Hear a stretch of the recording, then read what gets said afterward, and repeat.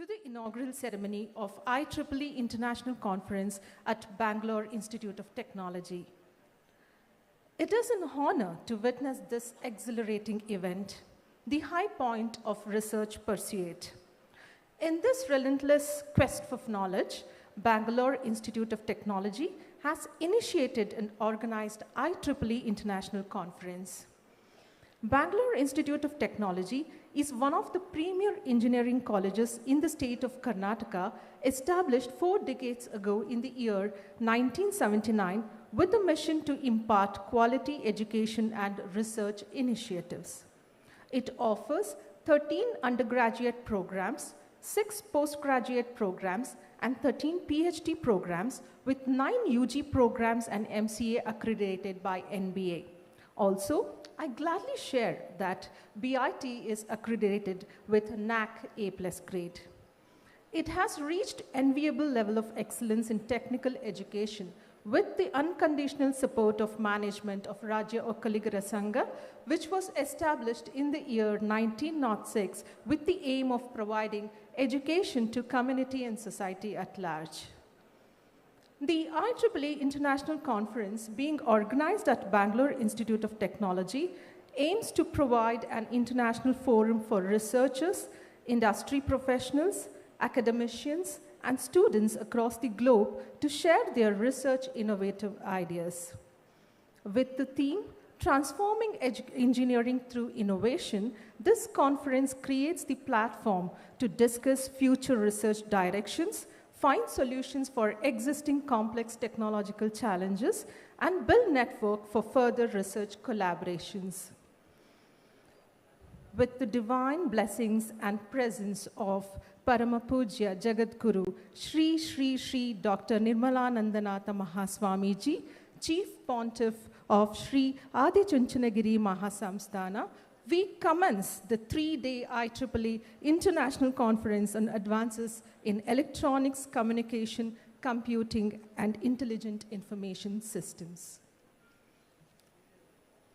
It is mark of our tradition to invoke the Almighty at the beginning of an important event. To begin this auspicious occasion, may I invite Dr. H.S. Veena, former Associate Professor, Department of Electronics and Communication Engineering, to invoke the Almighty.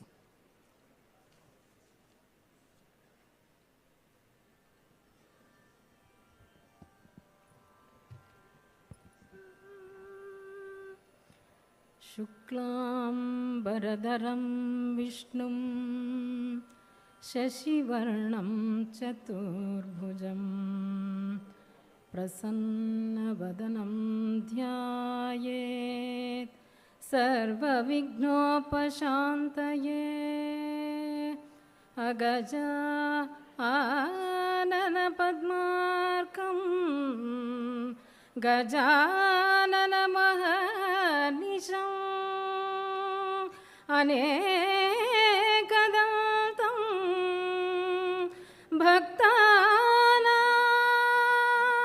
Ekadanthamupasmahe Sharanu benakane kanakarupane bhamini sanga durane Sharanu sambana priti putrane Sharanu janarige mitrane Sharanu benakane kanakarupane bhamini sanga durane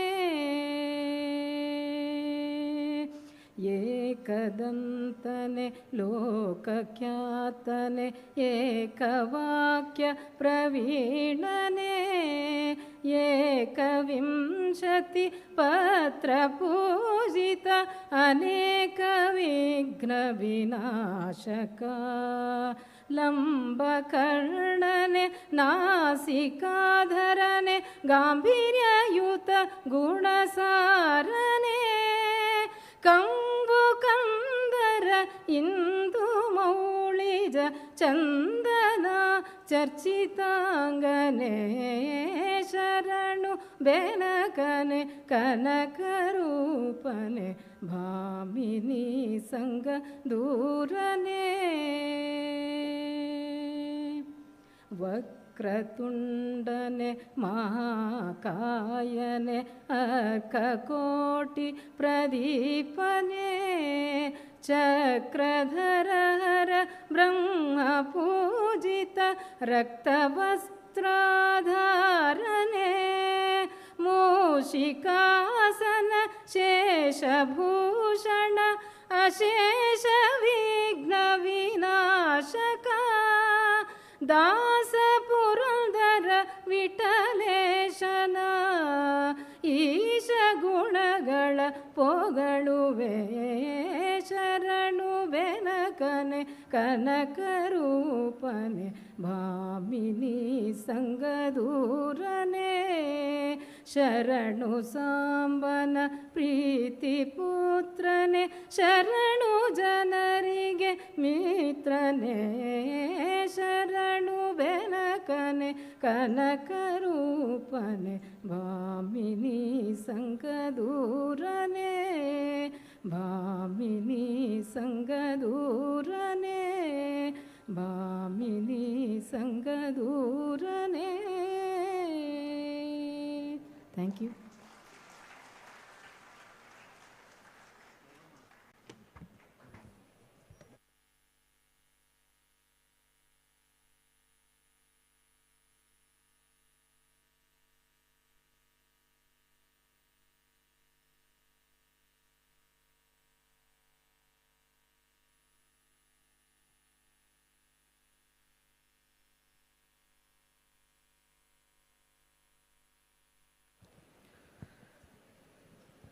Thank you, Veena Madam. To initiate the inaugural ceremony, may I now request all to please rise for our Nada Gite.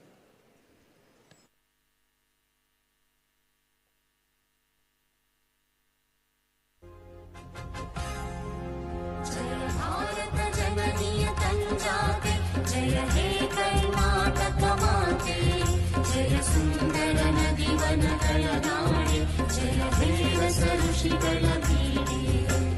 ಭೂದೇವಿಯ ಮಕುಟದ ನವಮಣಿಯೇ ಗಂಧದ ಚಂದನ ಹೊನ್ನಿನ ಗಣಿಯೇ ರಾಘವ ಮಧುಸೂದನರವತರಿಸಿದ ಭಾರತ ಜನನಿಯ ತಂಜಾತೆ ಜನನಿಯ ಜೋಗುಳ ವೇದದ ಘೋಷ ಜನನಿಗೆ ಜೀವವು ಇನ್ನಾವೇಶ ಹಸುವಿನ ನೀರಿಗಳ ಸಾಲೆ ನಿನ್ನಯ ಕೊರಳಿನ ಮಾಲೆ ಕಪಿಲ ಪತಂಜಲ ಗೌತಮ ಜಿನನುತ ಭಾರತ ಜನನಿಯ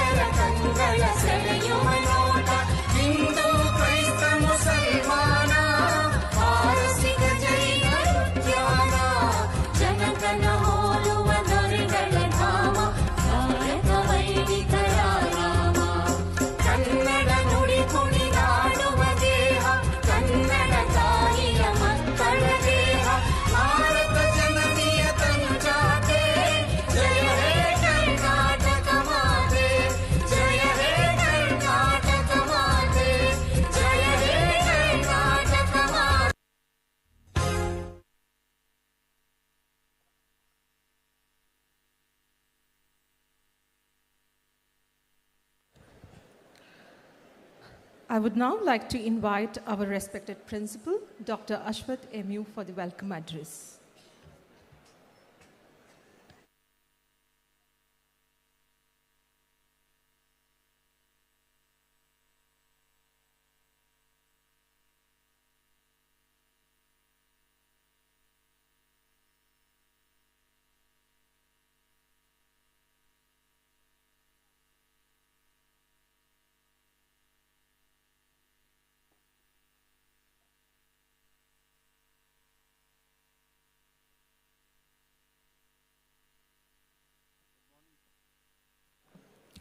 Good morning, ladies and gentlemen.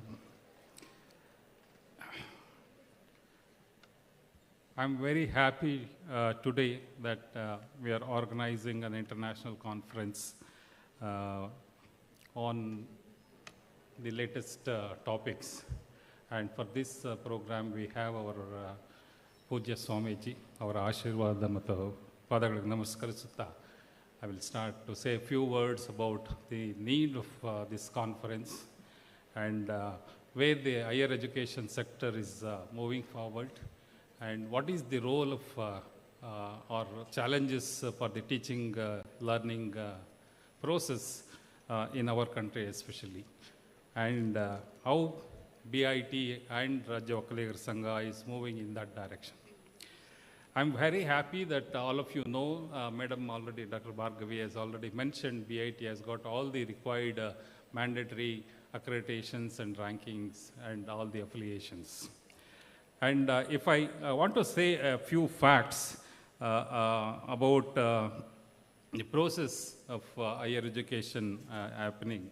Recently, one of our alumni from our batch, BJ Arun, is the president of TIE, Silicon Valley. He visited and he toured complete the country, inaugurating various chapters of TIE at different major locations.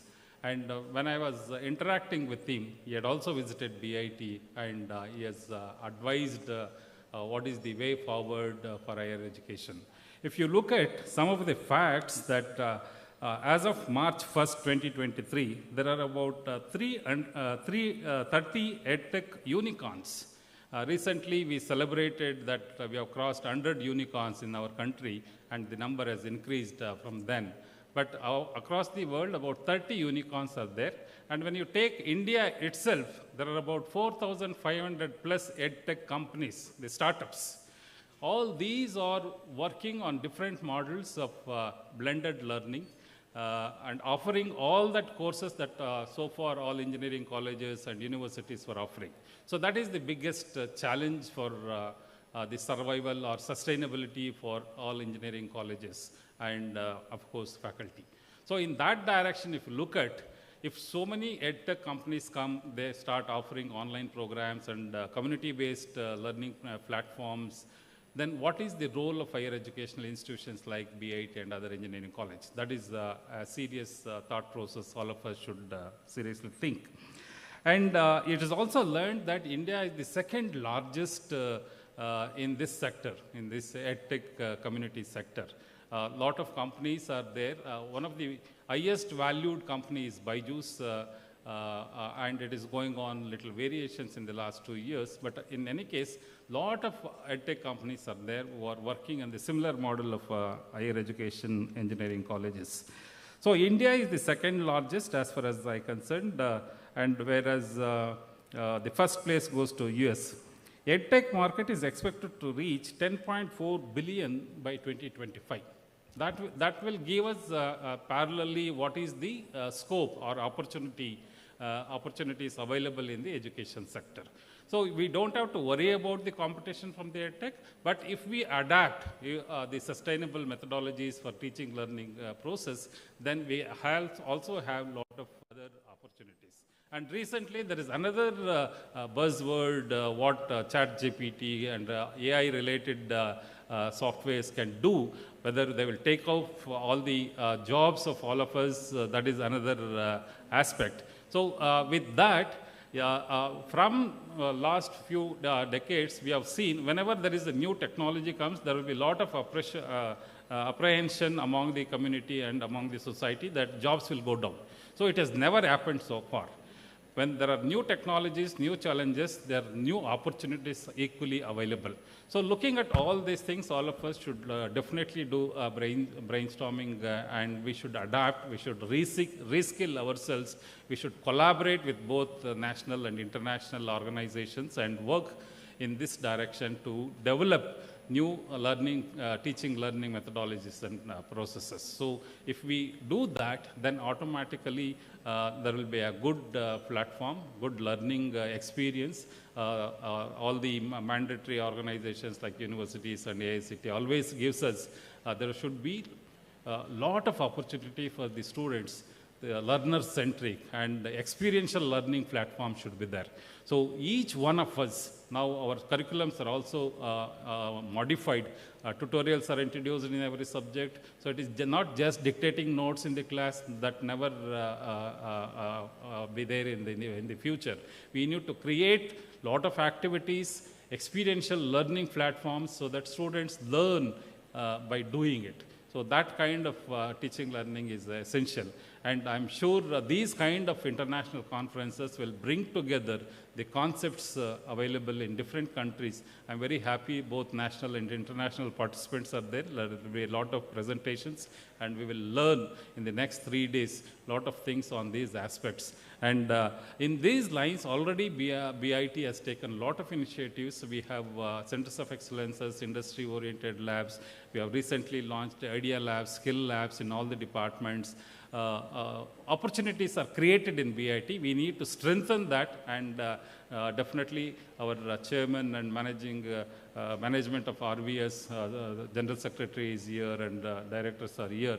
They are continuously supporting. In fact, during last 5 years, during NBA preparations itself, we have spent almost about 13 crores and for infrastructure development only. And during NAC, again, we have spent. Now, it is continuously supporting, and I'm very thankful to the management for continuous support.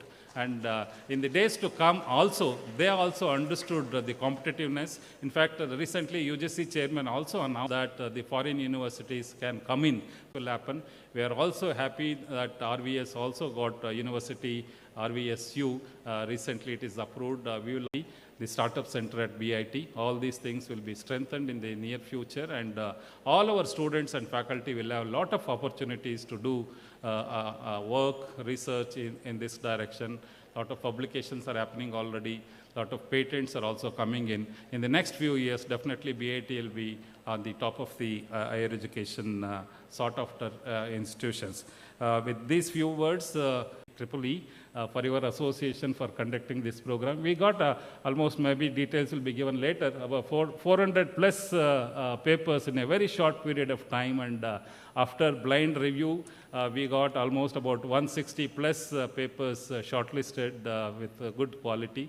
So the content is very strong, and thanks for your support. And Srinivas is professor at IISc, and he will be talking maybe later. Thank you, sir. I welcome on behalf of Rajya Vakiligar Sangha and Bangalore Institute of Technology, sir. So I request our chairman, secretary to welcome Swamiji. Swamiji, very happy, and your blessings and continuous support to our management and Bangalore Institute of Technology is. I welcome Swamiji once again for this program. You will give the blessing. Welcome to Srinivas again. Srinivas, sir, please convey our regards to the complete family of IEEE. And we have IEEE chapters at BIT from long time. And our student chapters are also very active. And thank you and welcome to this program. We have two international speakers today with us. I would like to welcome Professor Benjamin Wah. He is the professor, Chinese University of Hong Kong, and for coming to BIT, and very happy. And you have a complete session later in the day. Looking forward to listen to you, sir. Thank you very much.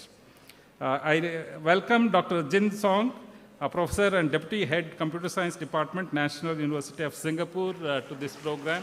Thank you, Professor, for accepting and being here with us, and we look forward to listening to you. Thank you very much. And for bringing these two people, mainly responsible, our advisor, Professor L.M. Patnaik. He is an authority in this area, continuous support and advice to conduct this international conference. I welcome Professor L.M. Patnaik. He is also a former Vice Chancellor of Defense University, specially chosen by Dr. APJ Abdul Kalam for the founders of the Vice Chancellor. Welcome you, sir. Thank you very much. Then we have a special guest, Mrs. Rupa M.V. Venkatesh, and very happy to go through her profile, and later on a detailed profile will be given. Thank you, ma'am. You are an inspiration to all of us and many of our faculty. Thank you and welcome to you for this program. We have our Vice President of Rajya Vakalir Sangha, Dr. Renuka Prasad. Sir, thank you very much and welcome to this conference. We have General Secretary, Sri T. Konappa Reddy. As all of you know that he is an inspiration and a strict master and guiding us every minute, and welcome to Sri Konappa Reddy, sir, for this program. We have J. Raju, Chairman, Dental College, and also very dynamic personality. He is also Commissioner in BBMP. With his busy schedule during election times, he has visited us. Thank you, sir, and welcome you to this program. Then, the last but not least, we have our Governing Council Chairman, Sri Puttaswamy, sir, personally takes interest in everything and guiding us day on day towards the development of the institution BIT. Sir, very happy to have you as our chairman and welcome to this. We have our Vice Principal, Jay Prakash. Welcome to Jay Prakash. And we have Vijay Prakash, one of the chair for the conference. Welcome to Vijay Prakash and Jay Prakash for this program. We have many organizing committee teams. I welcome all of them. They are already, some of them are already on their job, organizing the various tracks and other things, the exhibition department, the poster department, all the logistics of them. And I would like to place on record their efforts, enormous efforts in organizing this program. And all the faculty, both teaching and non-teaching, the participants from India as well as abroad. There are many registered from outside India. They will be joining online for the sessions. I welcome all the participants, all the people present here, all the invitees, ladies and gentlemen, to this international conference.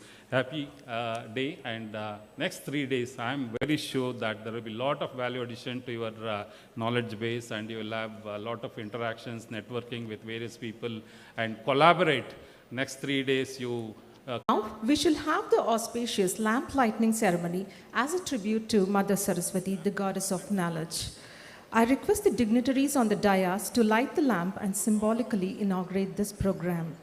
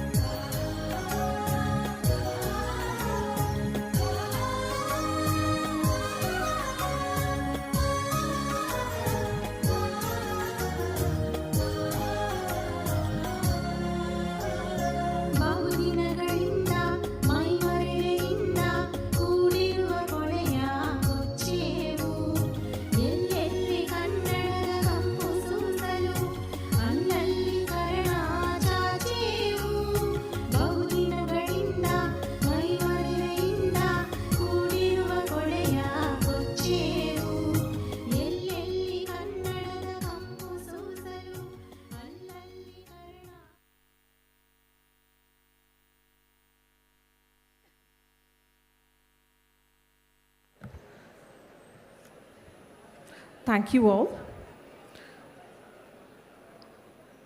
I would now like to welcome Dr. Vijaya Prakash AM, Dean, R&D and Conference Chair, to provide insights about the conference and recapitulate the conference details.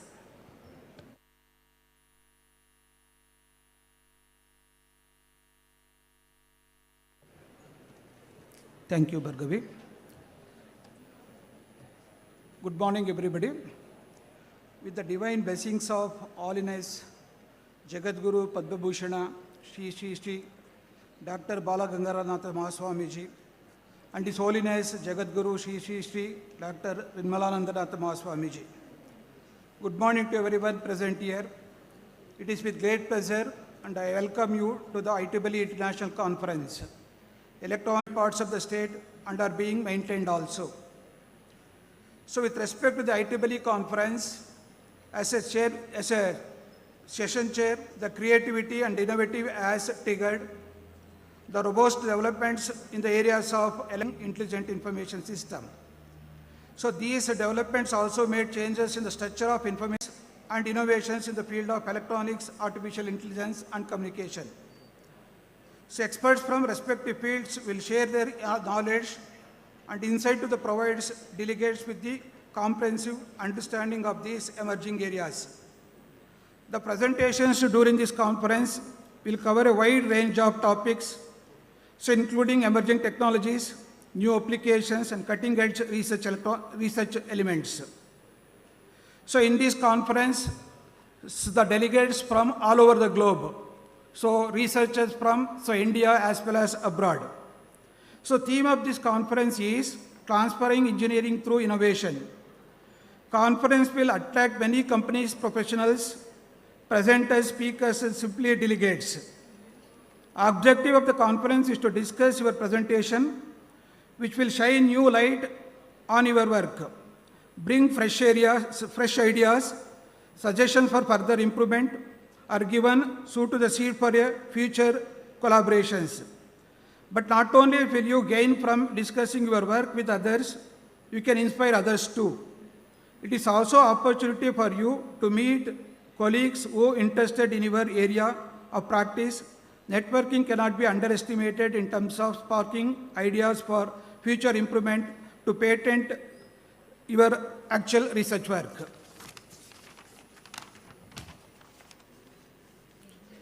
So we have started the preparations for the conference almost 8 months back. So with the registration in IEEE, after getting the approval from the IEEE, we proposed the call for papers with the different 6 themes of the conference. We received 500 plus technical papers without any postponement in the submission of the papers date. Among the received papers, there are 38 international papers. So we identified 468 reviewers across the globe, and every paper was blindly reviewed by 3 different reviewers. As an outcome of the reviewers' result and recommendations selected 163 research papers for the registration. Finally, 134 delegates are registered to present their technical papers in hybrid mode. In these 3 days, 4 different tracks authors are presenting the research findings. Along with the paper presentations, we have plenary talk, keynote address, and project exhibitions in the conference. So it is privilege and honors to be with the presence of Professor Talabetta Srinivas, Professor IASC Bangalore, and also Section Chair IEEE Bangalore. I am happy to have presence of one of our chief guests, Professor Benjamin, who is delivering a talk on the topic, the era of big applications, big data, big AI, big algorithms, and big systems. Where do we go from humans to AI? I'm happy who is delivering the technical talk on translate decisions making for sports analysis. So who is the Deputy Project Director, Chandrayana 3, Mr. Rupa M. Venkatesh. She is also Operation Director, the Department of Space, Government of India. She is also give one more technical talk today. Along with the above speaker, we'll be having 3 more additional keynote speakers. Professor Rajkumar Bhaiya, Directors, Cloud Computing and Distributed System, University of Melbourne, Australia. Professor Celia Shahbaz, so 2022 IEEE Chair, so elect Professor, Bangladesh, University of Bangladesh. So one more University of Bangladesh. So one more eminent speaker from USA, so Gurudat Rajendra Gowda. So he is a technical and director's lead member of technical staff for AT&T Lab, USA, Silicon Valley, California. So finally, we'll be having a panel discussion. So it will be moderated by our great Professor L.M. Patnaik, Adjunct Professor Nasi, Senior Scientist and Senior Advisors, BIT Bangalore. I'm happy to express grateful to the presence of guest of honor, chief patrons of the conference, also office bearers and executive directors of Raj.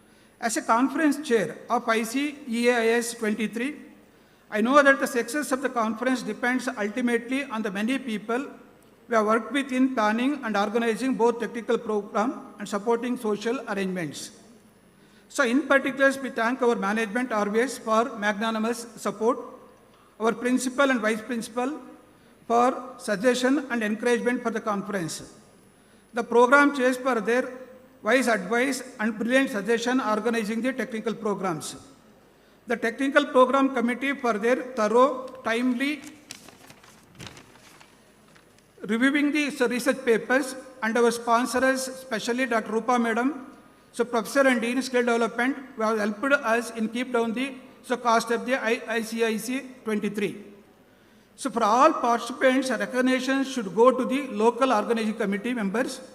We have all worked extremely hard for the details, important aspects of the conference program and social activities.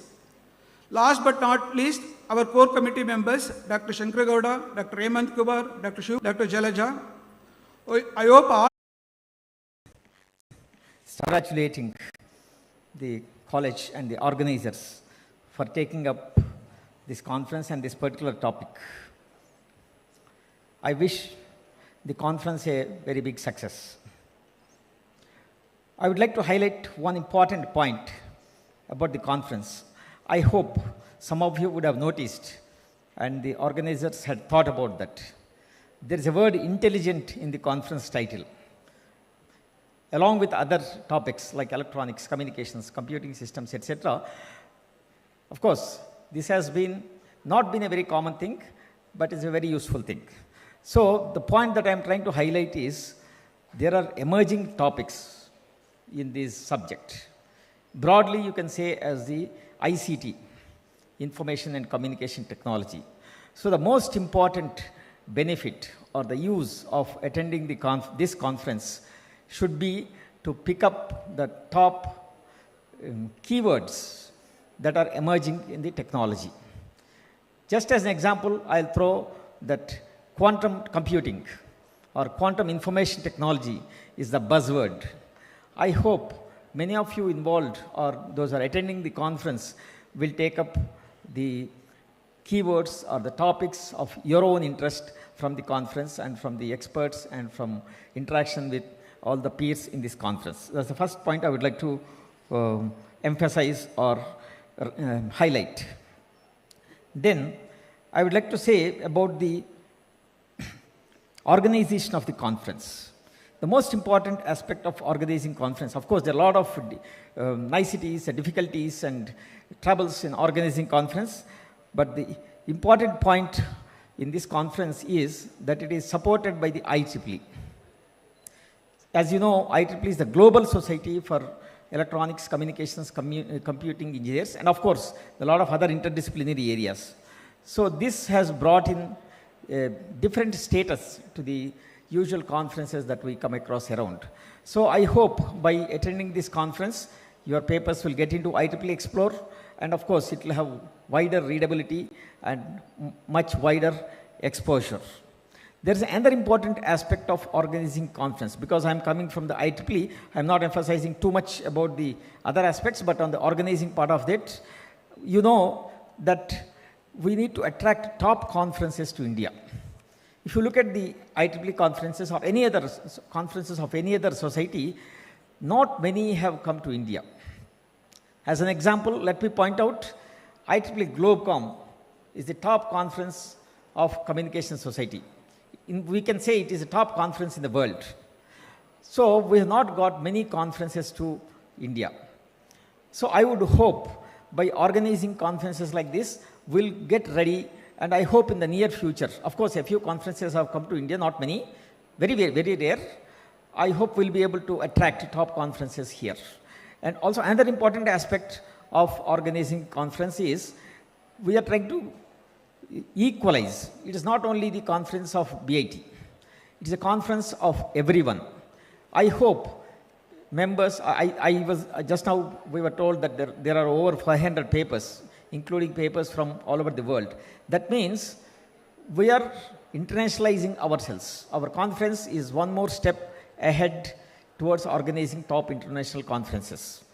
So finally, I would like to point out, Sri Swamiji has mentioned, was asking in the beginning, just during the boardroom, about the rankings of the college. So an important aspect of organizing these conferences will be to raise the level of our college.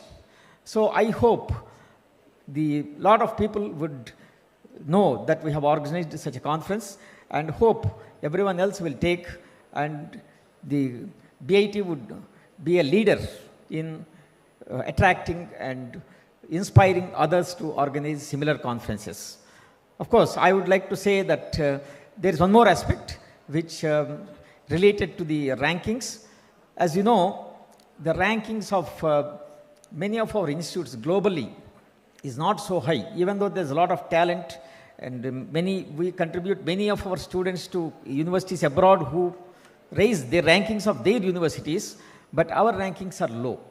So we should address during the discussions and so on. I hope many of the participants and experts would address that issue to see how we would make our institutions global level. So these are the two important points I would like to emphasize today, and thank you very much.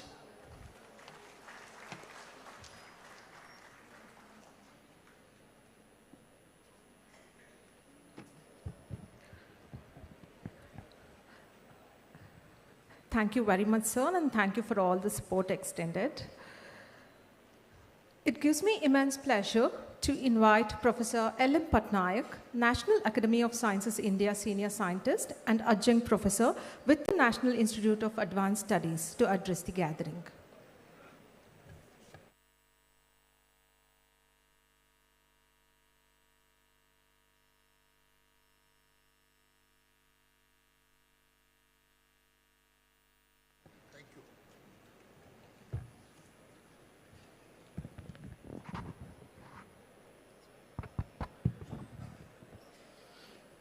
Good morning.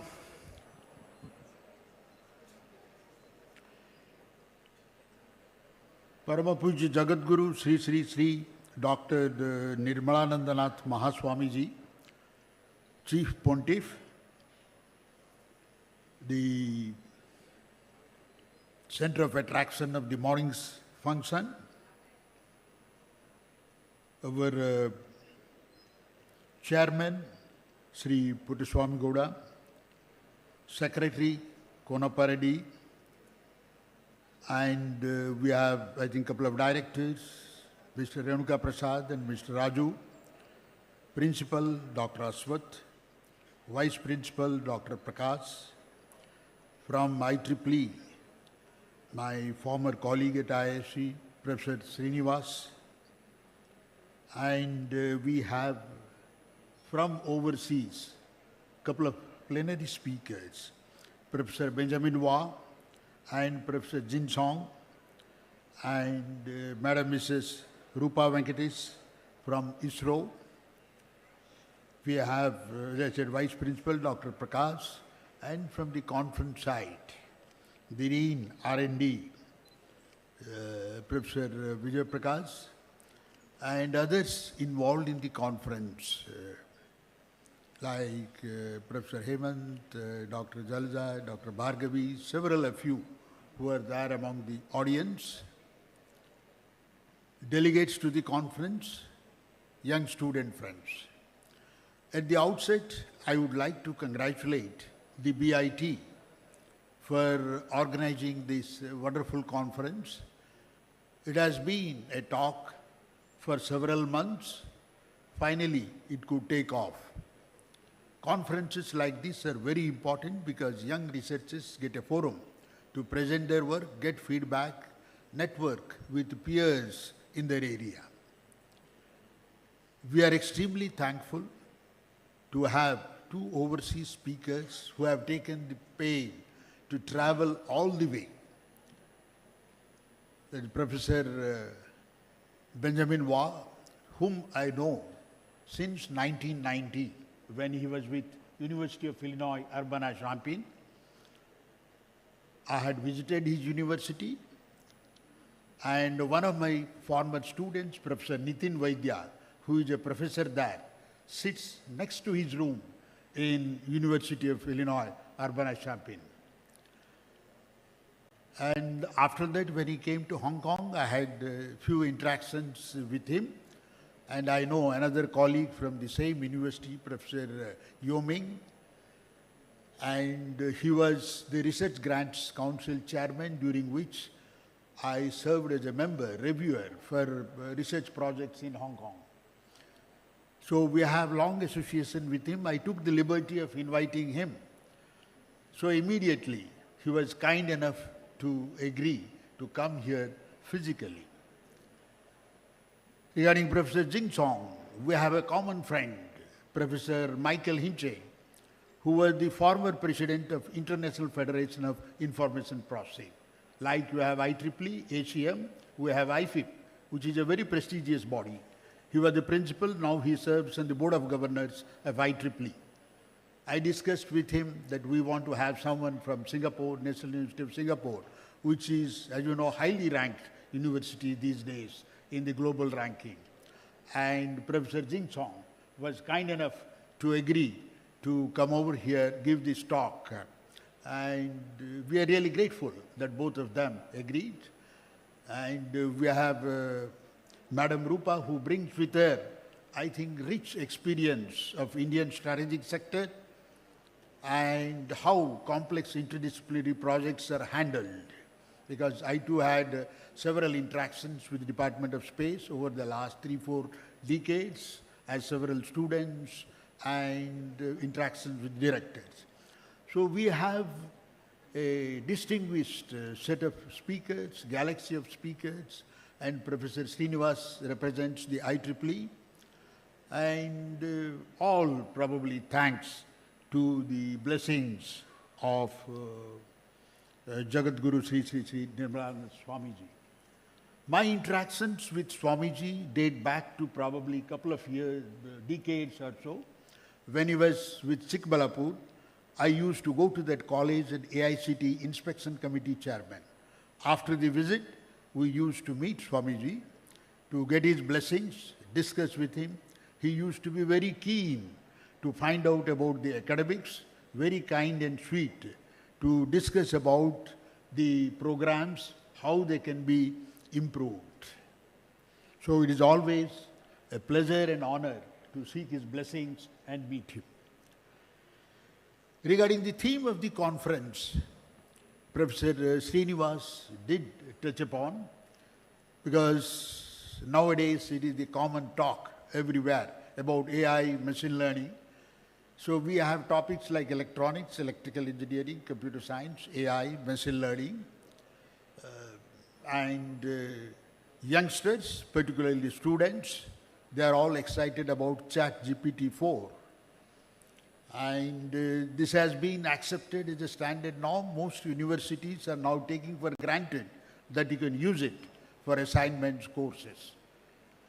So COVID has thrown two challenges before us. One is in healthcare, second is in education. In education, we suddenly talked about online or distance education. What we did, I would say, is a jugaad. It is not in the real term an online education. Whatever we were doing offline, we just used the PPTs and transformed that. There was attention syndrome with the students. It was very difficult to catch their attention beyond 5 to 10 minutes. Principal was talking about experiential learning. So AI and machine learning do play a major role in experiential learning. Whether pandemic or not, in future, we will find a lot of challenges in online and distance education. The National Education Policy, NEP, has taken it as a standard or the norm that you will have distance education programs and degrees almost all universities and colleges. So now the challenge is, how do you design these modules? How do you make them effective? We all know Khan Academy is quite popular. We talk about Coursera. In Indian context, we talk about several of our own programs managed by IITs and IISc. So we should see how one can strengthen these things. So the challenge before the teacher now is, how do you use these techniques and tools to understand better and have better modules. That's where these days we have a new area called learning analytics. Like we have big data, data science, we have learning analytics. Collect data and find out how students learn, how children learn, how to keep them in rapt attention. Is it quizzes, questions, surprise tests, or something else you do? How do you actually make the interaction lively? So this challenge we as teachers have to face in the future. And AI, ML, technology, AR, VR, augmented reality, virtual reality are going to play a major role.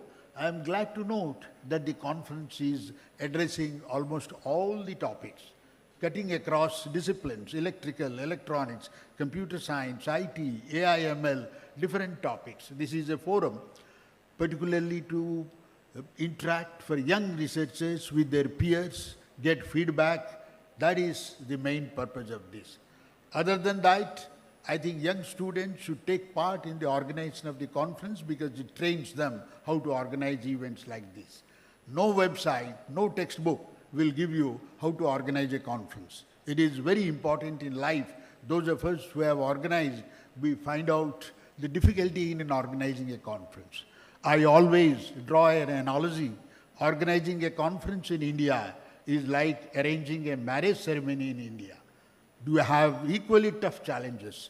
Anything can go wrong, starting from transport to food to sessions and all these things. So this gives you a very good experience. I was talking about healthcare. As you know, during a pandemic period, it is not only doctors who helped us, it is doctors combined with the wisdom of engineers. Whether you talk about ventilators, whether you talk about AI, ML algorithms, where PPEs should be placed, where ventilators should be placed, how robots can be used to handle some of these dangerous items who are contagious. So there are a number of these things were used extensively. If we didn't have AI, ML and supercomputing technology, I don't think we would have had a vaccine coming within 1 year, that too without spending too much of money. You know, it is an effort of 8 to 10 years, costing several billions of dollars. So we could do wonders. The people working in this area did a great thing. In hardly few months, we had a vaccine ready. This is mainly due to AI, machine learning, then topics of the type like sophisticated computing, high-speed computing, supercomputing technology. So technology, particularly these disciplines in electrical sciences, have much to do in healthcare. Now this is recognized across the nation. All IITs, IISc have a medical school in their campus. They have started. You talk about IIT Madras, talk about Indian Institute of Science, IIT Guwahati, IIT Delhi, everywhere they are starting a medical school. In fact, a combination interaction with the between doctors and engineers, among doctors and engineers can get wonderful results. The day one I came here as advisor to BIT, I said, next door, we have an excellent hospital city. Let our engineers, faculty members talk to those doctors. Because when you do research in signal processing, image processing for EEG, ECG, then mammograms, whether you talk about CT, PET scan, you go to doctors. What do? You don't get data, you download something from the web. UCI website, do it. It is not raw data, it is processed data. It is better you talk to doctors and get something done. That is where this new breed of scientists will be coming. Even institutes like IISc, IIT are hoping probably MBBS, MD, MS doctors will be doing PhD. And this new breed is called physician scientists. They are scientists and physicians. If you look at the background of the Nobel laureates, something like 37% of them belong to this category.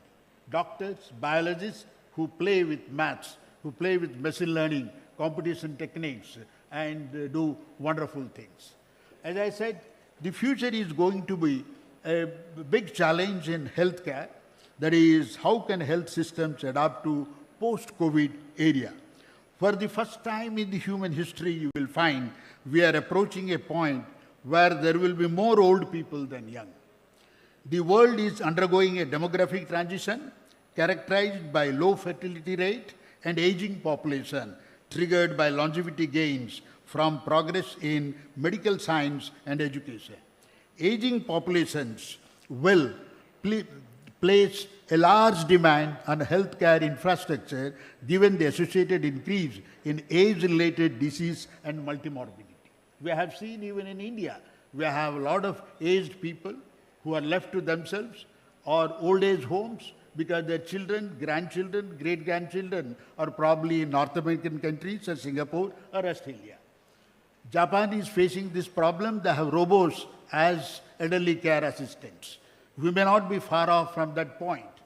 So AI, ML, having empathy, emotion will play a big role in this. So researchers, younger group of scientists, engineers, young students who work in this area will contribute a lot to this. There will also be an increased need for non-medical care. The number of old people who need support for activities of daily living in a low and middle income alone countries. Globally, if you see the statistics, there were 727 million persons aged 65 years or over in the world in 2020. Over the next 3 decades, the global number of older persons is projected to be more than double, crossing over 1.5 billion in 2050. All regions will see an increase in the size of their older population. Geriatrics is going to be a problem. So we will talk about very peculiar diseases like Alzheimer's, dementia, Parkinson's and all those things. So this one, AI and ML is going to play a major role in this area, like how to diagnose and take care of this breed of people. So this is something which is going to be challenging. Other than that, we are already talking about personalized medicine.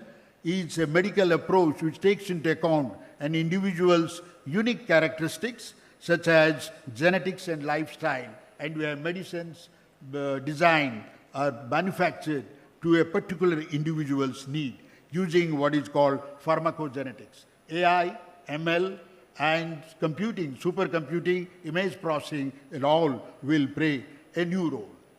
So looking at all these things, recently the CEO and chairman of Lenovo, that is Yang Qing, said, now we talk about IT. IT means information technology. He says no more it is information technology. IT means intelligent transformations. So that is what we'll go through. The new IT enables digital transformation based on 5 key elements: smart devices, edge computing, cloud computing, high-speed networks, and AI. The new IT architecture can create countless opportunities. In future, the objects you work on, the colleagues you work with, the environment you work in, and the outcome you deliver might all be real or virtual. We don't know with whom you are interacting, ranging from AI assistants and digital twins to what we call metaverse these days. 87% of the CTO says these 5 elements are great in ICT architecture. So I am glad that the conference is going to touch upon most of these issues which are futuristic, whether it's electrical, electronics, electrical engineers talking about smart grid and others talking about nanomaterials and all that, I am sure you will have a wonderful time during the conference. Wish you all the best. Have a great time.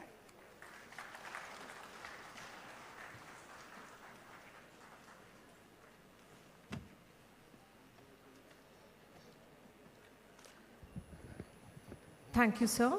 And we thank immensely for all the support extended towards the conference, sir. I'm profusely elated to take an opportunity to invite Professor Benjamin Van Sang-Wa, Professor of Computer Science and Engineering at the Chinese University of Hong Kong, and Franklin W. Wolte, Emeritus Professor, University of Illinois Urbana-Champaign, to enlighten us with his words.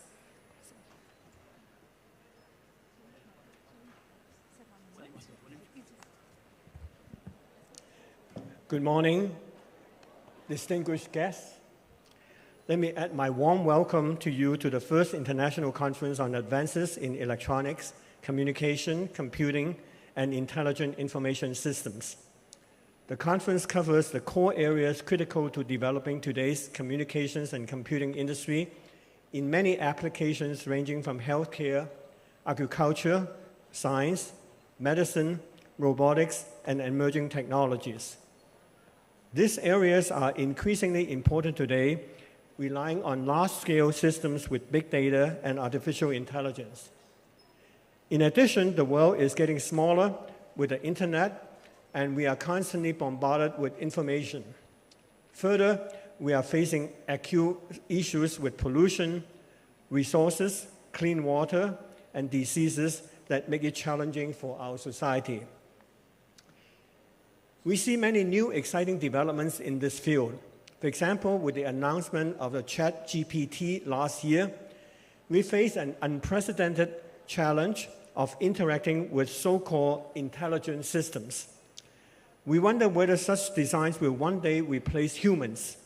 For example, OpenGI chatbot responded with a list of 20 jobs that it could replace. This includes data entry clerks, customer service representatives, proofreaders, paralegals, etc. A recent study by Goldman Sachs reported that global annual productivity could increase by 1.4% over 10 years with the adoption of AI.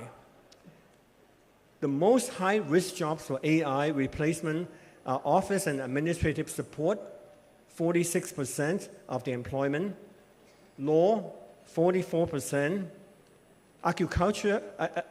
architecture and engineering, 37%, life and social sciences, 36%, business and financial operations, 35%, and community and social services, 33%.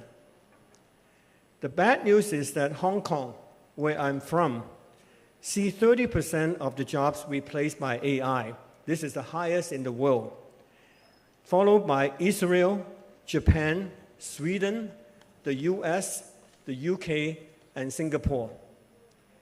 So therefore, the higher education institutions are now all scrambling and working very hard to cope with this new challenge.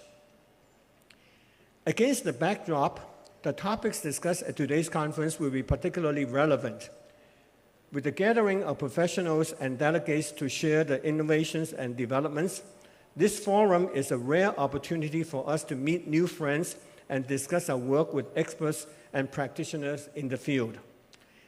In addition, the gathering would facilitate the generation of new ideas and allow researchers, practitioners, and students to cross-fertilize their ideas and create new ones.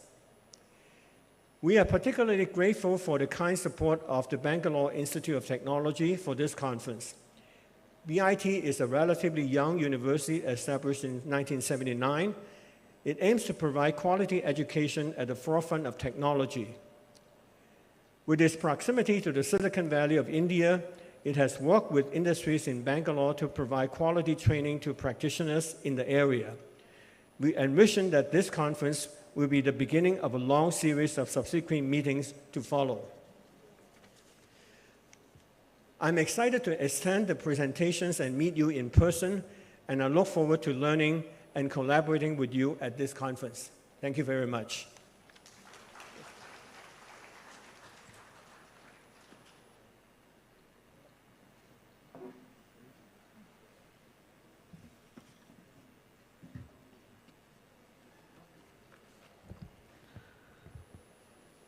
Thank you very much, sir.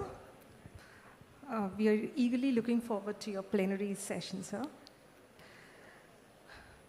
It is my distinct honor and privilege to invite Dr. Jin Song Dong, Professor and Deputy Head, Computer Science Department, National University of Singapore, to address the august gathering. Welcome, sir.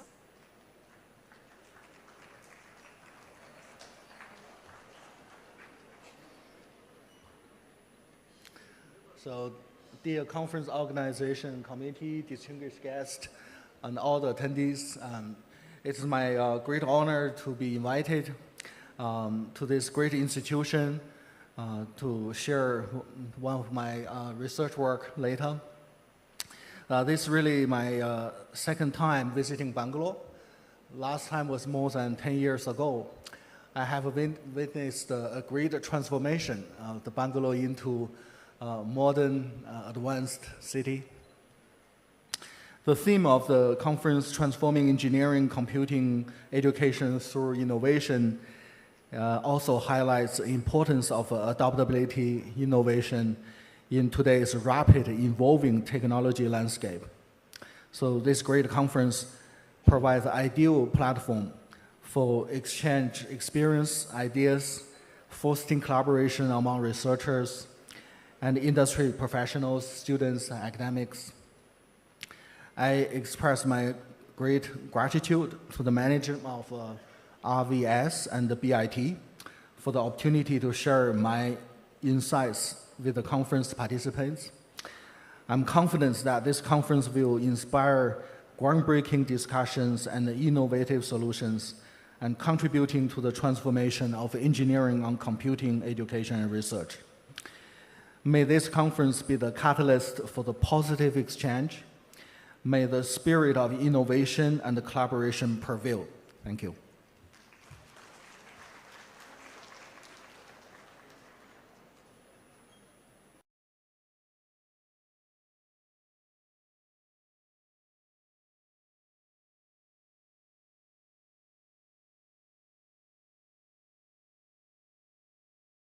Super Project Director, Chandrayaan 3, SCATSAT-1 Operations Director, ISRO, Department of Space, Government of India.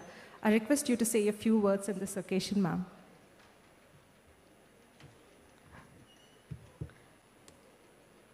His Holiness Shri Dr. Nirmalananda Swamiji, distinguished guests, scholars, and my dear students.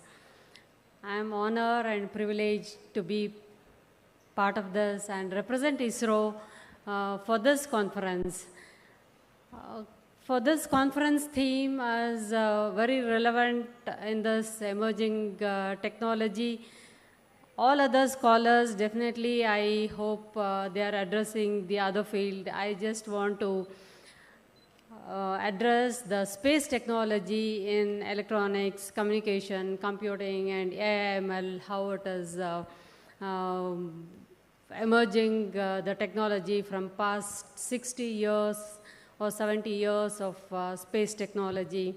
Coming to electronics and communication, in space technology, we have many technology, emerging technology like especially the communication. Now, whatever the internet speed you want to enhance, that is through 5G network with a mega constellation of satellites in a low Earth orbit is one of the really challenge what we have taken, and the technology is coming up now.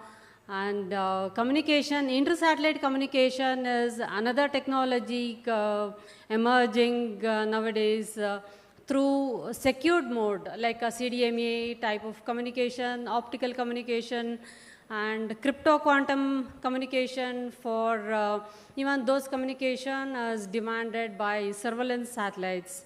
Yeah, and computing, of course, the huge data is every day, every minute, satellite to Earth. The processing is itself is a big challenge. So processing, archiving, disseminating to the user itself is a challenge.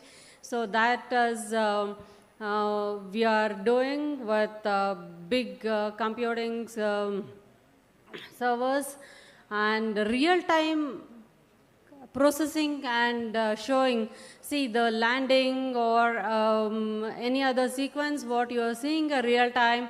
The real-time processing, the huge data is another technology is coming up now. And of course the AI ML, how you have a smartphone, we have a smart satellites where it can take a decision to avoid a debris collision, say orbit determination on board itself is another challenge what we had. And reusable, recently we have ISRO has shown the reusable launch vehicle. Autonomous landing sequence is another technique what we have witnessed. All these technologies, once we thought is impossible, is becoming possible because of these emerging technologies. So I hope in today's conference, everybody is discussing, our scholars are discussing, they are giving their ideas. I hope the young engineers will think how to resolve the nation's need, nation's societal need through this high technology. I hope it will be a big platform for young engineers to think thus resolving societal issues. Thank you. All the best for your conference.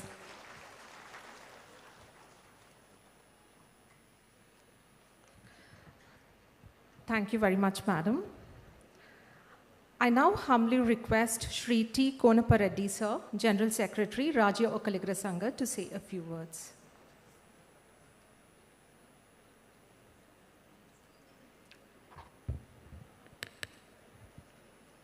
ಎಲ್ರಿಗೂ ನಮಸ್ಕಾರ.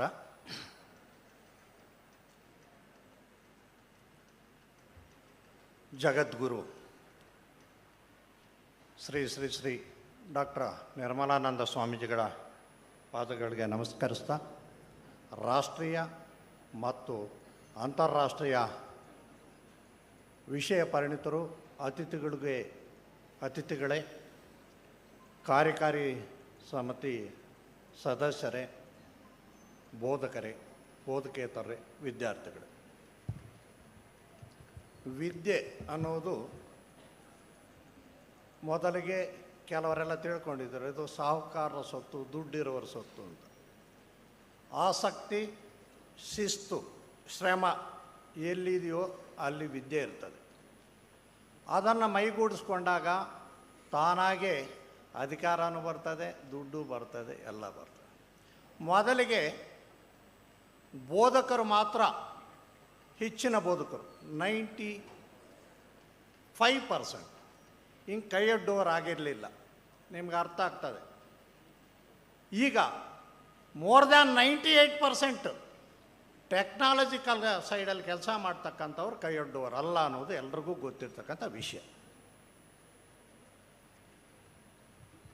ಈಗ ಪ್ರಾಂಶುಪಾಲರು ಎಷ್ಟು ಸಂಬಳ ಪಡೀತಿದ್ದಾರೋ, ಈ ಒಂದು ವಿದ್ಯಾಸಂಸ್ಥೆಯಿಂದ ಆಸಕ್ತಿ, ಶ್ರಮ ವಹಿಸಿ ವಿದ್ಯೆಯನ್ನು ಪಡೆದಂಥ ವ್ಯಕ್ತಿ ಪ್ರಾರಂಭ ಹಂತದಲ್ಲೇ ಪ್ರಾಂಶುಪಾಲರ ದುಪ್ಪಟ್ಟು ಸಂಬಳ ಪಡೆಯುವಂಥ ಸುವರ್ಣ ಅವಕಾಶಗಳು ಸಮಾಜದಲ್ಲಿವೆ. ಹಾಗಾಗಿ ಎಲ್ಲರೂ ಸದುಪಯೋಗ ಪಡಿಸ್ಕೋಬೇಕು. ನನಗೆ ಇಲ್ಲಿ ಕಂಡಾಗ ನಮ್ಮ ಪ್ರಾಂಶುಪಾಲರು ಎಲ್ಲ head of the departments, faculties ಎಲ್ಲ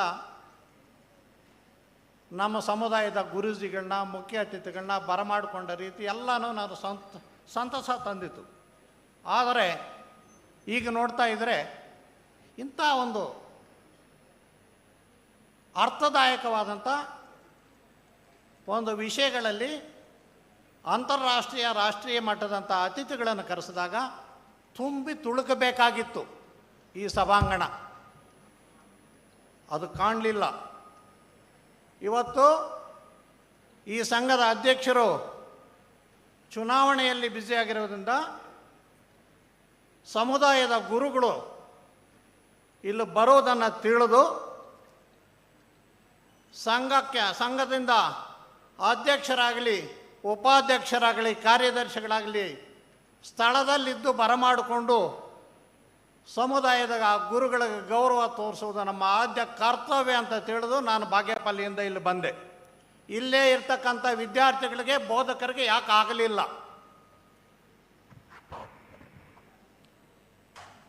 ಗುರುಗಳು ಅವರು ಸಮುದ್ರ ಇದ್ದಂಗೆ, ನಿಂತ ನೀರಿದ್ದಂಗೆ. ನಾವು ಎಷ್ಟೇ ಆಂದೋಲನ, ಎಷ್ಟೇ ಶ್ರಮವಹಿಸಿ, ಎಷ್ಟೇ ಬೀದಿಗಿಳಿದರೂ ಕೂಡ ಸಿಗುವ ಪ್ರತಿಫಲ ಅಲ್ಪ ಸ್ವಲ್ಪ. ಗುರುಗಳ ಒಂದು ಆಶೀರ್ವಾದದಿಂದ ಒಕ್ಕಲಿಗ ಸಮುದಾಯಕ್ಕೆ ಇವತ್ತು 25 ವರ್ಷಗಳಿಂದ 4% ಇದ್ದಿದ್ದು ಇವತ್ತು 6% ಆಯಿತು. ನಗರವಾಸಿ ಒಕ್ಕಲಿಗರಿಗೆ ಕೇಂದ್ರ ಸರ್ಕಾರದಲ್ಲಿ ಮೀಸಲಾತಿ ಇರಲಿಲ್ಲ. ಅದನ್ನು ಕೂಡ ಗುರುಗಳು IEEE ಸ್ಕೀಮಲ್ಲಿ, ಎಕನಾಮಿಕಲಿ ವೀಕರ್ ಸೆಕ್ಷನ್ಸ್ ಇದರಲ್ಲಿ ಕೊಡಿಸ್ಕೊಟ್ಟಿದ್ದಾರೆ. ಇವನ್ನೆಲ್ಲ ವಿದ್ಯಾರ್ಥಿಗಳು, ಸಮುದಾಯ, ಬುದ್ಧಿಜೀವಿಗಳೆಲ್ಲ ಗಮನಕ್ಕೆ ತಂದ್ಕೋಬೇಕು. ಇಂಥ ಒಂದು ಮುಖ್ಯವಾದಂಥ, ಗಂಭೀರವಾದಂಥ ನವ ವಿಜ್ಞಾನದ ಬಗ್ಗೆ ಚರ್ಚೆ ಆಗ್ತಕ್ಕಂಥ ಸಮಯಗಳಲ್ಲಿ ಯಾವ ರೀತಿ ಹಾಜರಿರಬೇಕು, ತುಂಬು ತುಡುಕುತ್ತಿರಬೇಕು. ಆವಾಗ ನಿಮ್ಮಲ್ಲಿ ಆಸಕ್ತಿ ಇದೆ ಅಂತ ತಿಳಿತೀನಿ. ಇಲ್ಲಿ ಕೆಲವರಿಗೆ ಆಸಕ್ತಿ ಇದೆ ಅಂತಿದೆ. ನಮ್ಮ ಕಾಲೇಜಿನಲ್ಲಿ ಸುಮಾರು ಫಸ್ಟ್ ಇಯರ್ಗೆ 1400 ಇರಬೇಕು, 1000 ಚಿಲ್ಲರೆ ವಿದ್ಯಾರ್ಥಿಗಳಿದ್ದಾರೆ. ಹಾಗಾಗಿ ಎಲ್ಲ ಇಂಜಿನಿಯರಿಂಗಿಂದ MBA MCA ಇಂದ ಸುಮಾರು 5000 ವಿದ್ಯಾರ್ಥಿಗಳಿದ್ದಾರೆ. ಎಷ್ಟು ಜನ ಬೋಧಕರಿದ್ದಾರೆ, ಎಲ್ರಿಗೂ ಯಾಕಾಗಲಿಲ್ಲ ಬರೋದಕ್ಕೆ ಅಂತ ನನಗೆ ಗೊತ್ತಾಗ್ತಾ ಇಲ್ಲ. ಪ್ರಾಂಶುಪಾಲರು ಫೋನಲ್ಲೇ ಕೇಳಿದ್ರು, ನಾವಿಂಥ ಒಂದು ಕಾನ್ಫರೆನ್ಸ್ ಮಾಡ್ತಾಯಿದ್ದೆ ಅಂತಾರಾಷ್ಟ್ರೀಯ. ಸಂತೋಷ ಪ್ರಾಂಶುಪಾಲರೇ, ಇಮಿಡಿಯೇಟಾಗಿ ಮೆಸೇಜ್ ಕಳಿಸೋ, ವಿತಿನ್ ಎ ಮಿನಿಟ್ ನಾನು ಎಷ್ಟೇ ಬ್ಯುಸಿ ಇದ್ದರೂ ಓಕೆ ನಡೆಸಿ ಅಂತ ಕಳಿಸ್ಕೊಟ್ಟೆ. ಯಾಕೆ? ಖರ್ಚು ಮಾಡಿದ್ದಕ್ಕೆ ಒಂದು ಗೌರವ ಇರಬೇಕು, ಇಲ್ಲ ಆದಾಯ ಇರಬೇಕು. ಎರಡೂ ಇಲ್ಲದೆ ಇರೋದು ವ್ಯರ್ಥ ಅಂತ ನನ್ನ ಅಭಿಪ್ರಾಯ. ದಯವಿಟ್ಟು ಈ 3 ದಿನ ನೀವೇನು ಹಮ್ಮಿಕೊಂಡಿದ್ರೆ ಈ ಕಾರ್ಯಕ್ರಮ ಯಶಸ್ವಿ ಆಗಬೇಕು. ನಾನು ಸಾಯಂಕಾಲ ಮತ್ತೆ ಬರ್ತೀನಿ, ಇಲ್ಲ ತಿಳ್ಕೊಳ್ತೀನಿ. ಬರೋಕ್ಕಾಗದೆ ಹೋದರೆ ದಯವಿಟ್ಟು ಸಭಾಂಗಣ ತುಂಬಿ ತುಳುಕ್ತಾ ಇರಬೇಕು.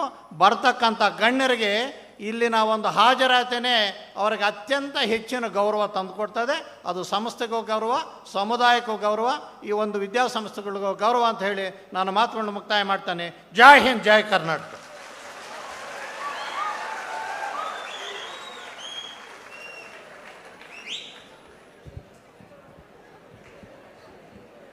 Thank you, sir. It is my distinct privilege to invite Shri M. Puttaswamy, sir, Chairman, Bangalore Institute of Technology, to address the gathering.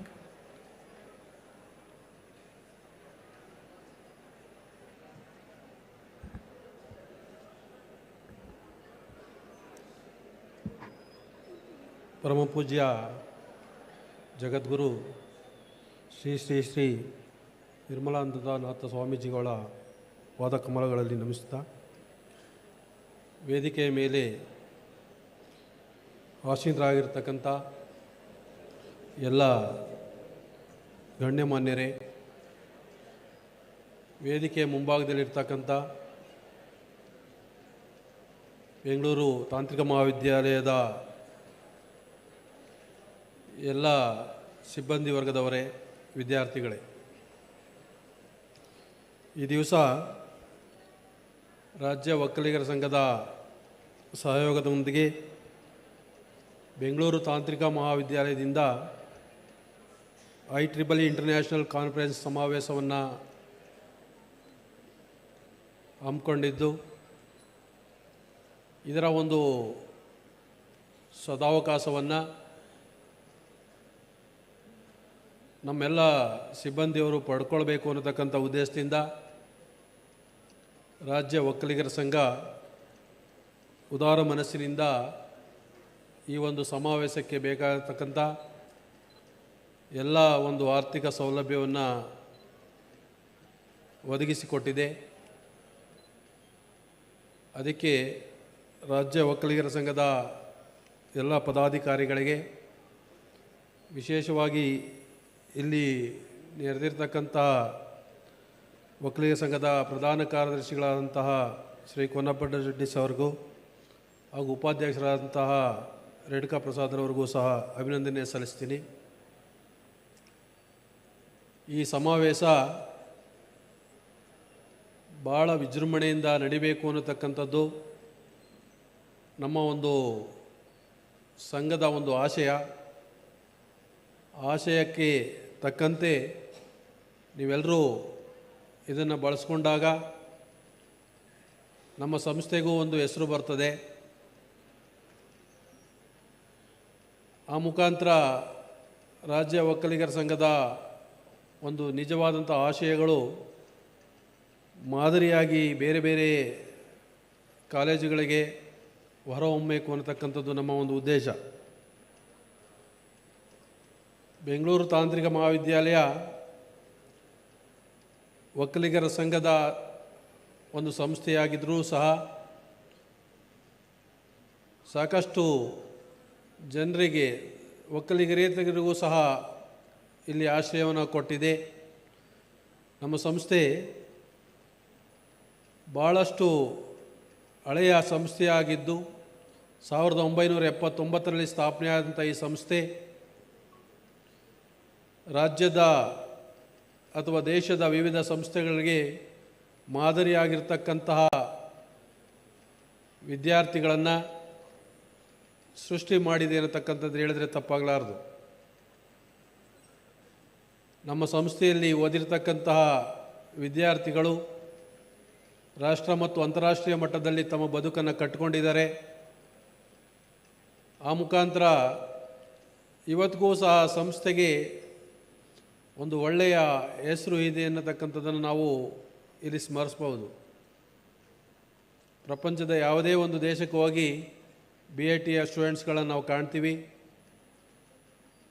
ಅದು ನಿಜಕ್ಕೂ ಒಕ್ಕಲಿಗರ ಸಂಘಕ್ಕೆ ಅಥವಾ ಬೆಂಗಳೂರು ತಾಂತ್ರಿಕ ಮಹಾವಿದ್ಯಾಲಯಕ್ಕೆ ಸಲ್ಲತಕ್ಕಂಥ ಒಂದು ದೊಡ್ಡ ಗೌರವ ಅಂತ ಹೇಳ್ಬೋದು. ನಮ್ಮ ಜನಾಂಗದ ಗುರುವರ್ಯರು ಹಾಗೂ ಎಲ್ಲ ಹಿರಿಯರ ಆಶಯದೊಂದಿಗೆ ಈ ಸಂಸ್ಥೆ ತುಂಬ ಚೆನ್ನಾಗಿ ಅಚ್ಚುಕಟ್ಟಾಗಿ ನಡ್ಕೊಂಡ್ಬರ್ತಾ ಇದೆ. ಹಾಗೆ ಈ ಒಂದು ಸಮಾವೇಶಕ್ಕೆ ಎಲ್ಲ ರೀತಿಯ ಸಹಕಾರವನ್ನು ನೀಡುವುದಾಗಿ ನಮ್ಮ ಸಂಘ ಈಗಾಗಲೇ ಹೆಚ್ಚಿನ ಮಟ್ಟದ ಒಂದು ಅನುದಾನವನ್ನು ಸಹ ಬಿಡುಗಡೆ ಮಾಡಿದೆ. ಸಂಸ್ಥೆ ಯಾವುದೇ ಒಂದು ಇನ್ಸ್ಟಿಟ್ಯೂಷನನ್ನು ಬೆಳವಣಿಗೆಯಲ್ಲಿ ಉದಾರವಾದಂಥ ಒಂದು ಆಸಕ್ತಿಯನ್ನು ಹೊಂದಿದ್ದು, ಹಾಗೆ ಇಲ್ಲಿರ್ತಕ್ಕಂಥ ಎಂಪ್ಲಾಯೀಸಲ್ಲಿ ಶಿಸ್ತು ಮತ್ತು ದಕ್ಷತೆಯನ್ನು ನಾವು ಕೇಳ್ತಿದ್ದೀವಿ. ಅದು ನಮ್ಮ ಸೆಕ್ರೆಟರಿಯವರ ಒಂದು ಮನದಾಳದ ಮಾತು ಅಂತ ಇಲ್ಲಿ ಹೇಳಲಿಕ್ಕೆ ಇಷ್ಟಪಡ್ತೀನಿ. ಇಲ್ಲಿ ಯಾರೂ ವಿಸಲ್ ಹೊಡಿತಕ್ಕಂಥ ಸಂಸ್ಕೃತಿಯನ್ನು ಬೆಳೆಸ್ಕೋಬಾರ್ದು. ನಮ್ಮ ಜನಾಂಗದ ಸರ್ವೋತ್ತಮರಾದಂತಹ ಅಥವಾ ಈ ಜನಾಂಗವನ್ನು ಸರಿದಾರಿಗೆ ತರಬೇಕು ಅನ್ನತಕ್ಕಂಥ ನಿಟ್ಟಿನಲ್ಲಿ ತಮ್ಮ ಜೀವನವನ್ನು ಸವಿಸ್ತಾ ಇರತಕ್ಕಂಥ ಮಹಾಪೂಜ್ಯ ಸ್ವಾಮೀಜಿಗಳ ಸನ್ನಿಧಾನದಲ್ಲಿ ನಾವಿದ್ದೀವಿ. ದೇವರ ಆಸ್ಥಾನದಲ್ಲಿ ಅಂಥ ಒಂದು ಸಂಸ್ಕೃತಿಯನ್ನು ತಾವ್ಯಾರೂ ಬೆಳೆಸ್ಕೋಬಾರ್ದು. ಹಾಗೆ ಈ ಒಂದು ಸಂಸ್ಥೆಗೆ ಎಲ್ಲ ರೀತಿಯ ಒಂದು ಸಹಾಯವನ್ನು ನೀಡೋದ್ರ ಜೊತೆಗೆ ಈ ಒಂದು ಸಮಾವೇಶವನ್ನು ಸದುಪಯೋಗಪಡಿಸ್ಕೊಂಡು ರಾಜ್ಯದ ವಿವಿಧ ಕಾಲೇಜುಗಳಿಗೆ ನಾವು ಮಾದರಿಯಾಗಿ ಹೊರಹೊಮ್ಮಬೇಕಾಗಿದೆ. ಆ ಒಂದು ಉದ್ದೇಶದಿಂದ ಈ ಅಂತಾರಾಷ್ಟ್ರೀಯ ಮಟ್ಟದ ಒಂದು ಕಾನ್ಫರೆನ್ಸನ್ನು ನಾವು ಇಲ್ಲಿ ಆಯೋಜಿರ್ತಕ್ಕಂಥದ್ದು. ಹಾಗಾಗಿ ಇದೊಂದು ಇಂಟೆಲೆಕ್ಚುಯಲ್ ಕಾನ್ಫರೆನ್ಸ್. ಬುದ್ಧಿಜೀವಿಗಳೆಲ್ಲ ಕುಳಿತು ಇದನ್ನು ಆಲಿಸಿ ಮುಂದಿನ ಜನಾಂಗಕ್ಕೆ ನಾವು ಇದನ್ನು ಕೊಂಡೊಯ್ಯತಕ್ಕಂಥ ಒಂದು ರಾಯಭಾರಿಗಳು ಅಂತ ಹೇಳಿದ್ರೆ ತಪ್ಪಾಗಲಾರ್ದು. ಹಾಗಾಗಿ ಈ ಸಮಾವೇಶವನ್ನು ತಾವೆಲ್ಲರೂ ಸದುಪಯೋಗಪಡಿಸ್ಕೊಂಡು ಇದರಿಂದ ಸಮಾಜಕ್ಕೆ ಒಳ್ಳೆಯ ಒಂದು ಆಶಯಗಳನ್ನು ಕಳಿಸ್ತೀರಾ ಅಂತ ಹೇಳ್ತಾ ನನ್ನ 2 ಮಾತನ್ನು ಮುಗಿಸ್ತೀನಿ.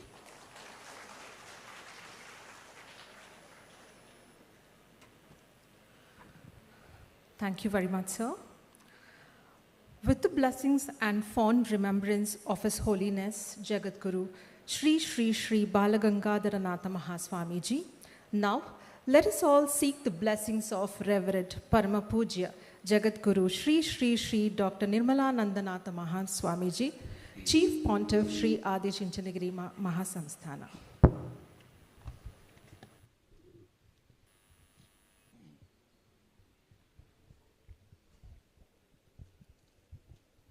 Harihi Om Tatsat. Brahmanandam Paramasukhadam Kevalam Jnanamurtim Dvandvatitam Gagana Sadrusham Tattvamasya Laksham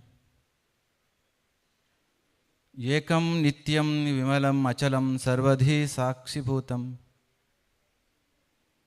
Bhavatitam Trigunarahitam Sadgurum Tam Namami Shri Vidyam Jagatam Dhatrim Sargasthiti Layeshwarim Namami Lalitam Nitya Maha Tripura Sundarim. On this occasion, I salute to the divine soul of His Holiness Jagadguru Padma Bhushana Dr. Sri Bal Gangadhar Nath Mahaswamiji. My special greetings to both national and international speakers who have achieved excellence in their respective domains. With love and respect, we came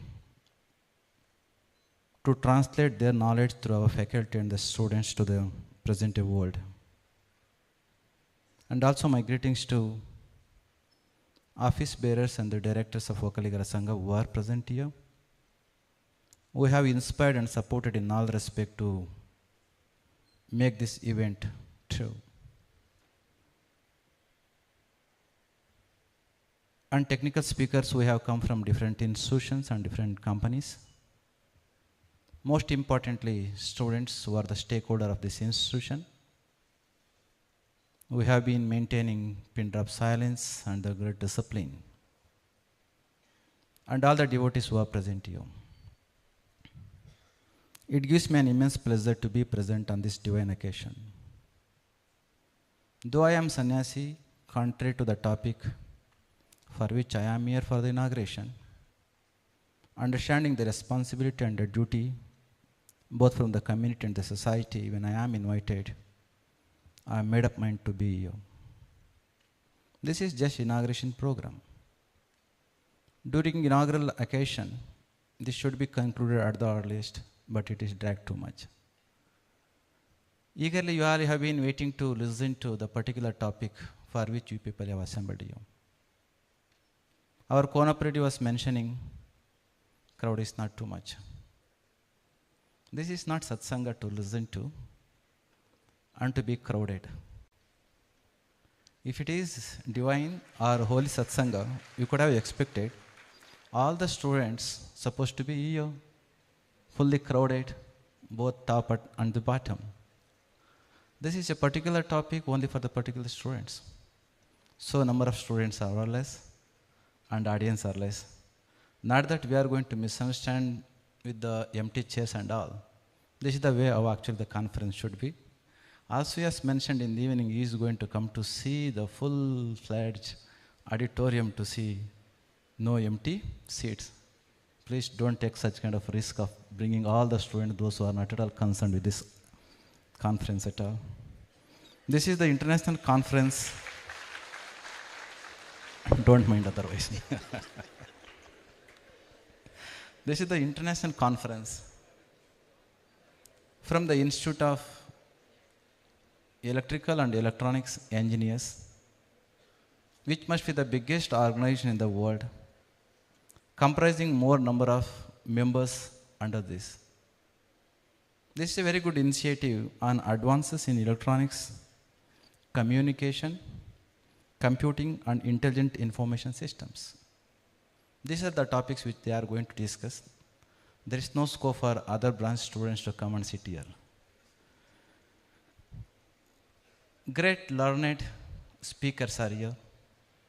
You are here. This space is only reserved for between you and those. Within no time, within 5-6 minutes, we are going to walk away from here, leaving the dais empty and to fill those guys for you to interact. One thing is very certain. whenever we enter into a particular home or an institution, quality of the institution is going to be assessed in the very beginning on seeing the infrastructure of that institution. Being over there or in that institution for a few hours, immediately the quality or the big skyscraper, sky-high buildings are going to be forgotten once when they start looking at the behavior and the quality and the culture of the students of that institution. Irrespective of the quality of the infrastructure, if there is an indiscipline among the students, with that mode and the mood, people would walk out assessing the quality of the institution. Fortunately, having seen you all, ever since we stepped into this institution, into our institution, I could see kind of discipline, a culture, a right attitude, because of which so much of altitude has come into our institution. As Albert Einstein has mentioned, if you would like to see the success of the institution or the person, it is not just an aptitude of the person or the resource of the institution, rather we have to look into the attitude of the person with which we are going to assess the altitude of the person or the institution's height. Good that you have maintained, you have brought the glory and laurel for our institution. You may be wondering, some people, those who are not knowing the significance and the significance of the research, they may be wondering the reason why we have to spend so much money and the time for these research activities. Soon after independence, we have got then first Prime Minister of India, Jawaharlal Nehru. He had mentioned, he had made a quote. I quote Nehru. He said, "Whole world is going to look at India with an awe, looking at the progress and the prosperity of India through its innovations and the research activities." What does it mean? What does it mean? Whole world is going to look at India with an awe and surprise to see the progress and the development of the country. Means of development through research and its applications. After 15-20 years, around early 1960s, when Nehru went to inaugurate one national laboratory, during that time, we should understand the keen interest he did have towards the research activities, and he did know that country will be flourished and should be flourished only through the research activities and the technological innovations. When he was inaugurating National Physical Laboratory, he resorted again saying, "Mr. Director," he was telling to director of the institution, "Mr. Director, yet I had the qualification to run this institution. Being a director of this institution, I too would have worshipped in the shrine of science." Means research has its own significance, and it is the substratum for any development of modern country. It's because of that researchers are there. They're all great innovators. They have sacrificed. It is not just the sacrifice and the relinquishment and the renunciation of the sannyasis. Scientists also have sacrificed many things. After they have sacrificed, they have researched, they have invented so much. Through their innovations, we all have been enjoying and we have been experiencing the comfort level, which was not at all experienced by then olden days kings and the emperors. Such is the sacrifice level of those which we have to understand, and we have to be very grateful for those researchers. Today, this is the conference which is happening to transfer the research knowledge and the papers which you people are going to submit, and this should be understood by our faculty. As one of the professors mentioned, skilling, reskilling and upskilling. Continuous process should happen. After you are skilled, if you go and sit back in the institution or in the company without reskilling, eventually you are going to be outdated. It's because of that, this kind of international national conference should go on regularly, continuously to sustain the knowledge system. Thereby, we'll go on elevating our own knowledge. Through that, we are going to be fit enough to be in the system and in the country and in the knowledge system. So thank you very much for organizing this kind of program. And I must appreciate two great international speakers who have come from Illinois University and Singapore University. Though I had visited Illinois University several years ago, it gives a lot of memories. Even today, I have been rejoicing and cherishing the moments when I was there. Always we should be open. Jnana is infinite. Jnana ananta. There is no finite, there is no end for jnana. So it is called knowledge is an infinite. Then which is the constant in the world? Change is the constant. Because when there is no end, what is that you are going to touch? It's because of that. Always we should go on uplifting our knowledge. We should go on updating our knowledge system. This is the kind of system which our ancient ancestors and ancient seers had mentioned, Ano Badraha Kratavo Hentu Vishwat. About 6,000 years ago, our ancient seers had made this statement. It is not just today's statement, or today we have been making the kind of knowledge system wherein we have been sustaining our knowledge. About 6,000 years ago, our ancient seers had mentioned this, Ano Badraha Kratavo Hentu Vishwat. It is not that just through within our own country we are going to get the knowledge to enlighten and to bright our personality. What does it mean? Let knowledge or good thoughts and noble thoughts would come to us from nook and corner of the world. We are not fanatics. We are not minded people. Always we are here to accept good thoughts and innovative thought process. So today, good people have come here with their innovations and good papers to present here. Listening to that, if our faculty members are going to enlighten their knowledge system through which they are going to teach our students, when our students are going to be taught, when they enter into industry, obviously acceptance level of such student would be more. They are the real human resource which is going to be useful by the society. Lastly, with the advent of technology and the science, country is growing, world is growing, understanding of the real perspective of the world is also getting changed. But after all this happened, if something internal change is not happened, what is going to happen? Albert Einstein has mentioned once, man has succeeded in splitting an atom before acquiring the wisdom of uniting the human hearts. I repeat, man has succeeded in splitting an atom before acquiring the wisdom of uniting human hearts. When I say this statement of Albert Einstein, doesn't mean that we have to come together as human beings. Not only that one, within ourselves, our own personality is split. We are not integrated. Our mind is not free from the afflictions. Unless and otherwise our mind is free from afflictions and the modulations, how my own personality is going to be integrated and united. When there is so much of split within me, if there is no interconnection within me, then how we are going to become one person as a whole, thereby I can get connected with the society and the other people.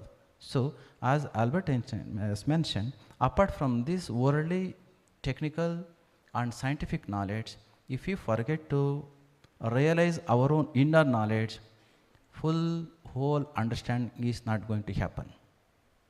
Sophia robot, 2 or 3 years ago, must have visited our country. Sophia robot you must have heard of, right? The name for the robot which was given was Sophia. When Sophia, wearing Indian sari, when she visited India, wearing the sari, when she was interacting with a group of people, group of technocrats, that technocrat who was managing and interacting with that robot asked, Sophia, to which country you belong to?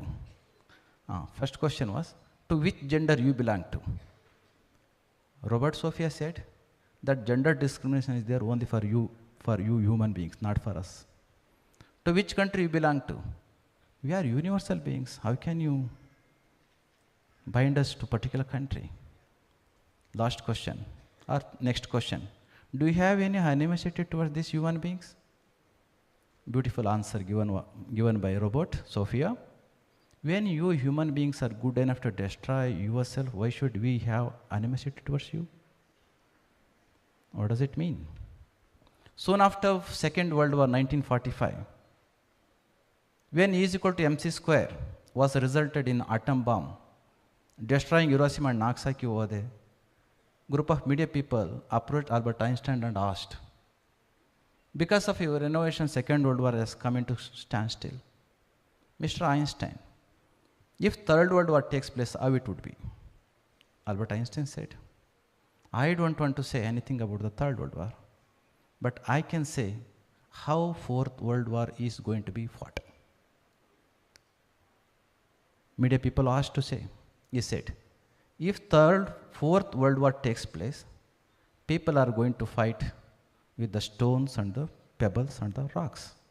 Means, with the kind of innovations in the science and technology, without the right knowledge, without inner knowledge, without right understanding, wholesome knowledge, if we start enjoying all these things, a day may come where we are going to destroy ourselves. As Sophia, robot said, when you human beings are good enough to destroy yourselves, why should we have animosity towards human beings? Along with this evolved science and technology, we have to evolve internally also. If not, lot of detrimental things are foreseen. Now, today, we are going to understand these many things which are the need of the hour for which we are assembled here.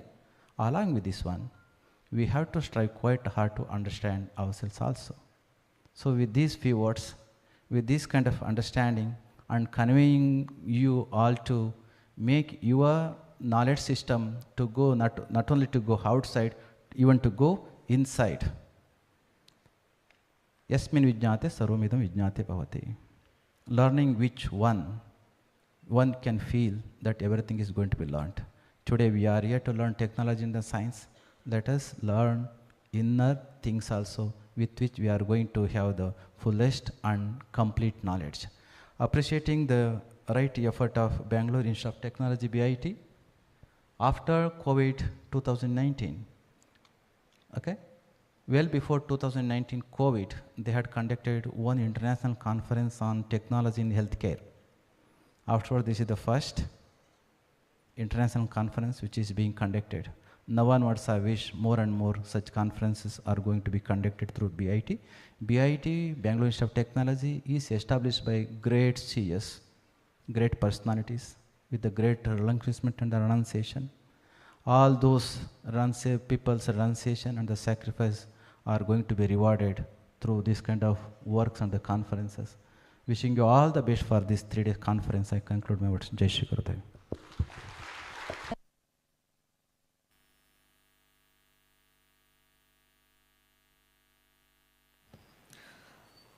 We are blessed with your divine presence, Swamiji. We seek your continuous blessings to the community and society to create a better future. I request His Holiness, Paramapujya Jagadguru, Shri Shri Shri Dr. Nirmalanandanatha Mahaswamiji, to accept our humble offerings.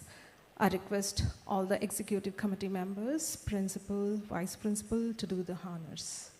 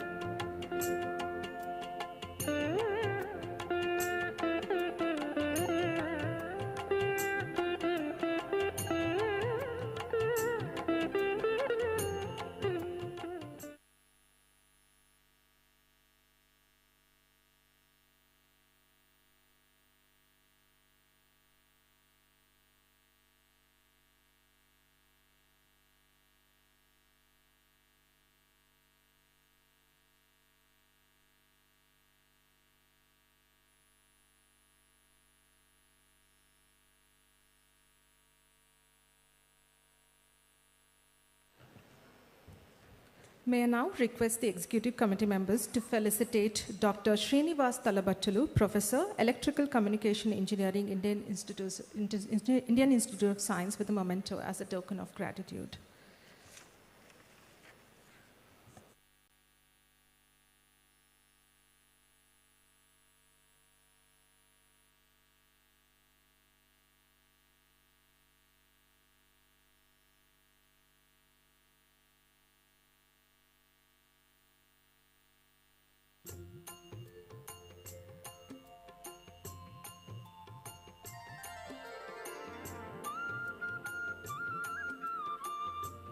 May I now request the Executive Committee members, Principal and Vice Principal, to felicitate Professor Benjamin Wan Sangwa, Professor of Computer Science and Engineering at the Chinese University of Hong Kong.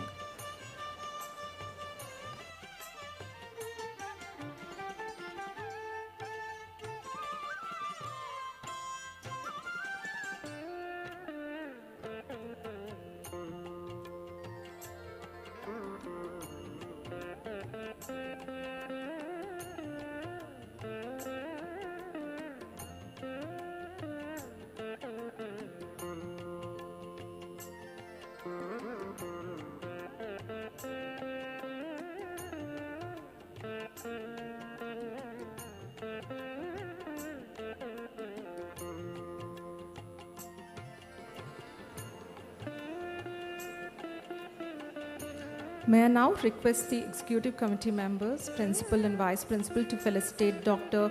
Jin Song Dong, Professor and Deputy Head, Computer Science Department, National University of Singapore, with a memento as a token of gratitude.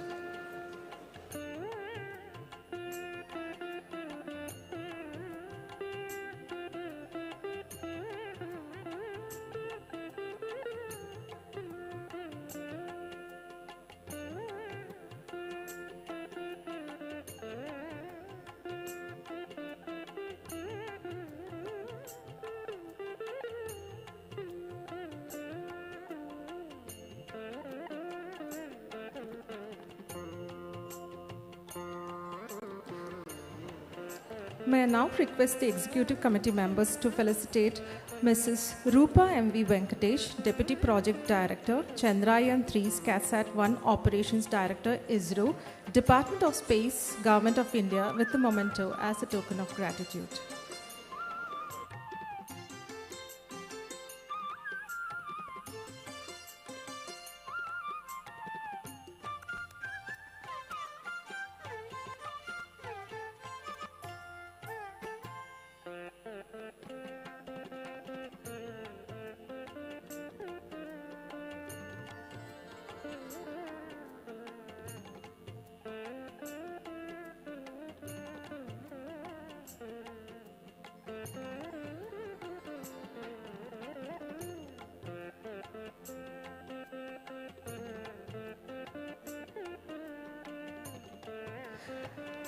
Thank you all. May I now call Dr. Jay Prakash, Vice Principal, Bangalore Institute of Technology, to propose a vote of thanks.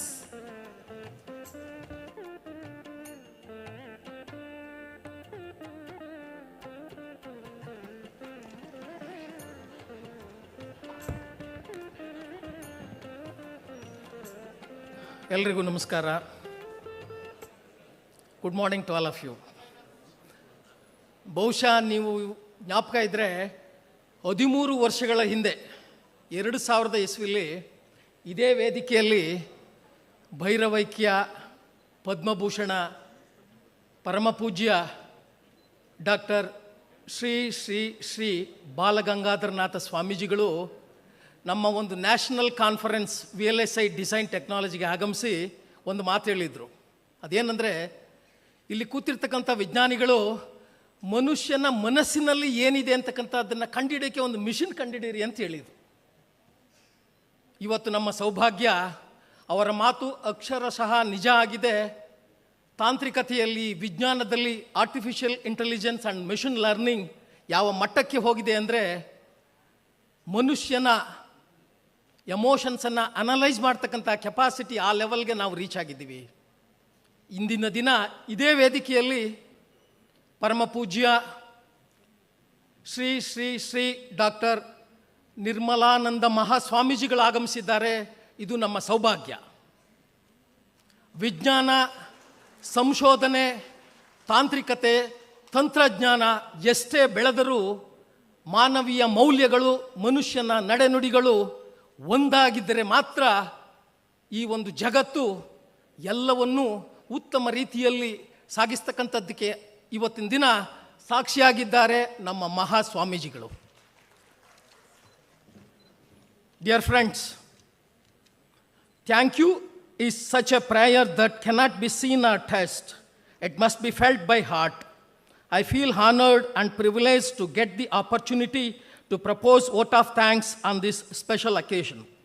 First and foremost, I extend my heartfelt pranams to His Holiness Paramapujya Sri Sri Sri Dr. Nirmalanandanath Swamiji, Chief Pontiff Sri Adichunchanagiri Mahasamsthanamat, for his blessings, and who is in front line to connect science, engineering, technology, and research with spirituality, philosophy, religiosity, and Indian tradition and culture.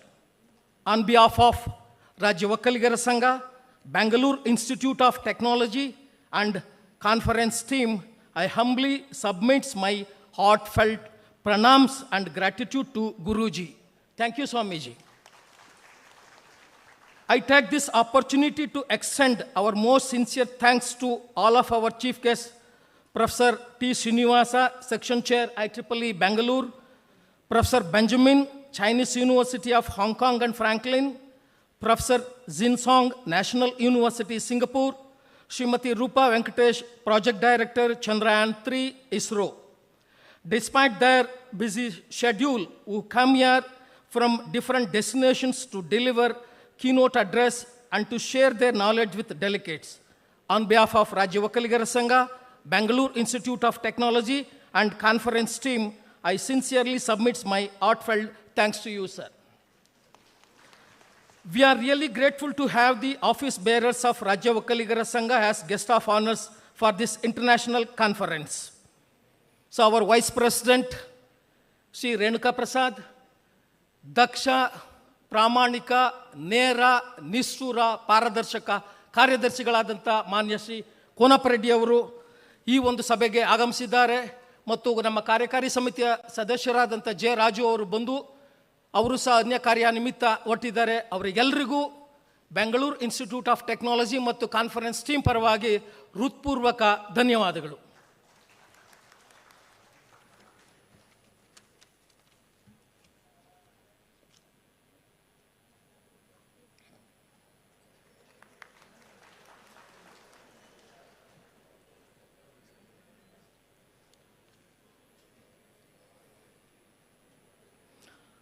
I thank our well-wisher and who is the backbone for conducting all the activities and standing head in all the developments of BIT, who is none other than our beloved Governing Council Chairman, Sri M. Puttaswamy sir, who is also an educationalist.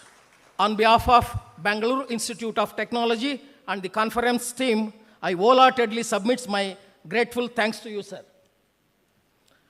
I take this opportunity to extend my most sincere thanks to all the executive committee members of Rajya Vakkaligara Sangha for their constant support and encouragement. On behalf of BIT and the conference team, I sincerely thanks to all executive council members. A special thanks to all keynote speakers, session chairs, authors, reviewers, sponsors, and IEEE team of Bangalore, and also all the delegates. I would be failing in my duty if I did not thank my principal, fellow colleagues, and conference team members headed by Dr. L.M. Patnaik, Dr. Shankar Gowda, Dr. Vijay Prakash, Dr. Hemant Kumar, who made this a day possible. I would like to thank each and every one of you for being here and making this event a wonderful and a memorable one. I would like to extend my heartfelt thanks to press, electronic media, police, and other invited personalities. An event of this dimension cannot happen overnight. It requires meticulous planning and execution. If time is money, then today you have spent millions for us. Thanks for all you for making this event a mega successful. Dear delegates, have a wonderful stay in BIT. Enjoy the conference, enrich the research, and relish the campus life of BIT. Thank you all. Jai Hind, Jai Karnataka.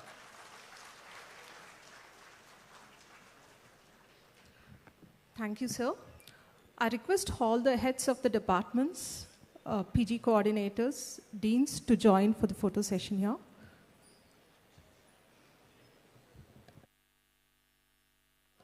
We have come to the end of the inaugural ceremony, but we are humbled to have with us Professor Benjamin and Dr. Jin Song Dong, who have come all the way from Hong Kong and Singapore respectively. So we have a plenary session talk immediately after this inaugural ceremony by both these eminent personalities. I request all of you to stay back for the plenary sessions.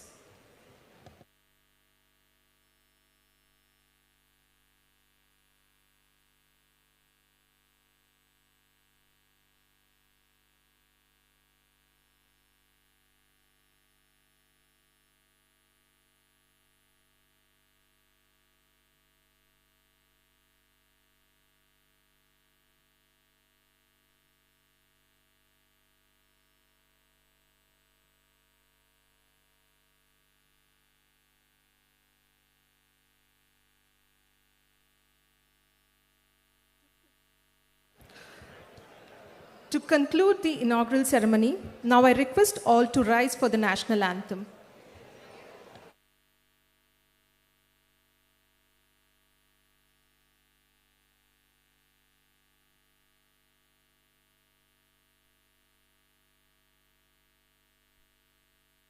Jana Gana Mana अधिनायक जय हे भारत भाग्य विधाता पंजाब सिंध गुजरात मराठा द्राविड उत्कल बंगा विंध्य हिमाचल यमुना गंगा उच्चल जलधि तरंगा तव शुभ नामे जागे तव शुभ आशीष मांगे गाहे तव जय गाथा जन गण मंगलदायक जय हे भारत भाग्य विधाता जय हे जय हे जय हे जय जय जय जय हे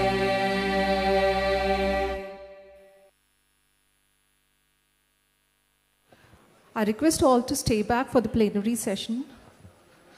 Now we have a talk by Professor Benjamin Van Sangwa. The talk titled, The Era of Big Applications, Big Data, Big AI, Big Algorithms, and Big Systems. Where do we go from here?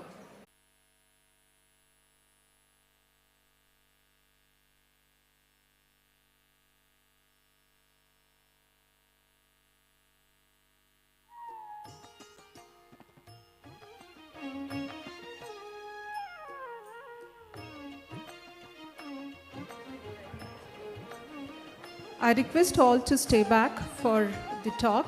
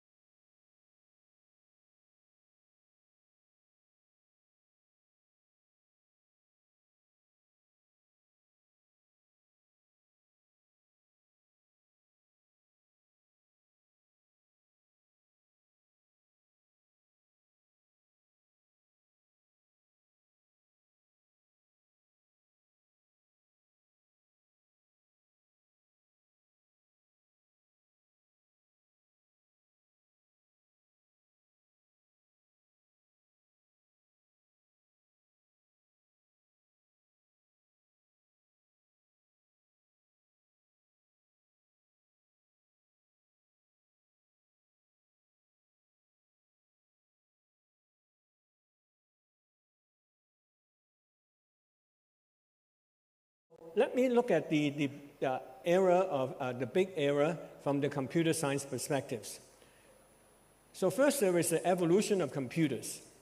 Initially, in the 50s and 60s, we have single processor system. Then in the 80s, a multiprocessor system, going to distributed system, high-performance computing, wafer-scale computing, GPU computing, quantum computing, and DNA computing. So computers are becoming bigger and bigger. However, we still see that the bottleneck is in the memory. You cannot access all the data necessary for computing. No matter how powerful the computer is, you cannot possibly access all the data that you need to solve your problem. So memory is the bottleneck today. Now, in evolution of artificial intelligence, we start with the expert systems in the 60s and 70s, looking at knowledge representations. Then in the 70s and 80s, people focus on algorithms, search algorithms and heuristics. Then in the 80s, then people start looking at learning algorithms, supervised learning, reinforcement learning, unsupervised learning, and so on. Now today we are getting into more model-free, data-driven deep learning. That is like we are no longer looking at a model to design the machine learning algorithms. Recently there is the generative AI, or the large language model, in which it is a combination of natural language processing, data storage, knowledge processing, and understanding of information and human behavior in terms of generating the answers for large language models. So therefore, these are all applied to solve real-world problems today. Now, in the complexity theory, this was developed in the 60s and 70s. They were developed under well-defined goals and objectives. I remember when I was a graduate student, the fashion is to look at complexity theory and look at, because those are all done by mathematicians. Bounded data space, bounded search space, and state space with well-defined transitions. So there was a theory developed under complexity, computability, and Turing computability. And these are all very important problems. The question that we are looking at today is computational intelligence possible to compute it using a Turing machine? Is it computable by a computer today? So therefore, the complexity theory or the theory were all developed under well-defined conditions. Today, the applications are not as well-defined. There are uncertainties, the knowledge may be noisy, and therefore, how would you apply complexity to solve these new types of problems? Then going on, there were some recent computer models, for example, brain-inspired computing of emulating the brain using high-speed computers. There is evolutionary intelligence, modeling the evolution of human intelligence and speeding up its implementation through computers. Then there is a complex system, integrating simplex system into a complex system. So again, finally, there is a human-computer interaction, which is more in line of what we are seeing in generative AI. There is always some kind of humans doing the labels for the data in the generative computer systems. So humans in the loop is an important aspect because it overcomes the limitations of decisions making by computer systems.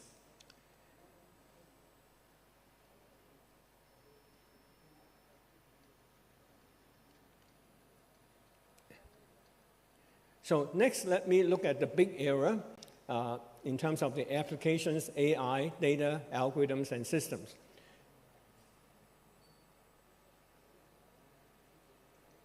So the big era, I showed several cartoons here.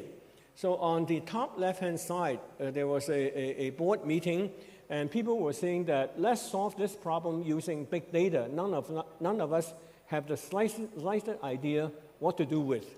So people talk about big data, but they may not exactly know what is big data. And on the right-hand side, you have an elephant that everybody is feeling the elephant. So they all claim that they know what big data is, but nobody exactly have the whole picture of what big data is.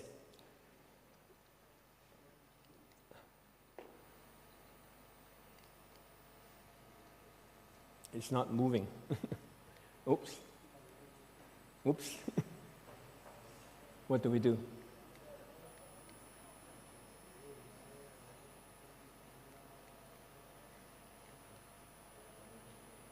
Okay.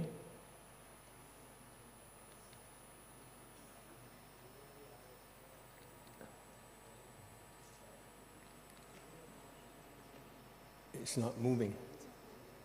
No.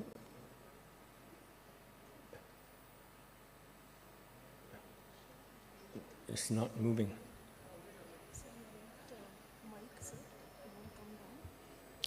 The mic?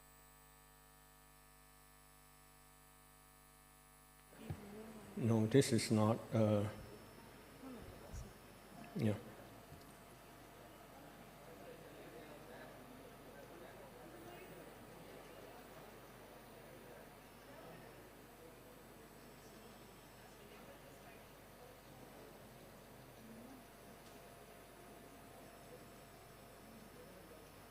Okay. Yeah, okay. So next, we look at the applications in the new era. This involves big applications, big data, both in terms of domain and learning. Now, in terms of the solutions in the big data domain, the solutions are not likely to be uniformly distributed, which means that you cannot just sample the space and get the solutions. So it's not possible to scan or find all the solutions because the data is so big. Even scanning the data once would be too difficult.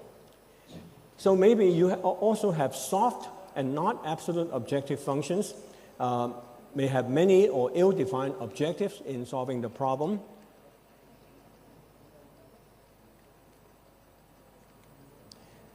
So this is multidisciplinary and mission-driven. There was system integration at all levels.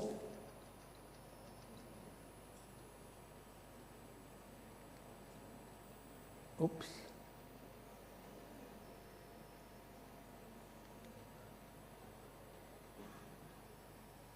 What do we do?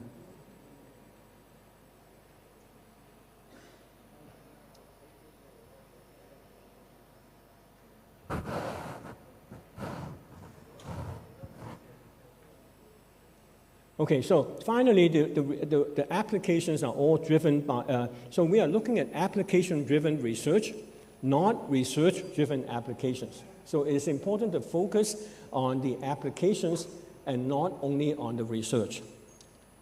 So there is an application diversity, meaning that everything is diverse. There is not a single discipline that can cover everything in terms of big data and big AI. Diversity in terms of data properties, data representations, goals and objectives, algorithms, solution approaches, and systems. So this is a phenomena that may not lead to a unified discipline in the area. So you would not hope that there is a department called big data that you can teach everything about big data, because it involves many different types of applications. So let's look at, in the next 4 slides, I will show you 4 applications. The first one is dynamic social systems.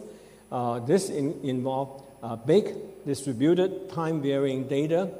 The vivacity of the data is low, with misinformation, uncertain and dynamic data, rumors, and mixed data. Can I use this one? Yeah. Why do you need this? I'm asking. No, I don't need that.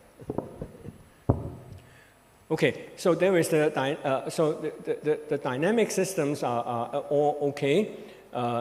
There is a big distributed time-varying data and low veracity. The challenges today are distinguishing facts from false information. Where do we get, can we distinguish truth from false information? Understanding the dynamics of social evolution and changes, making decisions based on incomplete and inconsistent data or information, and often the data is unbounded and dynamic. So therefore, the question is that in terms of the big data that you are looking at, how do you cope with the information content and the information veracity from making decisions? The second application is on intelligent medicine with humans in the loop. So today, we have big data available and medical treatment online records, distributed medical experts, Now, all these experts are using the big data to make decisions. You may be diagnosed by experts from all over the world who are communicating with the big data and information to make a decision. The challenges today are like how to decision support with massive data and experts. There is also the problem of getting the data in one place because it may be across different countries, it may be across different jurisdictions that you may not be able to get the data. You are now involve humans in the loop in making decisions. You can develop personalized medicine treatment, making it possible. However, you want to ensure that the data is reliable, secure, and have confidence in such systems. How to scale up the system from small to large, and finally, how to update the data in your system continuously and making sure that the data is correct. The third application is using massive repository of knowledge and data. This is actually a big challenge problem that we haven't solved today. So what we are seeing today is how to use massive repository of knowledge and data. Remember that you have so many papers, technical papers published every day, every year. How do you understand, how would a researcher or even a practitioner understand everything that is developed today and be able to use the information? So there is massive knowledge and discovery each day, news, publications, internet, etc. How to make multimodal dissemination available to everyone. So the challenge here is how to collect, organize, and understand the information, resolving inconsistencies and removing false information, coordinating updates of evolving information as well as knowledge and meta-knowledge. So remember, imagine that if somebody or an agent can read all the papers in the world for you and summarize the content for you in 10 pages. That would make your work much simpler than what you are doing today because you have to go through so many papers and read many papers and may not be able to get the necessary information. So the last of the big application is generative AI. For example, an algorithm such as ChatGPT that can create new content like video, code, images, text, and simulations, etc. So now generative AI has demonstrated it can do all that with a quality maybe not at the expert level, but at a level which is satisfactory. So this will generate, for example, to almost any questions that you ask through the interface, like computer code, college-level essays, poems, jokes. It can even pass examinations, for example, like bar examinations, SAT, GRE, USA Biology Olympiad, AP credit examinations, Wharton MBA examinations, and so on. So we have seen that it is now able to do many of these things that normally would take humans months or years to do. Now this is only the beginning because we are not seeing the end. As more information is accumulated, the system will become better and better. So this is done through reinforcement learning with human feedback. People thought that this is all done automatically, but actually they are hiring reinforcement information, but this is done through the information, with human feedback to label the data further. It has a large language model with variability. The answers are not always consistent. You have to understand the answers are probabilistic. Also, there is an issue between alignment versus capability. It may be aligned with societal values, but it may not be very capable. But on the other hand, if it is very capable, it may not be aligned with societal values. So therefore, there is always a trade-off between alignment and capability. Also, it's very expensive training time. It takes months of training on a huge computer to do. And in fact, Microsoft has invested in supporting OpenAI with hundreds of millions of dollars of fast computers. The big data, for example, like the one done by Meta, LLAMA, has 65 billion parameters in the system. So it is not something that you can do in a university. It involves industry in solving this problem. So these are all examples of big applications that we are seeing today. So the properties of these big applications is that they are huge and complex, dynamic, not well modeled and understood, not a single academic problem, maybe better led by industry, multidisciplinary, expensive both in terms of money and time, and is challenging and important.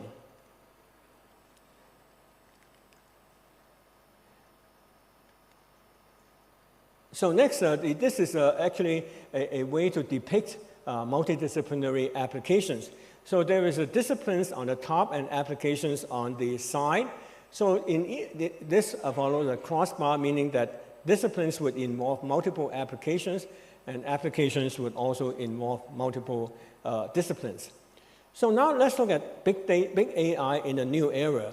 So application-driven is the norm. You are no longer studying AI theory, but it is all driven by applications. Examples are like the large language model, autonomous self-vehicles, smart money, AI for IT operations, and so on.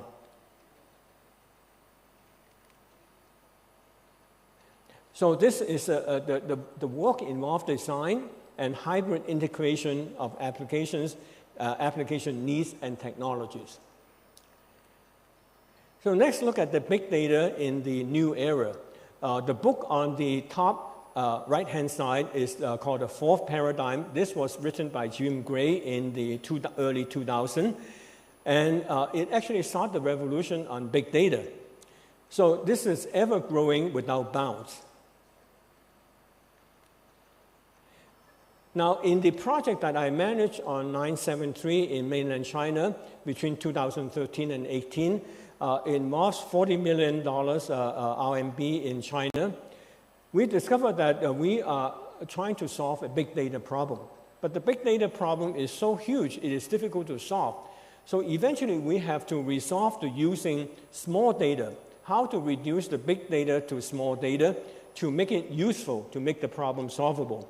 So the gist here is how to identify the domain knowledge to make the data useful in solving your problems. Oops. Oops.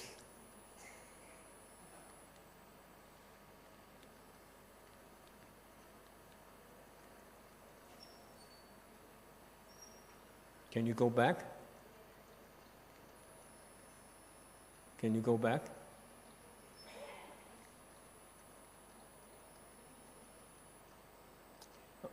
Okay, so no, stop.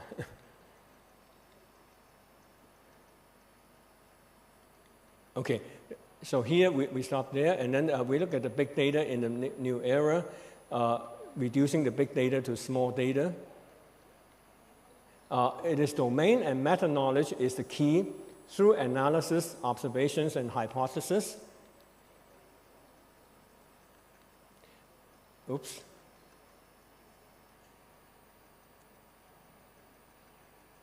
The key is to reduce the big data problems with trade-offs to small metadata problems. So this is the key of solving the big data problem. The next is big algorithms in the new era. So we are looking at big algorithms. They are highly complex in terms of the design. It doesn't have well-defined search and data space. The data may be uncertain, ill-defined of soft goals and objectives, dependence on domain knowledge in solving the problem. There is trade-off among solution quality, needs, and available computational resources. So how to formulate the problem in terms of understanding the domain knowledge in solving this big algorithm problem. The domain knowledge trade-off and mission-driven will be the key in addressing the big data algorithm problem. Now, in the big systems in the new era, there is growth due to the Moore's law is limited. We are seeing the limit in terms of how it can grow in the future, computing and DNA computing. There is a huge gap between the bounded technologies that we are seeing today and the unbounded application.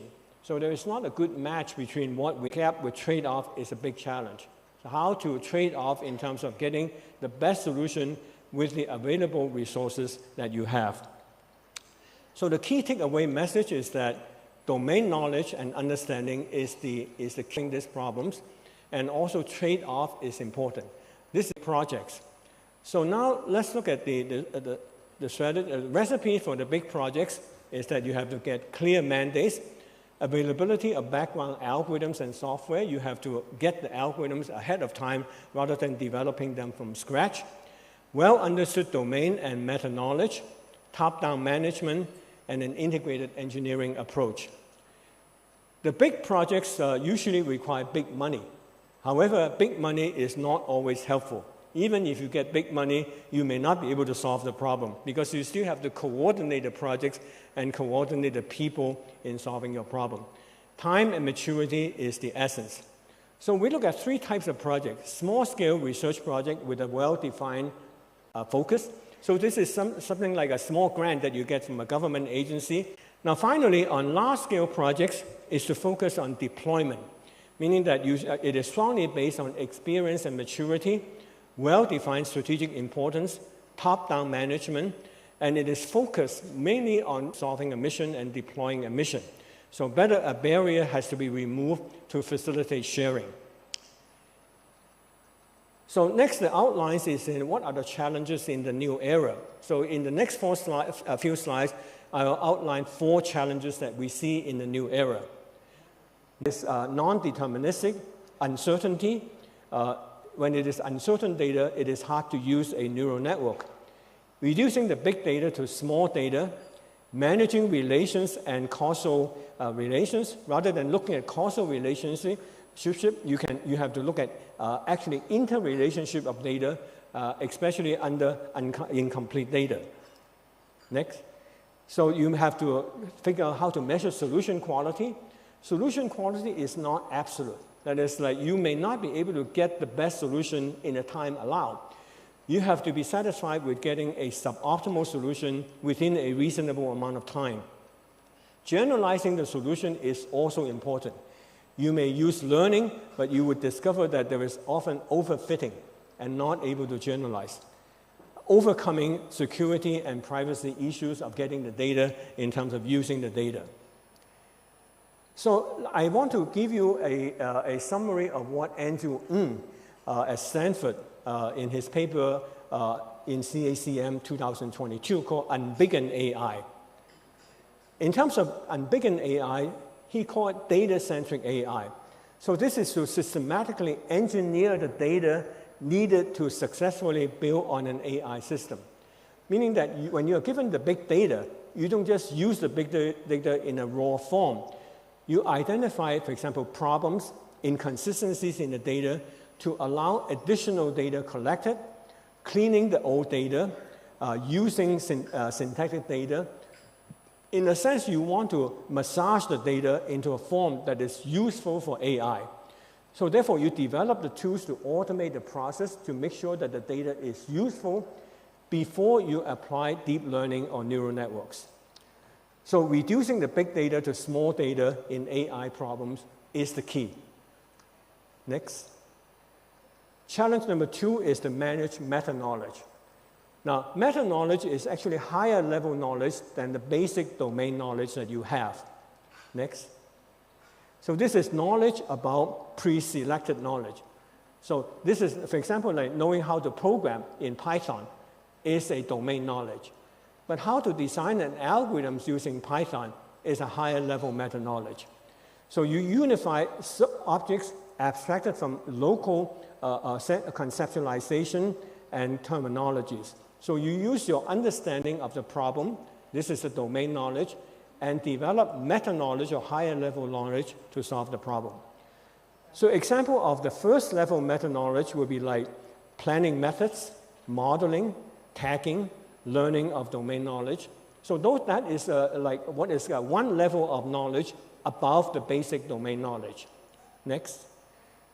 Examples of second level meta-knowledge is like human preferences and biases, design strategies for reinforcement learning, and so on. Next.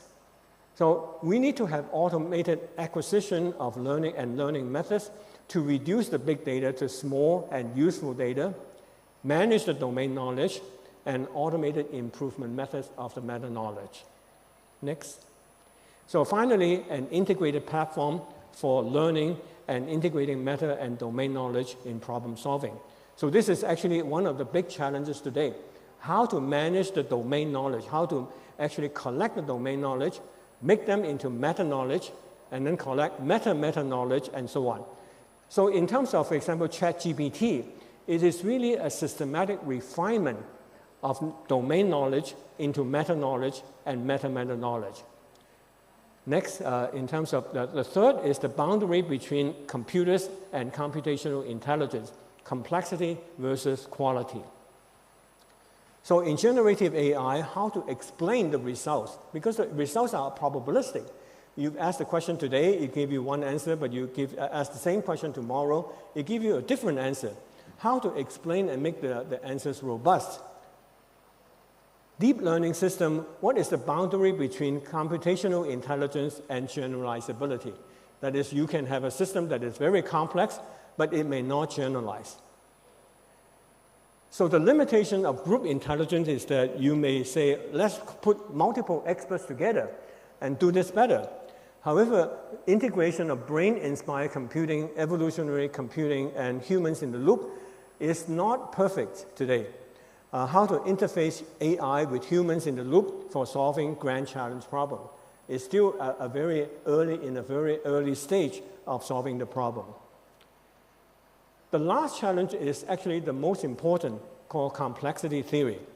Now, we have talked about complexity theory earlier, but this deals with big data and intelligent system. Complexity in the old days would deal with bounded data, small data, and well-defined algorithms.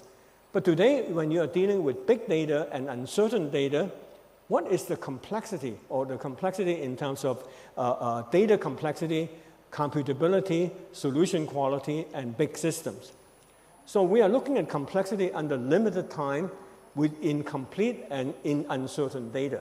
So this is actually not developed today. We don't see any theory relating complexity to big data, big AI, and computational intelligence.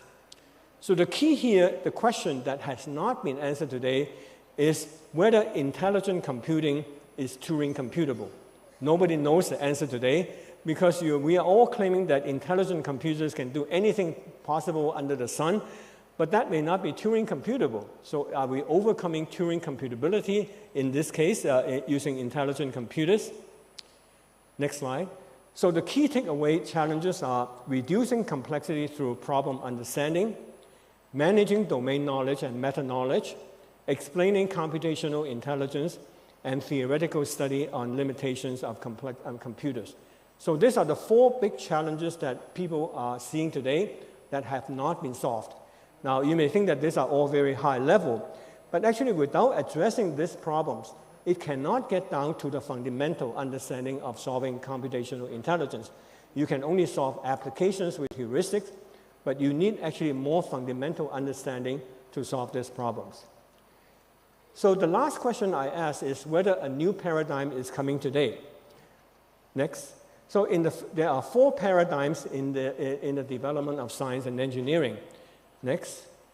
The first paradigm is empirical science, describing can you go back? Can you go back? Can you go back? Can you go back? Yeah. The first paradigm deals with empirical science describing natural phenomena. This was done thousands of years ago. So this is between Aristotle's time.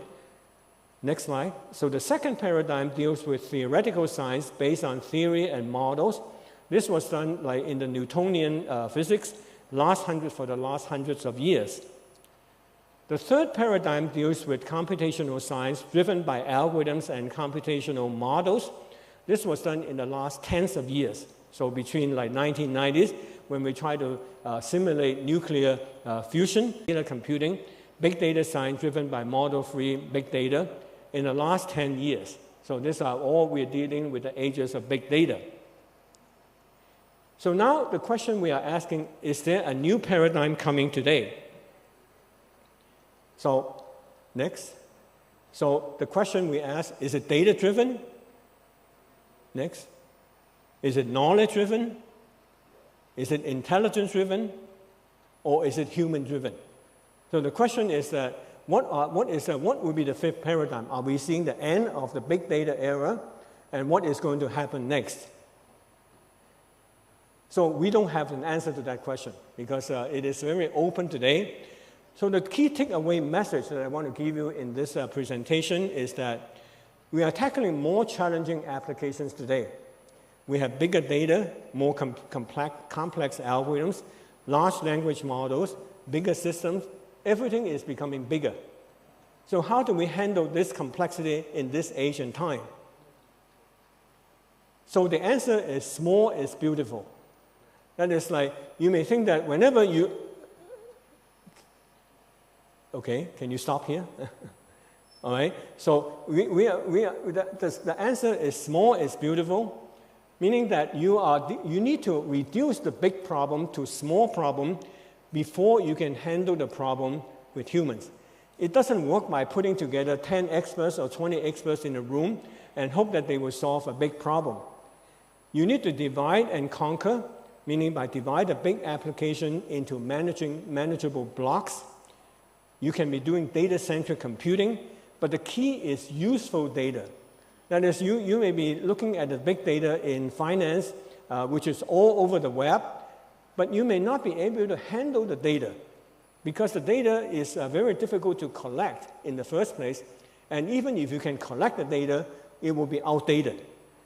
So the key is a useful data, domain knowledge, and meta-knowledge. How to get all this information and understanding into one place and develop a solution approach to solve the problem. So this is leading to small data, algorithms, small AI, and small system. In fact, when you get the problem into a smaller scale, you can see better because the massive data doesn't allow you to see very far. There's too much noise in the data, and you cannot really make any sense out of the data. So that's my take-home message. Hopefully you can understand why, from my starting point of view, to solve a big problem, you need to reduce the big problem to a smaller scale and try to manage the understanding of the problem before solving it. So that's the end of my presentation. Thank you very much.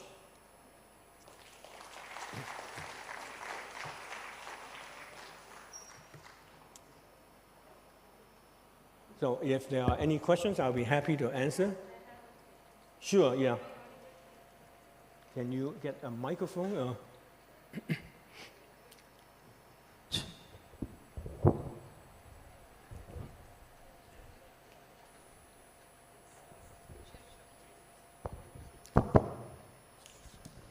I would like to know how complex a problem can quantum computing solve? Yeah.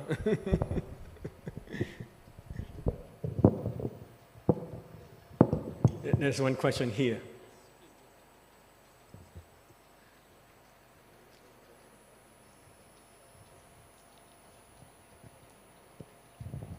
Sir, I would like to thank you first of all for giving more research problems on big data analytics. Yeah. Actually, what I've heard or what we have taught for students is big data will divide the entire block of data into uniform blocks. Yeah. I saw in one of your slides that data is ununiformly driven and it is not possible to scan the entire data. Because that is a challenge in new era, you have said. Yeah, the data is not uniformly the solution is not uniformly distributed in the data space. Okay. And the reason for that, if that is the case, then you can just do uniform sampling to find the solution. And usually when you look at the solution in a big data space, they are all located in some clusters, driven by some domain knowledge. And this domain knowledge is not readily available. It's not something that people would tell you. Because if they tell you the knowledge, then you can find the solutions quickly, and every big data problem will be solved. So the challenge is for you to discover the domain knowledge leading to the solutions. So you mean to say we have to make it compact? The data should be, you said, the key. The data is not to make more complex. The data is already very complex. Oh. No, but compact, reduce it to smaller data. Not only compact, not compact. But the compactness means that you reduce the size of the data. But that is not the solution. You can reduce the data to be very small, but it is still in a needle, and you cannot find it. The challenge is that you have to take a higher level view of the data. You need to get meta level view of the data. Where is the solution? What is the domain knowledge leading to the solution? And this domain knowledge is above the data level. That is, you are not making the data smaller, but you are looking at a high level knowledge that can point you in the right direction to the data, to the right data. That is the meta knowledge. Now, you can say, how do I get the meta knowledge? The meta knowledge is actually obtained by meta knowledge. There is a higher people with a higher level intelligence that can tell you how to develop that meta knowledge. If you have that meta knowledge, you can find a solution. So therefore, the process is an iterative refinement process that as you go higher and higher, it requires higher level intelligence. It's no longer a brute force approach in solving the problem. Thank you. And one more question, sir. Yeah. Actually, to install Hadoop, the standard memory required is 64 GB. Is there any invention right now from any companies where they've reduced the memory size requirements? Anything like that? The experiments, in terms of experiment, you can see that, for example, like OpenAI is a small company founded in maybe like 2015. And nobody paid too much attention to it. But they actually, in a sense, 2 years ago, I tried to get one of the final year students to work on something similar. But no student would take the challenge. They thought it's too high level. But the OpenAI is starting from a small company to work on the problem and generate the solutions. They don't have a lot of people, but they actually solve the problem in a very nice way. And today, the company is worth over $50 billion. So you can see that starting from small, you can actually, as long as you get persistence, they work on the problem for 8 years, but I don't think any academic institutions could actually work on such a problem for 8 years without publications and without results. So this is why it is so difficult for academic institutions to focus on this type of problems today. But actually, our university is planning to introduce big data analytics lab. So we need to set up the infrastructure. That's why I asked you. Well, normally in a university environment, I can tell you from my experience is that it's really very hard to get the big data itself. Most of the time, you can only work with small data and try to hypothesize the results work for the big data. In the first place, you don't have a computer to store the big data because it could be many computers, and even using the computers in the cloud would be expensive. That's why I asked you. It's an issue in academic institution. Yeah. To set up Hadoop lab. Yeah. Thank you, sir. Thank you.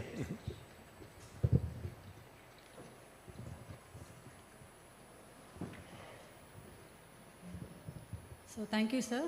So this is Sunita K from CS department. Just I would like to know one thing about big data analytics. So will it possible to form a single platform to receive variety of data? A platform to receive all the data? To receive a variety of data. Uh-huh. So will it possible to form one particular single platform to receive variety of data? To receive variety of different type of data, sir. To receive the data, I don't quite understand the problem. So like I said, now in big data, sir, we are trying to receive or try to process the different variety of data.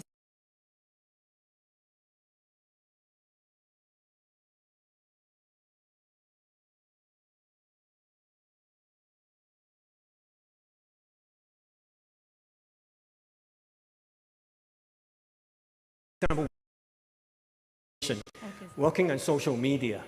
Yes, sir. And the data is located all over the world.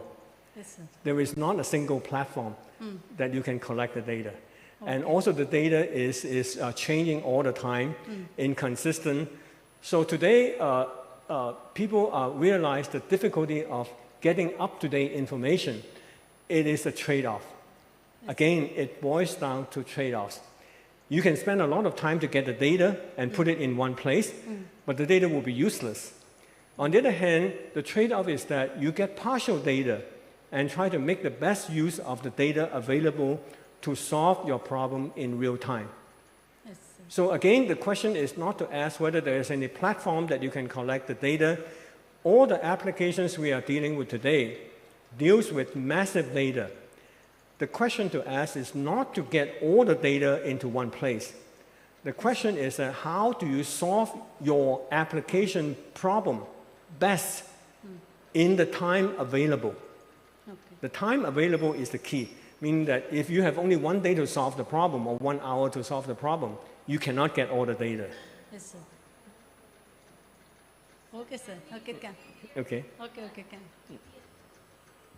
So can we use ETL tool for that? Transformation, extract, transformation and load tool? ETL. It's not to extract the information. So information that you get may be raw information. But people, I have seen research in many different labs dealing with memory in computers, meaning that like you put the memory into the cell of the CPU, trying to extract the user information data. For example, in a vision computer, they try to extract the boundary and the images and then send only the key information to the central computer. But that is still a limit, meaning that you can do all that, but eventually your central computer would be like overwhelmed by a lot of information. You still have to make trade-offs in that case. Okay. Professor had the question.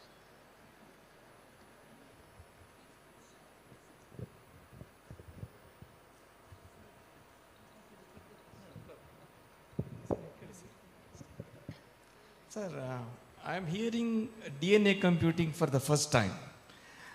So my first question is DNA computing faster than quantum computing? DNA computing you told, sir. DNA computing, I am hearing that for the first time. Therefore, my first question is DNA computing faster than quantum computing? And second one is... DNA computing is actually not as mature. Yes. Because they talk about DNA strains mixed together to do something innovative. All right? It is a special purpose computer at this point. It is much faster because like you are no longer dealing with memory and cells, but you're dealing with chemical reactions. So the chemical reaction is much faster. Right?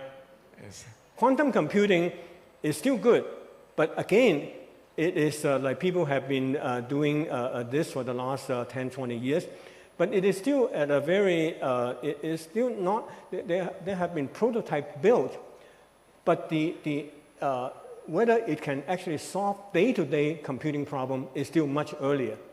Now, we envision that those will become possible in 20, 30, 40 years. That is, we never can predict whether those will be, maybe there will be newer models that come up. But today is those DNA computer and quantum computers are moving in a direction trying to overcome the limitations of silicon-based computers. People look at newer directions to see how they can be used to solve special purpose applications. Sir, once the two technologies mature, which one is going to be faster, sir? Is the DNA computing going to be faster than quantum computing? Is it the other way around?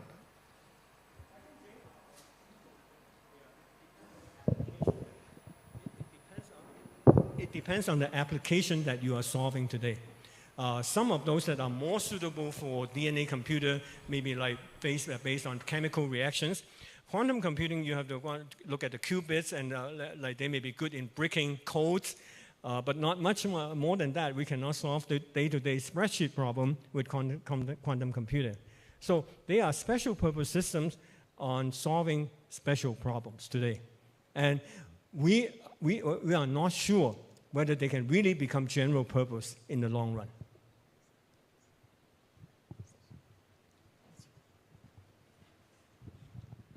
Good afternoon, sir. My question is, you're talking about domain knowledge, like meta-domain knowledge, where you separate the data based on the domain knowledge. But anyway, domain is depending on the business requisition, I guess. Data is actually very well defined. data is very well defined because that is the form that you get from the source. And the data there, how do you distinguish between data and knowledge? Knowledge is not something, knowledge is actually higher level information that you extract from the understanding of the data. That is, you may develop a program to scan the data, understand the statistical properties of the data, and that is knowledge. Correct. But it is not data that is not raw data that you. But the knowledge should not be biased with some of the business requirements, and then at the end of the day, that we are going to end up with overlapping of the domains, and then again we have got an issue in solving the problem. The knowledge is not something that it overlaps with your understanding, but it may not be perfect. We have to say that the knowledge that you get from the data is not perfect. It is based on your understanding, yes, with your best understanding. Limitation of limitations of domain knowledge, and it is incomplete. Correct. And inconsistent. Correct. So you have to take all this into considerations in designing your solution, meaning that all you have is the raw data. Now, it's up to the individual researcher or practitioner to extract the information from the data to make them into domain knowledge. And everybody would come up with a different answer. Yes, and everybody has different solution. Correct. So it is not a perfect solution approach, but this is the best of what humans can do today. Okay, sir. Yeah. So one more question, the last question. Automated algorithm modification based on the domain knowledge. Something like this. Automated improvement of algorithms based on the learning. The computation, I don't... This question is something like automated improvement of algorithms based on the learning. Based on based on the learning. Learning capability improves, then algorithm also going to improve. That's what you are, through the PPT, I got it. Actually, you can design meta-level learning algorithm to learn meta-knowledge. Okay. This is actually what generative AI is doing. Okay. So they deal with domain knowledge, the basic knowledge, the domain knowledge, but they are higher level algorithms that collect the knowledge from different people, different labelers, and different dialogues to abstract that information into the knowledge that they have stored. So this is a higher level learning algorithm.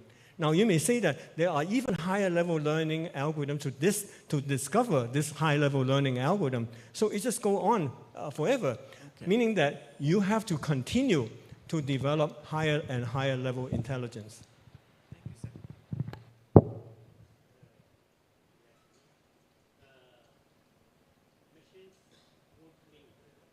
I cannot hear. It's not working. Machines won't think. That's correct. Hello. Machines won't think. That's correct. Machines won't think. Yeah, that's correct. I think your statement is correct. What's your opinion?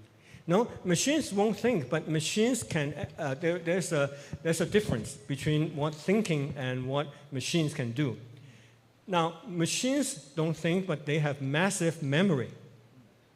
They can store a lot of information and correlate that information to generate an answer. That is fast. Now, however, humans can think, but humans have different levels of intelligence, right? Not all humans are equal. And therefore, as a result, if you compare a thinking machine to a normal human being, then for example, like I still go back to the generative AI and the ChatGPT. They pass examinations with a B level. They don't pass A level. They don't pass it as A. They pass the average student, B level student. So you can see that they are already average humans. They don't think, but they can memorize, they can correlate the information and put that information into a form that mimics a B-level student. Well, you may think that's not good enough today, but in 10 years, they can even do better, right? So therefore, it is true, machines don't think, and humans develop those intelligent systems. But actually, it becomes more and more challenging for humans. Humans have to develop higher and higher level intelligence to design these intelligent machines. And this is actually not humans are used to doing now, right? It shows that it is possible, but humans have to actually raise the level, raise the bar to design higher level intelligence to be better than those intelligent computers. Can we use neural networks machines to go in a higher level? Yes, you can use neural networks. Actually, like for example, in the system done by Meta or Facebook, they actually have like 80 billion parameters in the neural network. It is not the limit. It's not the largest. You can go bigger. So today, people are dealing with billions and billions of parameters in a neural network, and hopefully you are using that to solve problems. So with bigger and bigger computers, Microsoft recently announced that they invested hundreds of millions of dollars to support OpenAI's effort. Because they need so many high-speed GPUs and computers to do neural networks, now they are investing hundreds of millions of dollars to buy those computers. With respect to data processing, data and all, with the machines, right? Hopefully they can do better learning. Last question. Is emotions of a human being will have a role in a machine thinking? I mean, actually, there is emotions in the reported, but the emotions are mixed, meaning that they are not always welcome. Okay, it depends on the trainers, and it reflects the emotions of the trainer. Thank you very much, sir.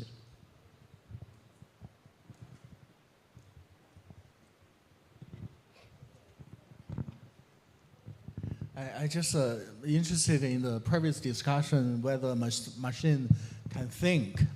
I guess the definition of a think, and it could be different if a machine can do logical analysis, if a machine can do abstractions, is that equivalent to the machine be able to think?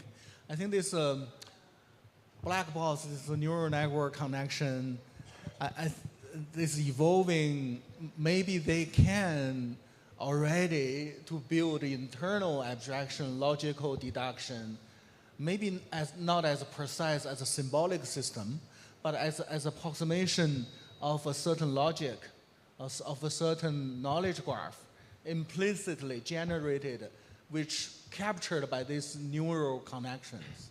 So that's why they can analyze, but without precision, but with a certain approximation to give us a good enough, a B grade answers. So just my remark. Yeah. Well, thinking is actually in many different facets.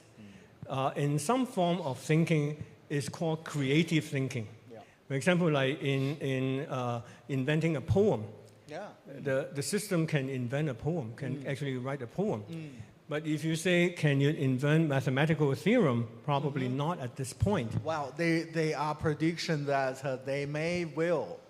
Just they don't know whether the new mathematical theory going to have a real impact on society. Right. So, but one day they may suggest that, hey, human, have a look at the new theory I invented, and this may be going to be useful for your real world. One day maybe something like that. I think there is a philosophical debate in terms of whether machines can think today or not.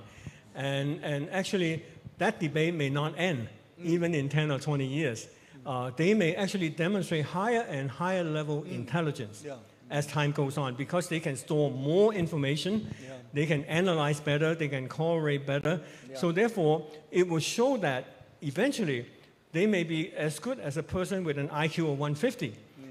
But it is not perfect. It's not Einstein. So you know that they are not Einstein.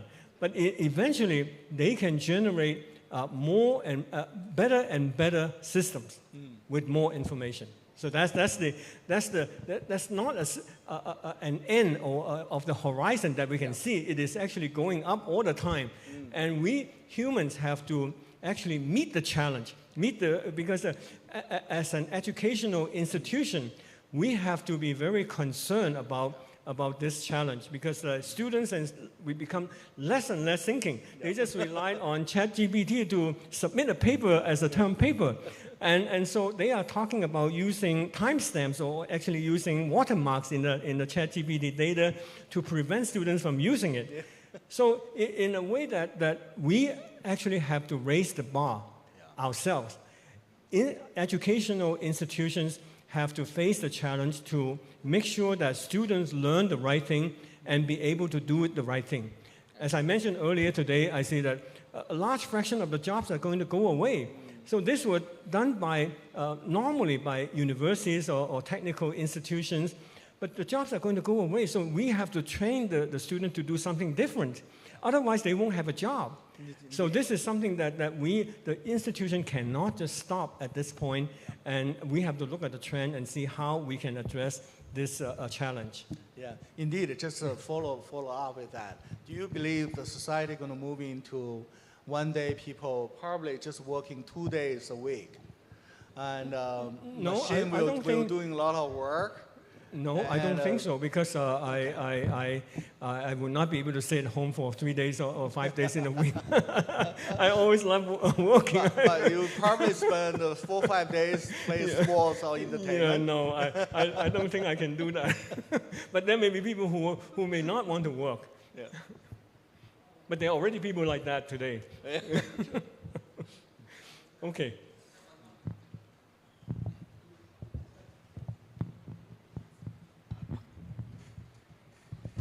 Good afternoon, sir. My question is, how hypothesis theory is find application in big data applications? How hypothesis theory is find applications in big data applications? How do you find applications in big data today? Yes, sir. Oh, it is everywhere. It is everywhere. It's not that you cannot find those applications. You can find those applications easily, but you cannot find the support for you to solve the problems there.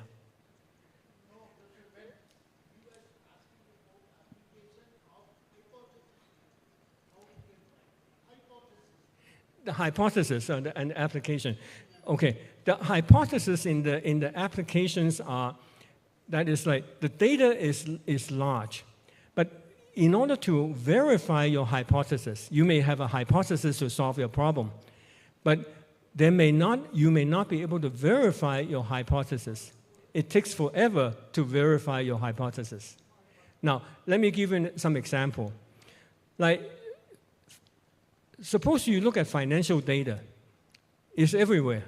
You can get it off the web. You can, so the big data application is not hard to get. But what is your hypothesis? Now, you may say that if I invest today, I will make money tomorrow. Well, that is a good hypothesis.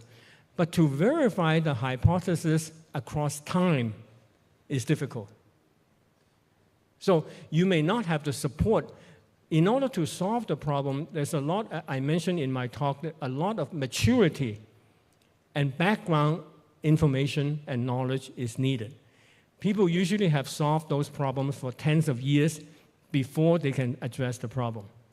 So identifying the problems, identifying the hypothesis may not be hard, but to come to with the experience to solve the problems is difficult. Okay?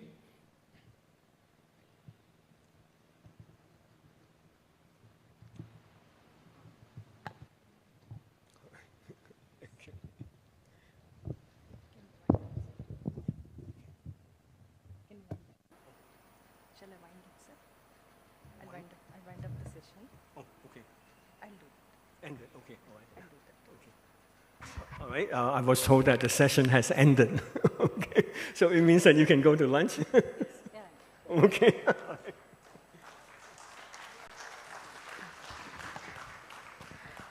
I heartfully thank Dr. Benjamin for summarizing the evolution of artificial intelligence, recent computation models, applications of big data in medical field, challenges in developing the knowledge repositories, and how massive data can contribute to generative AI.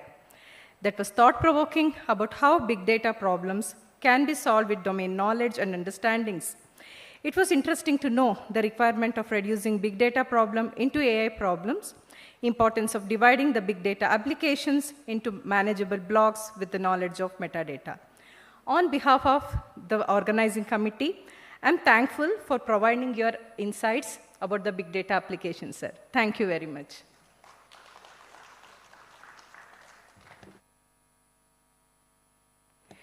Now we shall break for lunch. We'll be assembling back in S. Ramegowda Seminar Hall in the main building, second floor, post-lunch at 2:30. I request everyone to kindly assemble sharp at 2:30 in the S. Ramegowda Seminar Hall. Thank you.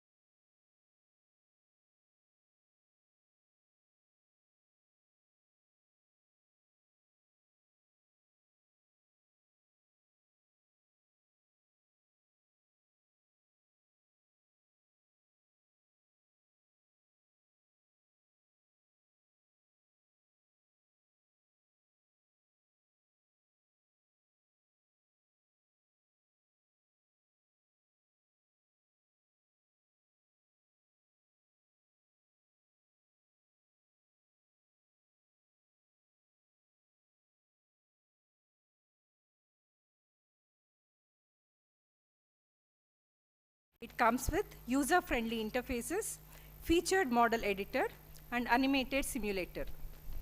Process Analysis Toolkit, shortly known as PIT verification system, has attracted thousands of registered users from 1,000+ organizations in 150 countries and has won ICFEM Most Influential System Award in the year 2018.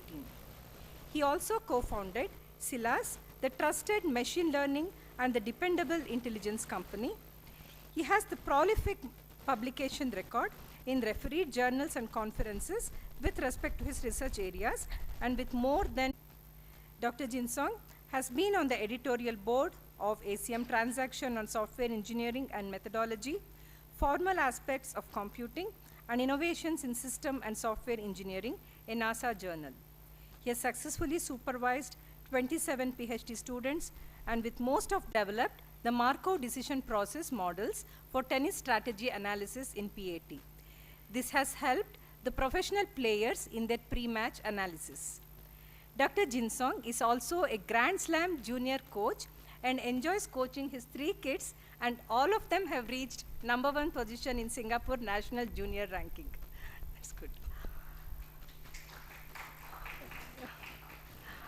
We are delighted and humbled with your presence here, sir. We are excited to listen to your insights and perspectives on the topic, trusted decision making for sports analytics. I would like to invite you to take over the session. Please, sir.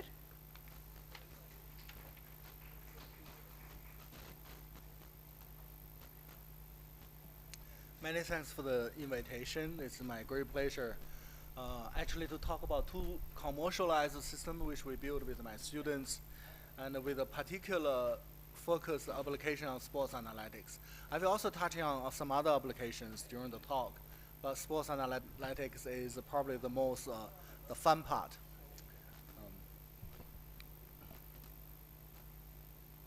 Just a little bit of background of my group's work. So our group was focused on formal verification systems. Our language is based on Tony Hall's event-based calculus called communicating sequential processes. Some of you may heard of Tony Hall, and he's also created a Hall logic. For Hall logic, Tony won the 1980 Turing Award. But his another very famous invention is called event-based calculus, called communicating sequential process, which is also foundation for many parallel concurrent programming languages, and also provide elegant semantics for concurrency and communication. For CSP work, I believe he also won the Kyoto Award, which presented by the Japanese emperor, another $1 million cash for a very famous award. Okay. So we extended Tony Hall's event calculus CSP with the shared variables, with the probabilistic reasoning, with the real-time constructs. So, but Tony's the event calculus is a core part of our language. But our verification system is based on another giant computer scientist called Edmund Clerk. Edmund Clerk is a professor at CMU. He invented a model checking, particularly using very efficient data structure binary decision diagram to scale up model checking algorithm. For that reason, Edmund Clerk and his former student also won the 2007 Turing Award. I'm sure most of you know what the Turing Award is, a Nobel Prize in computing. And in Singapore, in my group, it's very lucky. I have those 2 very good friends and a colleague visiting my group multiple times throughout my career. So I'm very grateful for both Tony and Edmund Clerk. Even Tony Hall, last week we're still in contact, writing a paper together. So he's already 80 years old. Again, my group, I'm just very grateful to those 2 people. Very influential at least to my career and to others. So the system we are building is different from what is commercial, like Intel, the domain model checker, or Microsoft model checker. They are kind of only work for Microsoft and Intel systems. What we wanted is develop a generic model checking verification system that can be applied to many different application domains, including concurrent systems, real-time systems, and the probabilistic systems, or security protocol verification, or web services, sensor networks. So we built 15 different verification engine within this PAD, process analysis toolkit, together with two of my former students.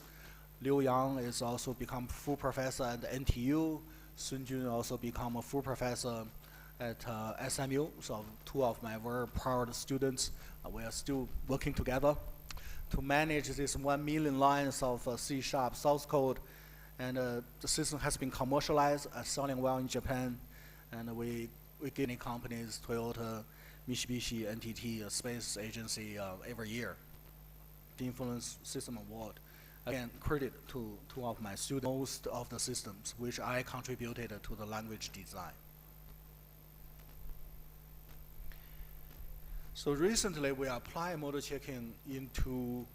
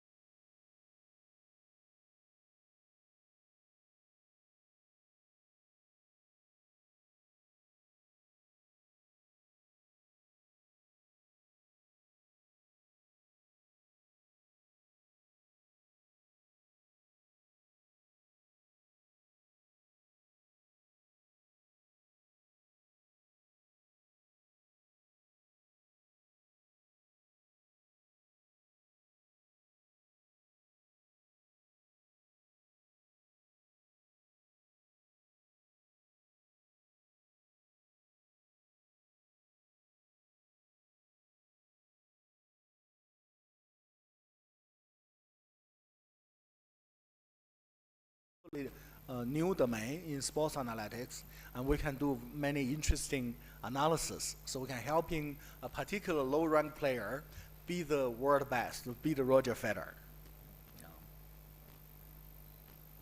Just a little bit of history. The two teams go into penalty shootouts.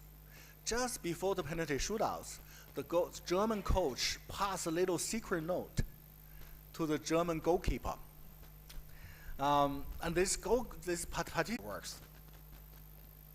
So in tennis, there are also many news articles saying BBC talk about match fixing, because to do match fixing in tennis, not easy for football. You need to probably bribe the goalkeeper, maybe the referee, and the 11 other players to have a big impact. But in tennis, it's easy to do match fixing.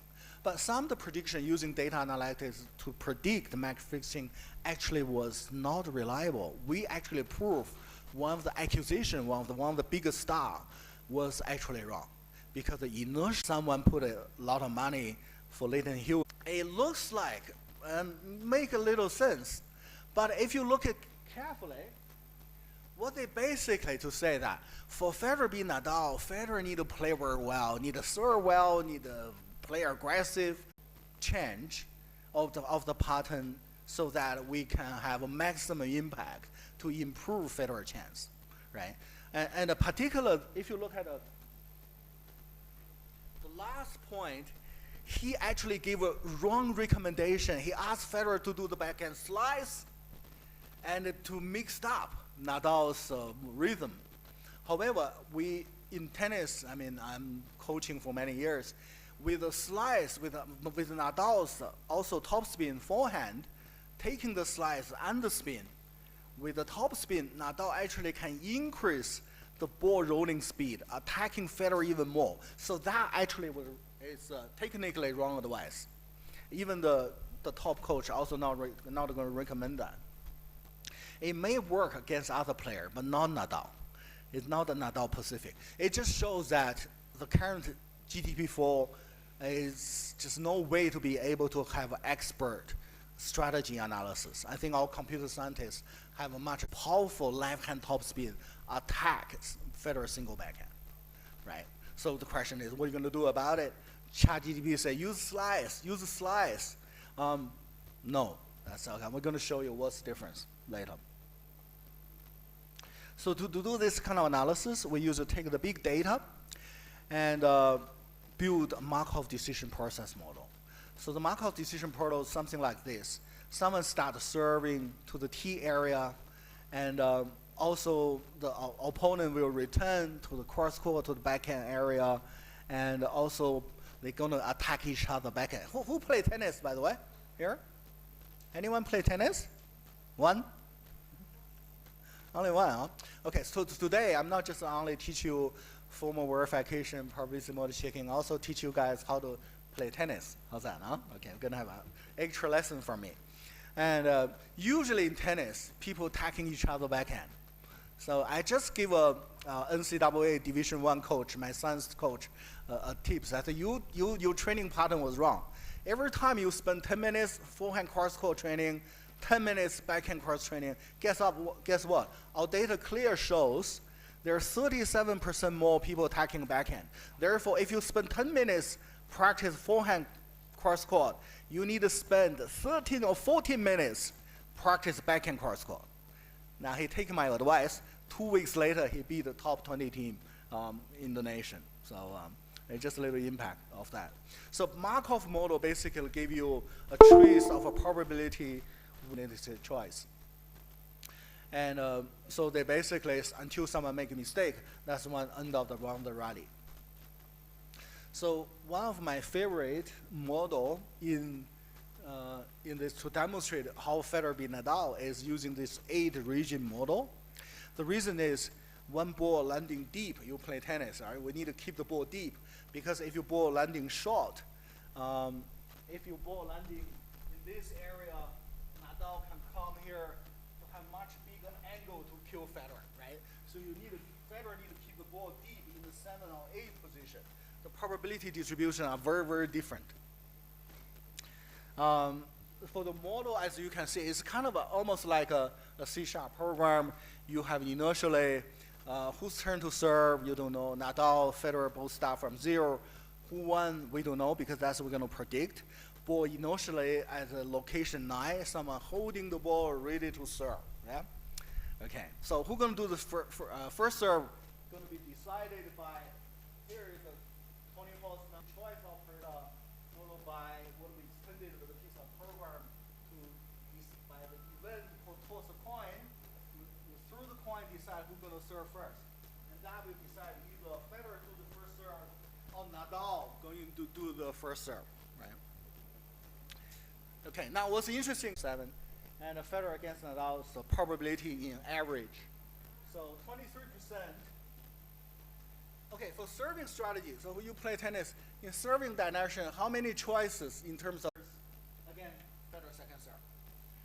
The third strategy is serving directly to the body, which is serving the region 6, where Nadal, non-deterministically, going to be serving to the body, going to jump to the left forehand, or jump to the right to play backhand. So non-deterministically, Nadal going to make that decision. And Federer making about 7% mistake by serving the body. Okay, that's the first serve. As you can see, the second serve, Federer second serve, the probability distribution totally different. Federer only use 15% serving P because the second serve usually is slow, right? You slow, make sure the ball is in. And if you're serving Nadal's forehand, which Nadal's strength, you're serving Nadal's forehand, you get punished. So Federer is quite smart. He didn't really serving a lot Nadal's forehand. Of course, he didn't try to make a mistake because it's a 3% make a mistake. If you make one more mistake, you, what they call in tennis, what they call?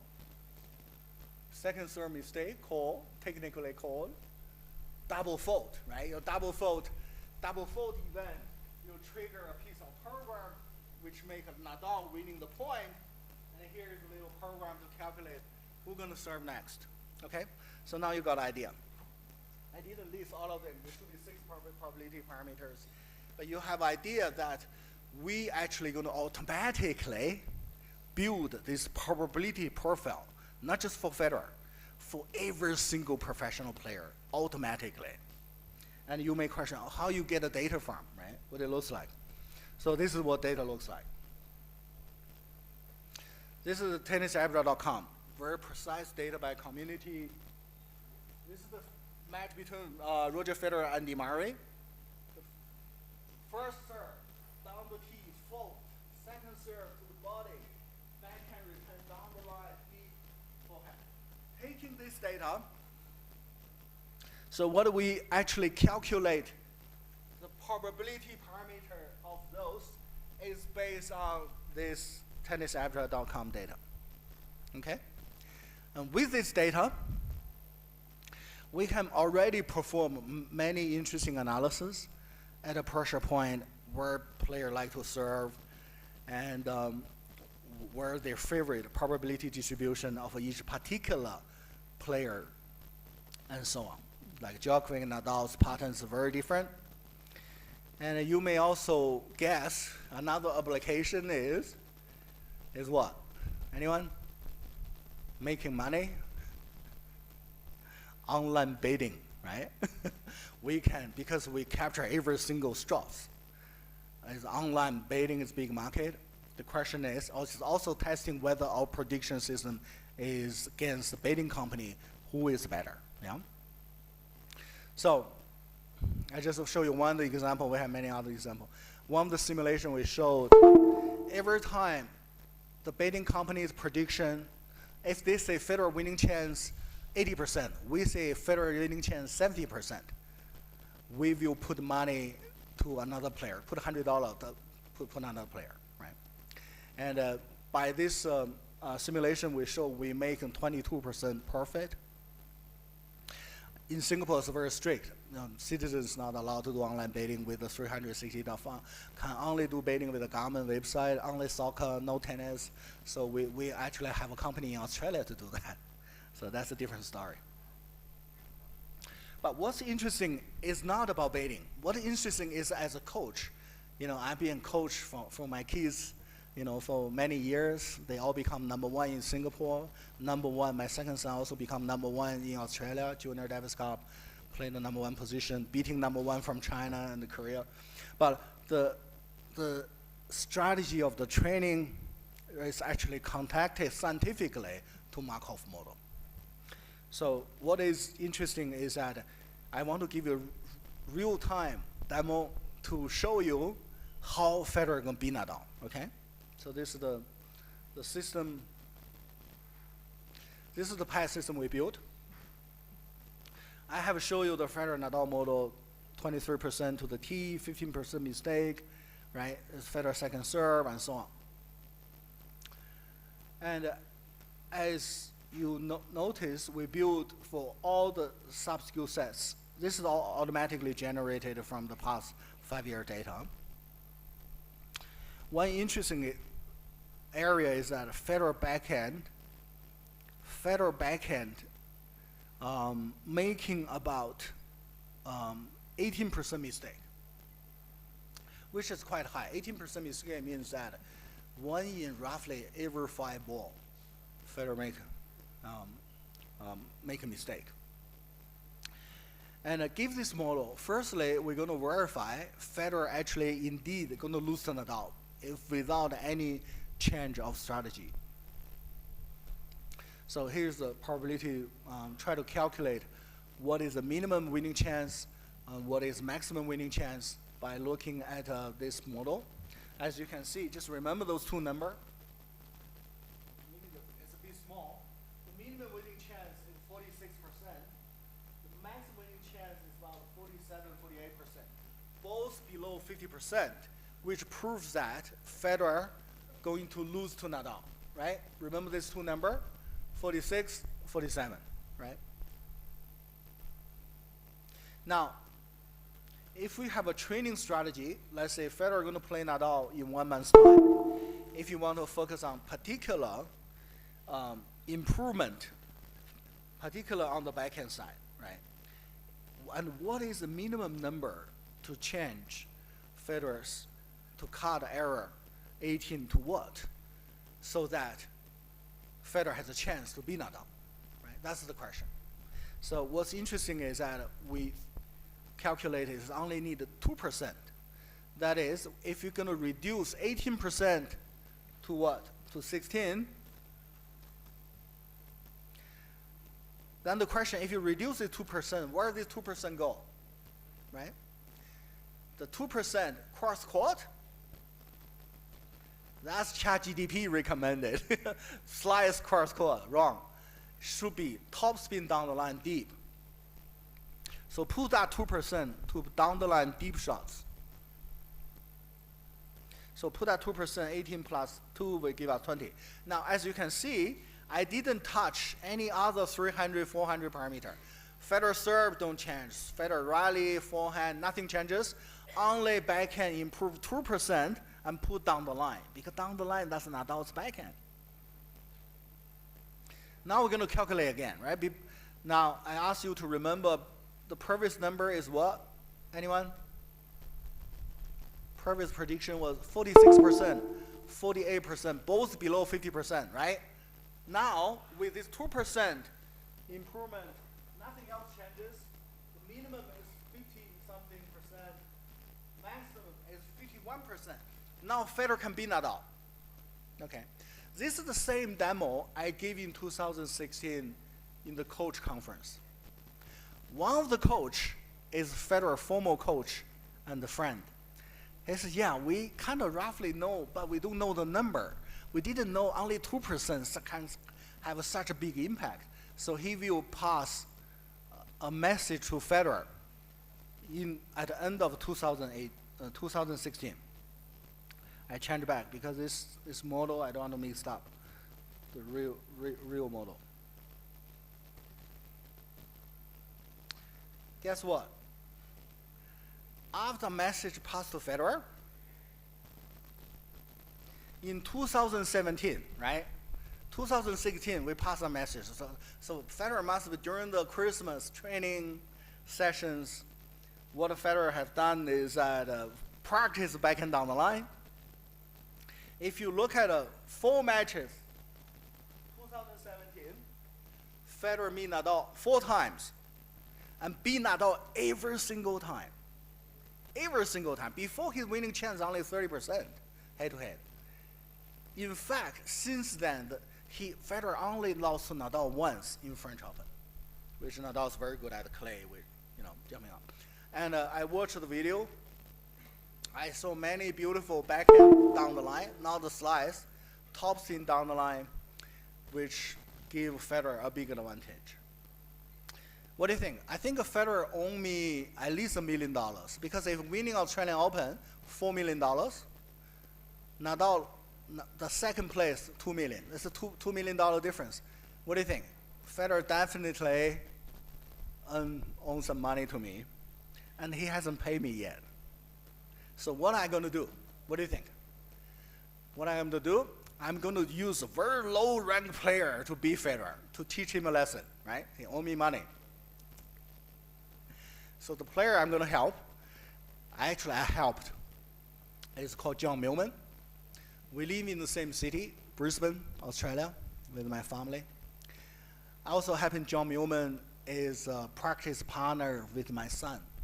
In Australia, the government support a professional player, but one condition, the professional player need to mentor one of the top junior players. So my son was #1 in Australia in junior, so John Millman gave a task. Every week, need a phone call.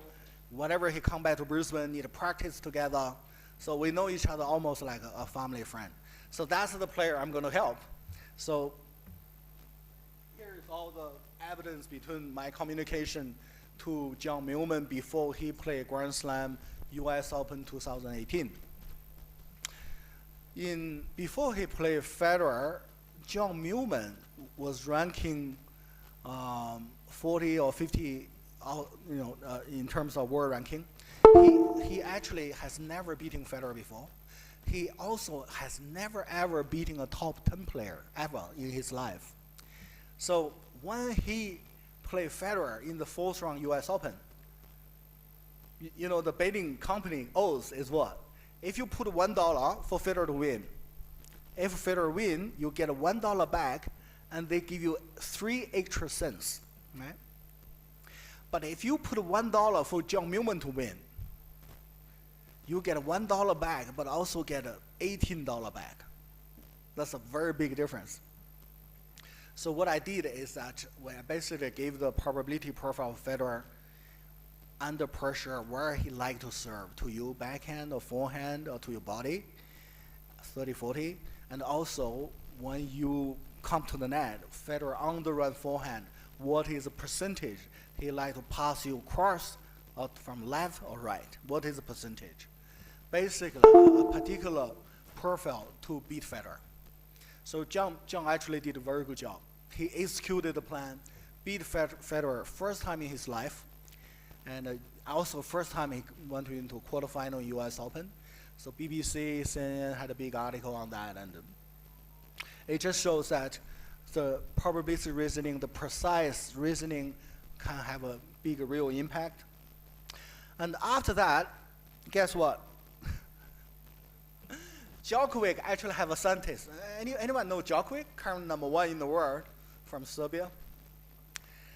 Djokovic data scientist try to get my number. Hey, I heard about beating Federer, a bit of beating Federer story. Can we meet up? Somewhere.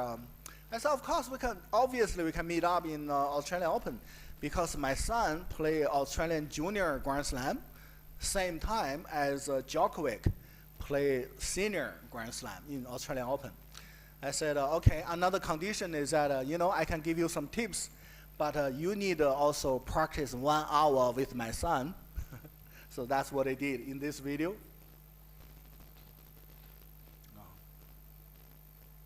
I don't know whether to show that.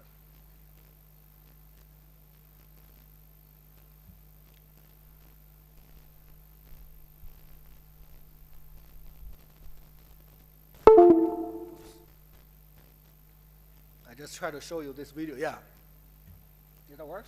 Yeah. Basically, this 1 hour because this one, although practiced with my son, in fact, we are giving Jockway a lot of strategy tips. This is very important, actually, warm-up for Djokovic, because next day he played Roger Federer in semi-final, right? Roger has always a big rivalry of Djokovic. So during this training, I asked my son to simulate backhand slice for return, and put a backhand down the line for Djokovic, and to simulate Roger's pattern. And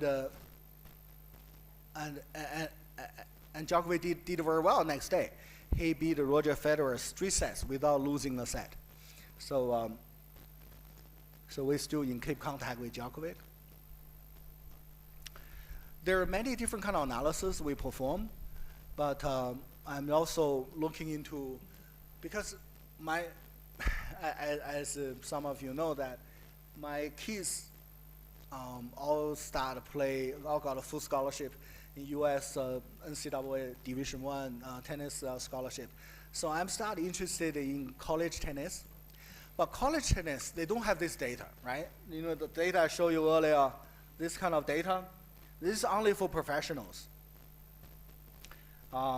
You don't have this kind of data for college player.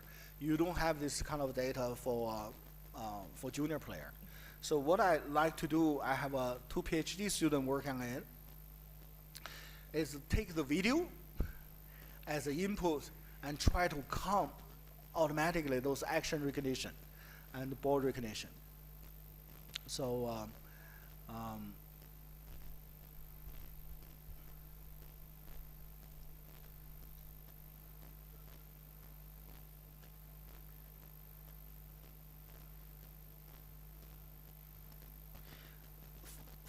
for instance, we need tracking the ball, tracking the tennis ball exactly where it's going to land, and where there's backhand slice, and that is the backhand top spin.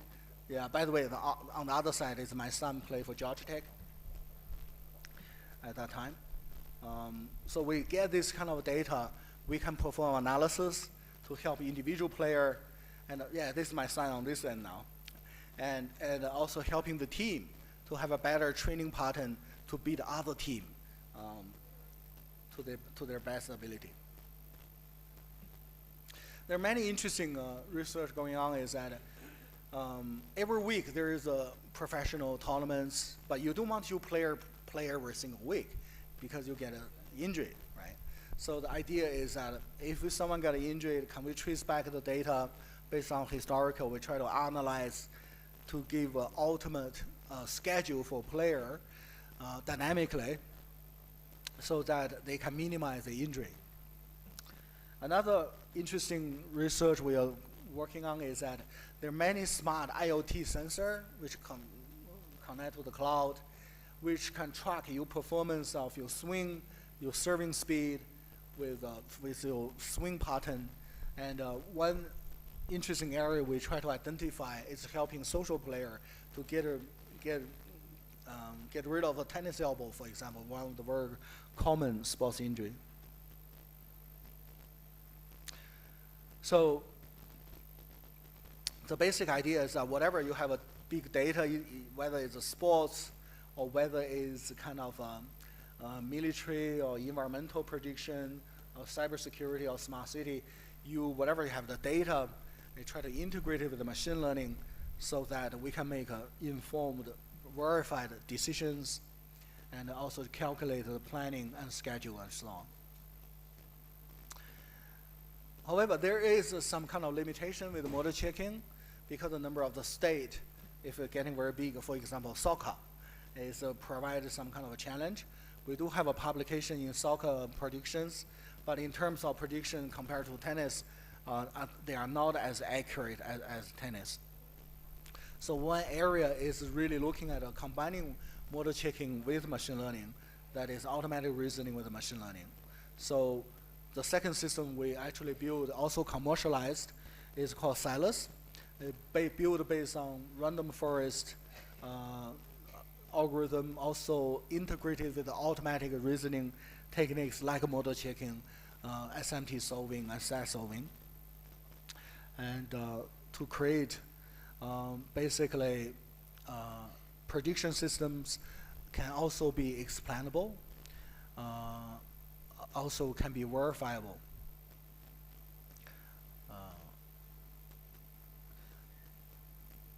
So this is the architecture of the Silas machine learning system, and you do the learning, and the meta learning is similar to what is machine learning. But what is new is that they have this explainability. They can give you insight and tell you, for example, you predict someone has diabetes, and tell you exactly which feature or which attributes of your body contributed to the diabetes prediction. Another important is verifiability. That is, we can verify the machine learning model satisfy, for example, government regulation. For instance, if you have machine learning model recommending adult computer games to a 13-year-old teenager, so that's basically against the government regulation. Our verification engine will be automatically detect that. So verify that is either a case or it is not possible. So the Silas also has been applied to sports predictions. It has a very super fast speed. If you look at a trustworthy and high performance, Silas is really on top of this corner. You may have someone sitting here. You have maybe OpenAI sitting somewhere here. TensorFlow maybe someone here, and where Silas give you more trustworthy and high performance.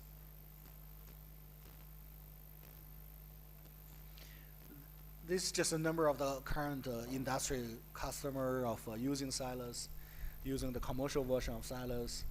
And in the middle, this is the one of the sports betting company using Silas to calculate the winning odds for their sports predictions. Here's the team for building the Silas systems. I'm also want to advertising a new conference series I'm building. It called sports analytics. Initially, I want to make a name as computational sports analytics. The reason is that there are some conference workshops in sports analytics, but they are kind of local. Like, for example, MIT at Boston, every year they have a sports analytics, but running by the business school. It's more focused on management, sports management, more focused on startup companies in sports analytics area. It's lacking scientific research papers in the MIT Sports Analytics Conference. So my vision is building the first international conference on sports analytics, but also associate with one of the sporting events. So our first international conference going to be in Paris 1 week before Summer Olympic. So that's why after the conference, people go to Olympic, the coach and the big sports company, they can also attend the conference and followed by Olympic. The second conference will be in 2005, 1 week after Australian Open Grand Slam. So that will be after the Australian Grand Slam, some of the coach and the player can stay on for the sports analytics conference. So each year, maybe there's a theme associated with one of the major sporting events. So this is in contrast to the MIT model every year in the March happen in Boston every single year. It's a kind of cold, boring, nothing happening Boston in March. And so I believe this is the vision of this new conference series I'm starting. So there's a pre-workshop in Singapore in October. Anyone interested can join me. Yeah, that's pretty much what I have. Thank you so much. I'm looking for collaboration and Maybe I leave the last slides, which kind of a scholarship advertisement from Singapore. If you graduate a bachelor, master, if you want to do a PhD in Singapore, we have many different kind of scholarship.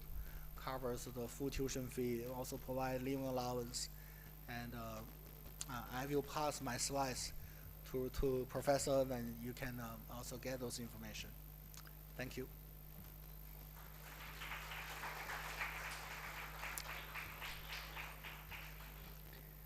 Maybe I take a couple questions. Any question related to computer science or tennis? I'm happy to answer.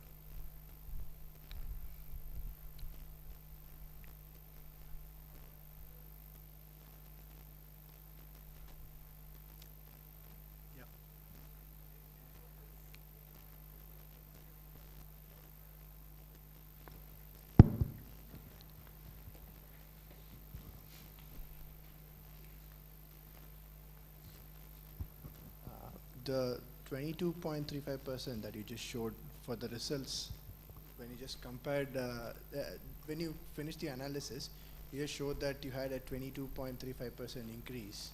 Or sorry, you talk about silos or talk about sports? While you were presenting. PhD what? No. Yeah, in your presentation, when you were showcasing your data about the match points, the serves, when you were comparing, you just told that you had a 22.5% increase, or 22.35% increase. After this, I think. After this or before this? Previous one?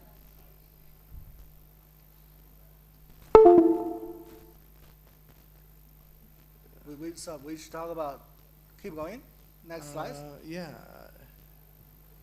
I think when you showed Federer versus Nadal, at that point you showed that. Okay, I see what you mean. This one. Yeah? Yeah, after this. I think you showed, after that you compared strategy and said we have a 23% increase. When you compared the results of all the data that you collected from the site that you just mentioned. Well, it's short. Yeah, after this. You mean during my demo? I mean this slide. You showed a number. This one? In the bottom, you had a green color 23% somewhere. After this. Yeah, about the results. Yeah, after this. When you get the data, after this, you analyze the data.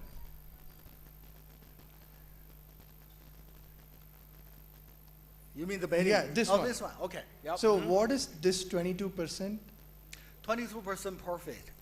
So we put if you look at detail, for every match, if our prediction different from the betting company, we put $100. Okay? So as you can see, actually most time we lose $100, but when we win big. And the total, we put $100, what we win is that the profit we make is make 22% profit, which proves that our model is much more accurate compared First to. I thought it was 827 positive results, which didn't seem like a lot. That's why I wanted to ask. Is this 22% profit? Okay. Yeah, 22%. I thought 22% better betting rates. I thought it was your prediction versus their prediction. Yeah, it's like we put we basically make $800 out of $3,000. We put it in. We get a $3,000 back. In addition of that, we make $800 profit. So make 22% profit. I thought out of 3,700, you got back 827, which is what my. No, we put $3,700 in, and we get all those money back, and then we get extra $800. Okay. That's why we make 22% profit, which means we are more accurate than betting company. That's also the reason they subcontract us now to do the calculation of the prediction for them. Yeah. So what the betting company usually do, they basically calculating the winning chances based on the ranking points, which is very high level data. right? What we do, we consider every single shots in their entire last 5 years, last 3 years, last 1 year. We have all these kind of model to really counting every single mistake or every winner they hit. So that's also based on different player, different strategy. So we are much more domain specific, more precise predictions. And we also try the deep learning machine model. They are far away from what we do. Yeah, we are more symbolic, more precise. And so I understand there will be a storage constraint and for the large amount of data that you analyze, every match by match, serve by serve. So how are you handling the storage constraints? All the data that you log, match versus match, match by match and shot by shot that you log in, I'm pretty sure there will be some kind of a storage constraint because, so how are you handling that? Would Yeah. be If you take this data, we have an algorithm called extraction algorithm. We take this algorithm, we calculate the average, and that will give us this parameter. Okay. So this parameter is based on this data. Yeah.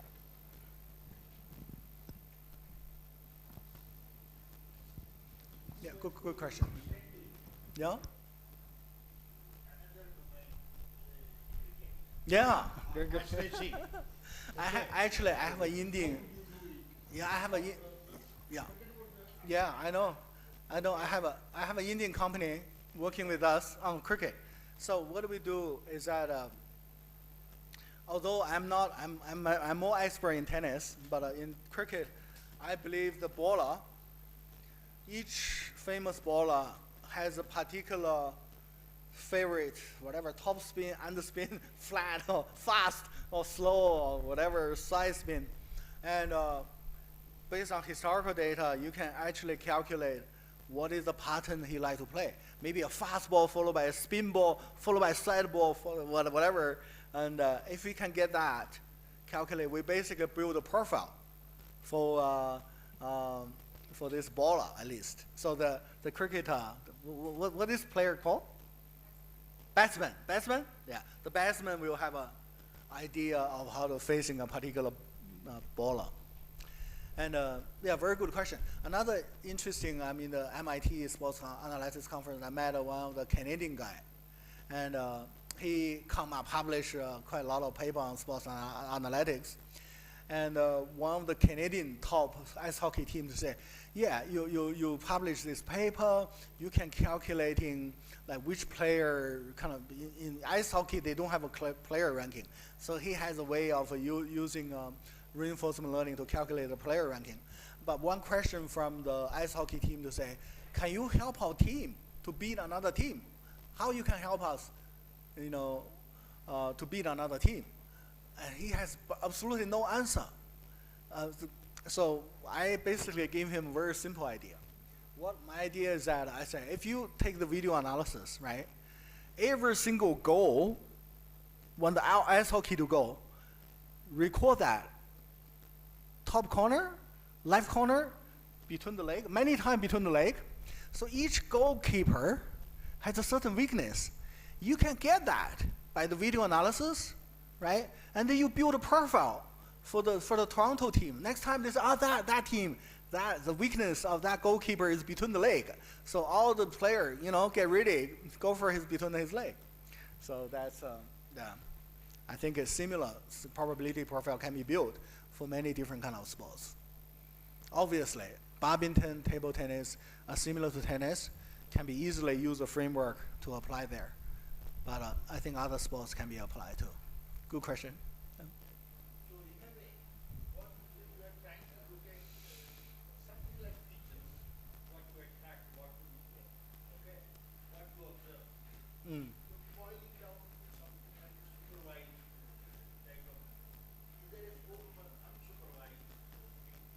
Yeah. Yeah, we tried kind of a deep learning, just taking the data in, try to prediction, they're not as accurate as our model. We tried out many different way of using reinforcement learning.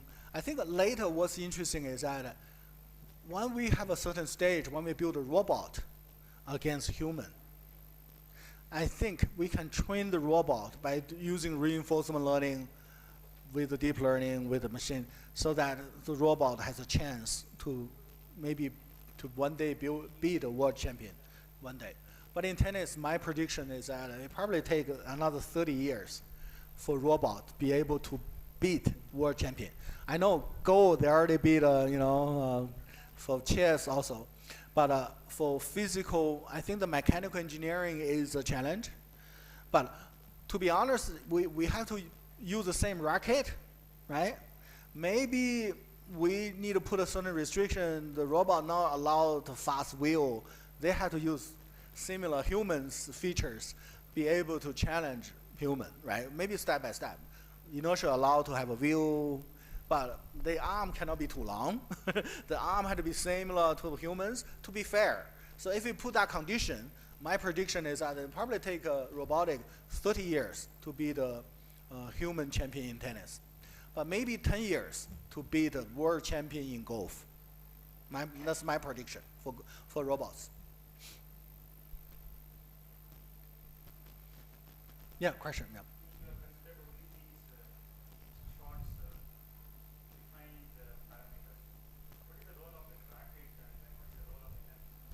Yeah, of course, there are certain, we assume everything equal, right? I mean, a lot of players use either Wilson, Bobla, and Head. There's the three big companies dominating tennis. Most of them, we're assuming most of the equipment are pretty much equal.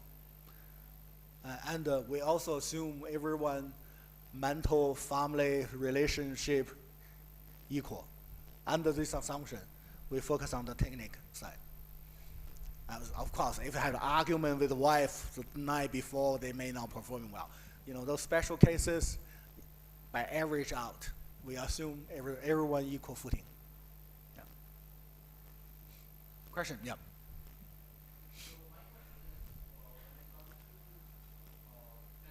Yeah.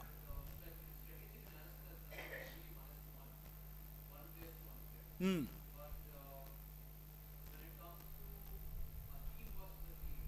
Yeah.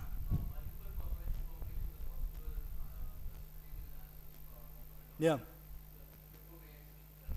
Yeah, very good question.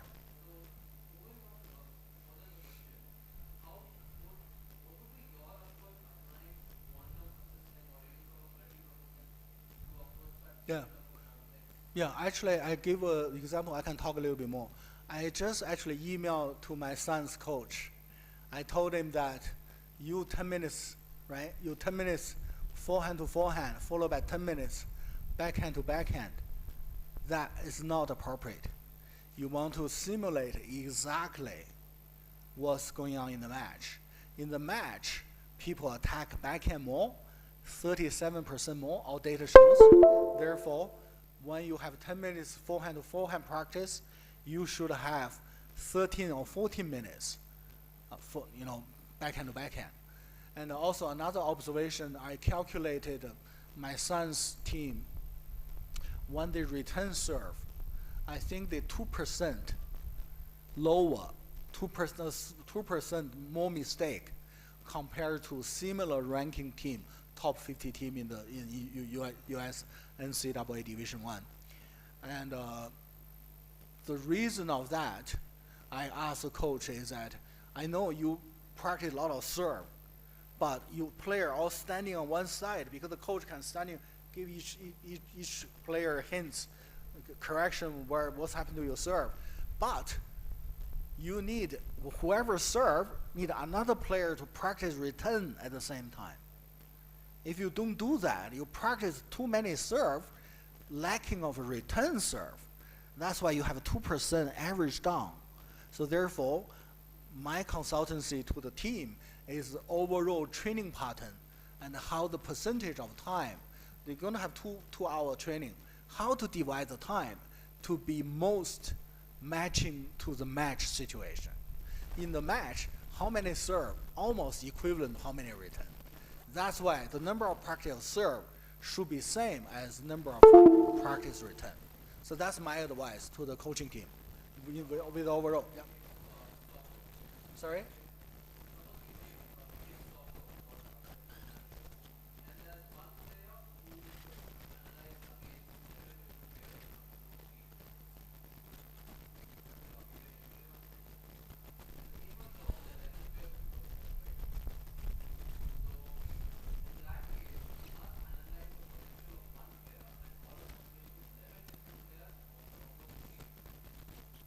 No. In tennis, in color tennis, you have a double. Everyone play double, and just one set. Whoever win two sets, other sets stop play, and then you have a 6 singles simultaneously. Number 1 versus number 1, number 2 versus number 2. You don't have one player versus the 11 that. You basically fix your position. Like my son right now play number 3, always play number 3. Usually they don't change. Sometimes they change a little bit if another player got injured. Yeah, that's how they play.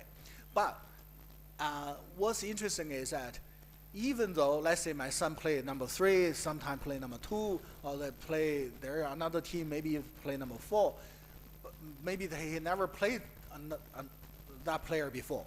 What we can use is that we can use that particular player against average right-hand player he ever played as a profile.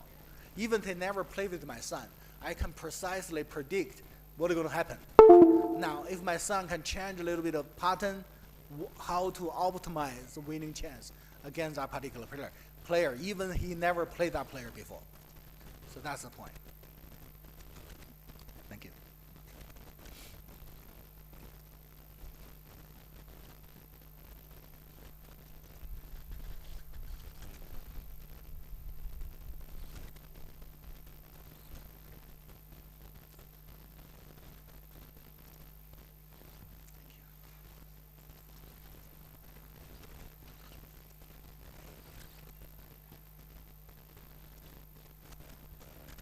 I thank Dr. Jinsong for the informative session. The session gave the thorough overview of the sports strategy analysis and trusted decision making. It was indeed interesting to understand the integration of probabilistic model checking with the sports strategic analysis. We are very thankful to you for the informative session, sir.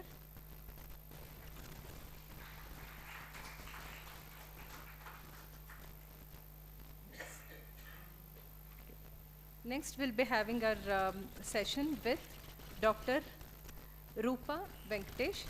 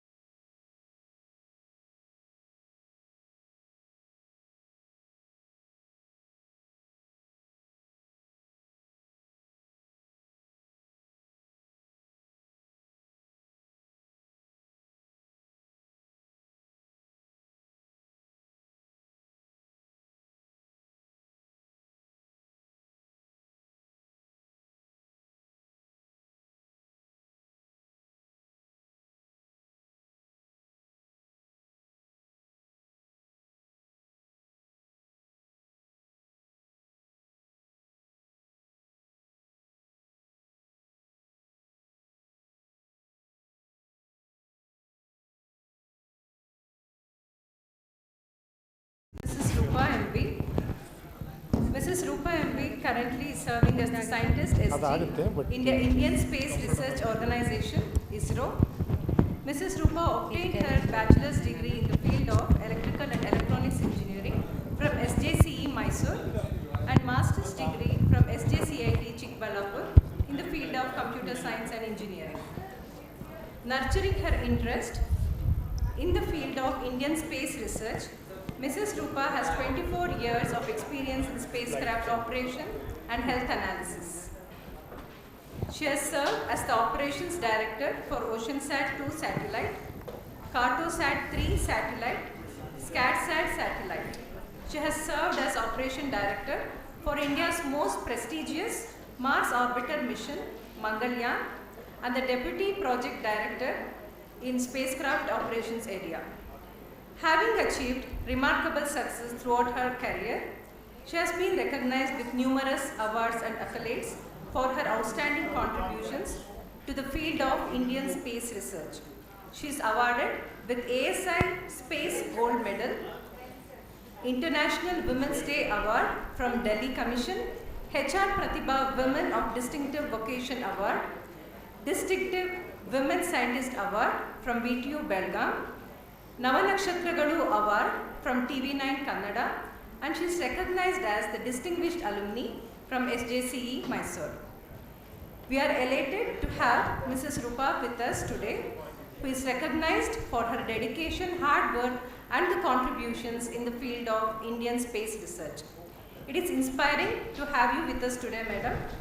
I invite you to share your knowledge and insights with us. Please take over the session, ma'am. Thank you.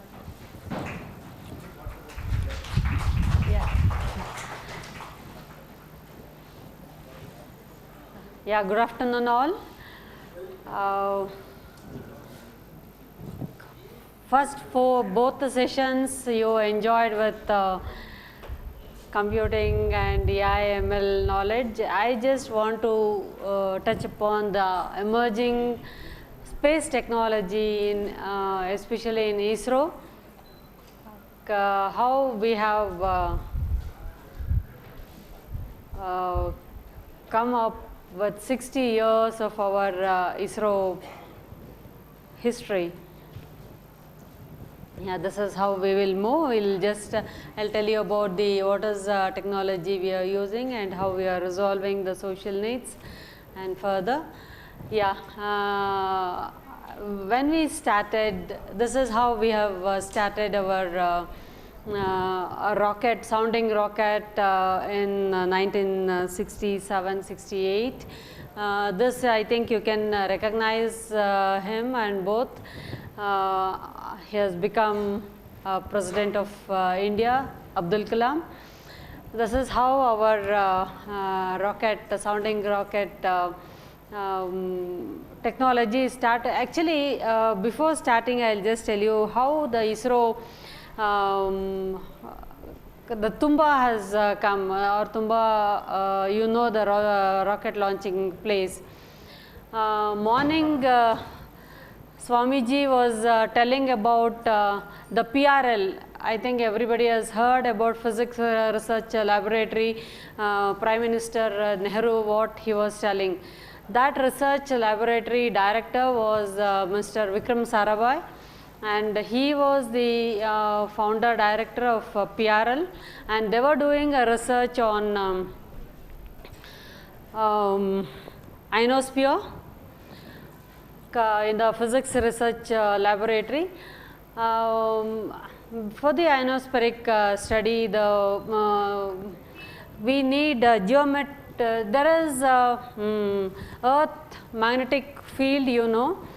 Earth equator and magnetic equator are two different equators. You know about the Earth equator, but Earth magnetic equator is almost 9 degrees above the Earth. So, to study this ionospheric, where that magnetic equator is there, as the opt place, but we had an opportunity in India that magnetic equator is passing in the southern part of Kerala, that is the Tumba, near Tumba. But For the other country, they don't have the opportunity to get this opportunity. But the other place, in India, other places, South America, but South America, what we can tell is the magnetic force is stronger here than the South America. So this place everybody was looking into, and our Dr. Sarabhai has taken advantage of this opportunity, and he invited all space agencies to come and do the research in our area with one condition, telling you have to allow our engineers to work with you. So with that condition, nearly all other space agencies, US, France, Japan, Germany, everybody will come, and allowing our young engineers to involve with them to get the rocket science in knowledge. So in that, when he was searching young engineers, he was hand-lifted these few people like Dr. Abdul Kalam and Dr. Satya Arvamadam, few people now has become very eminent personalities. So like that, we have started our journey in a space technology with a small sounding rockets.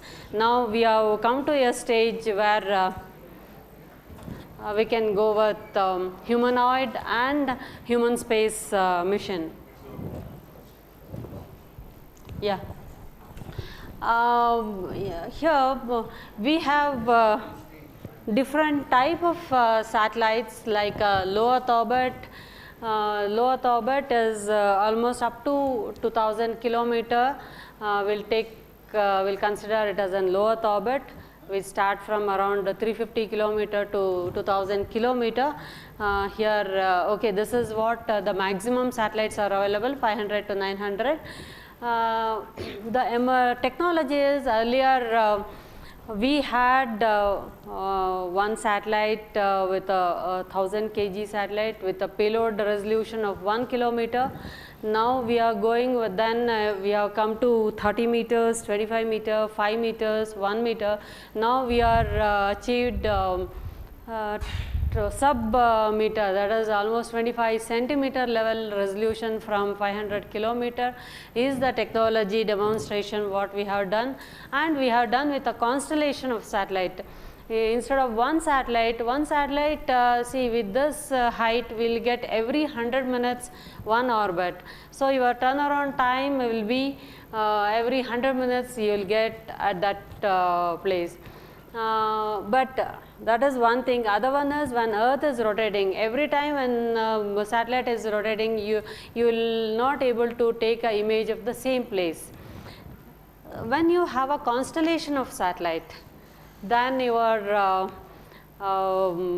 this turnaround time will be minimized. Now we are taking almost every 15 minutes of the same place.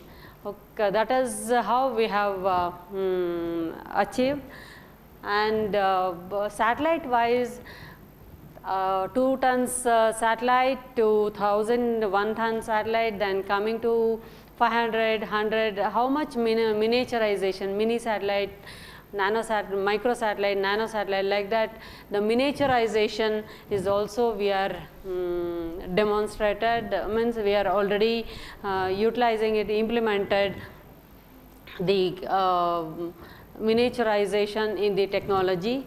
And orbit determination. Orbit determination is another big challenging for the mathematicians, like how to determine the orbit, where the satellite is, which velocity is going and what path it is coming, how to predict another 1 week every instant where the satellite is. What is the accuracy we were getting? We used to get the satellite to the full orbit, then only we were able to predict for the next orbit. But now we are able to slowly with the arc of data in an orbit, if we get one segment of data, we are able to predict for a week or a month. Now it has come Even onboard itself, orbit, it will be predicting, and it is autonomously doing all the work. That is the technology what at present we are in the low Earth orbit. Coming to geo is all communication satellites. We are in the geosynchronous orbit of 36,000 kilometer height. There also we have there it is usually we used to have a transponder for communication satellites, but now 36,000 kilometer, how to image the Earth is one. Last few years back we have got the technology how to image from that height. And usually all the navigation, your GPS satellite will be in the orbit of 22,000 kilometer. Now we are doing with a 36,000 both geostationary orbit and geosynchronous orbit. Then we moved on to a moon where it has gone up to 4 lakh kilometer. 4 lakh kilometer, one is the communication technology, how to improve communication technology. Other one is inserting into the other orbit. We were master in orbiting around the Earth. Now we had to go away from Earth and we had to start orbiting around the moon. Inserting orbit is another big challenge for, especially for mathematic division where orbit determination is involved. And in Chandrayaan we are having a dual frequency synthetic aperture is the best of its one of its kind in the world, where we have dual frequency. All other countries having a single frequency radar imaging is another technology what we have emerged with. And onboard autonomy, other one is the high resolution. High resolution is again it has become such a demanding camera is called OHRC, orbiter high resolution camera. 25 centimeter at lunar surface is also again the first of its kind. The technology is ISRO has demonstrated. Next aim was our technology demonstration was going to Mars. That is going almost 225 million kilometer away from the Earth. When we inserted into Moon's orbit, with the communication, you just think of communication and with a low cost. See, any deep space communication usually will go with X band or K band or Ka band with a high frequency band, but he wanted to go with a low cost, so we went with the S band frequency. We could able to communicate even when it is very far away from Earth. It is going up to 400 million kilometer. We are communicating in S band. That is the antenna. We have a very high gain antenna.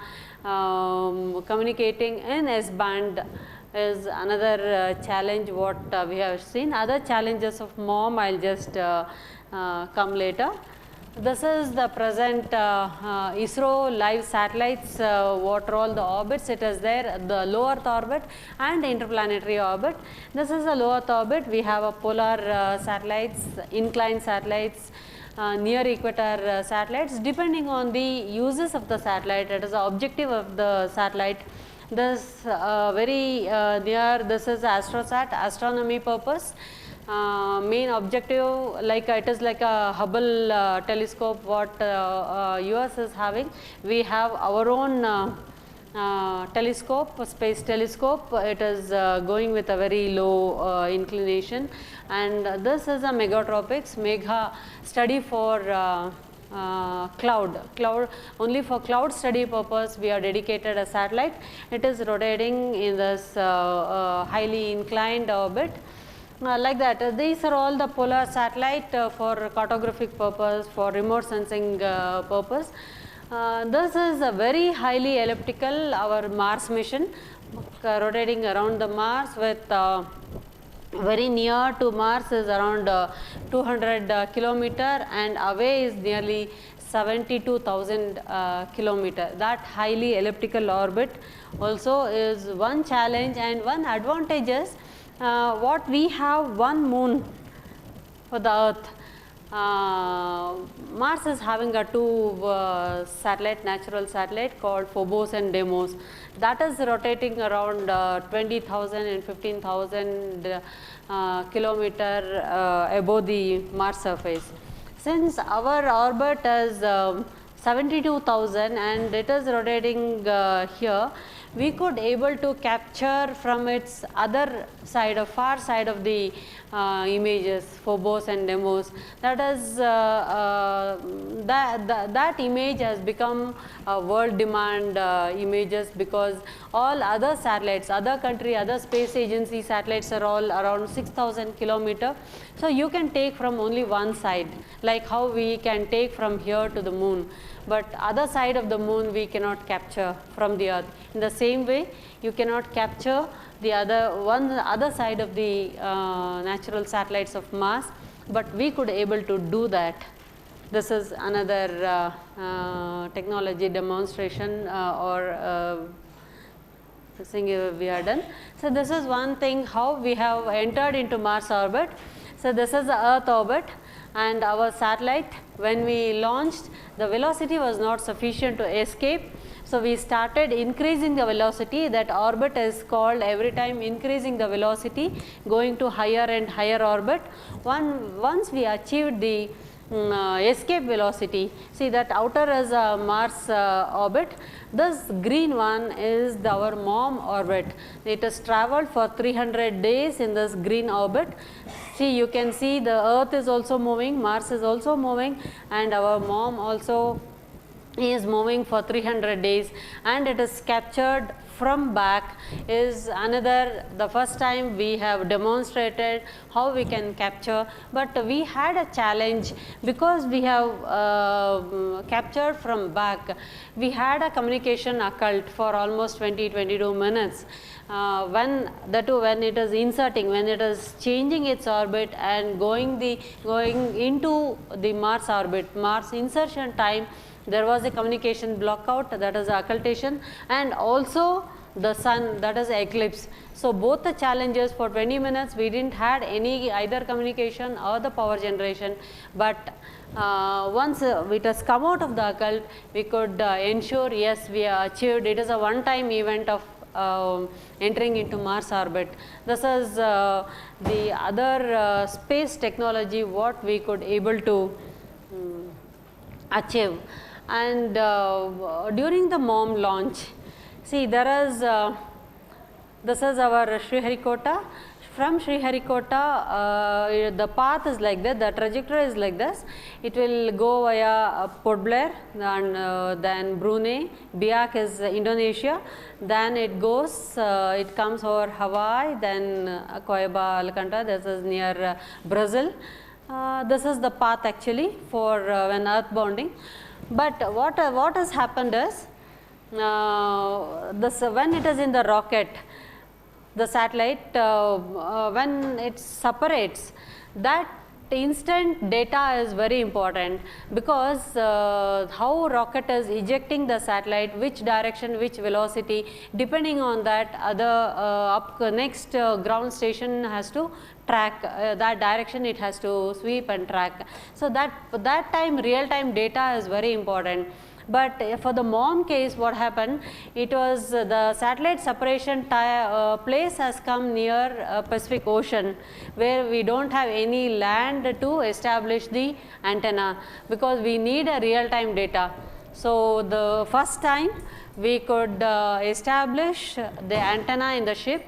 From the Ship Corporation of India, we have taken 2 ships, and we have traveled for a month, and we established 2 antenna in the ship, because when in the ocean, the pitching and rolling, the waves, that stability is another challenging job what we had, and we could able to get 100% data, and exactly we could able to start tracking from the other ground station antenna.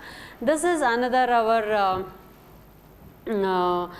technology. What we have is all other satellites, remote sensing satellites tracking, we are having with a 10 meter to 11 meter antenna with a S-band frequency.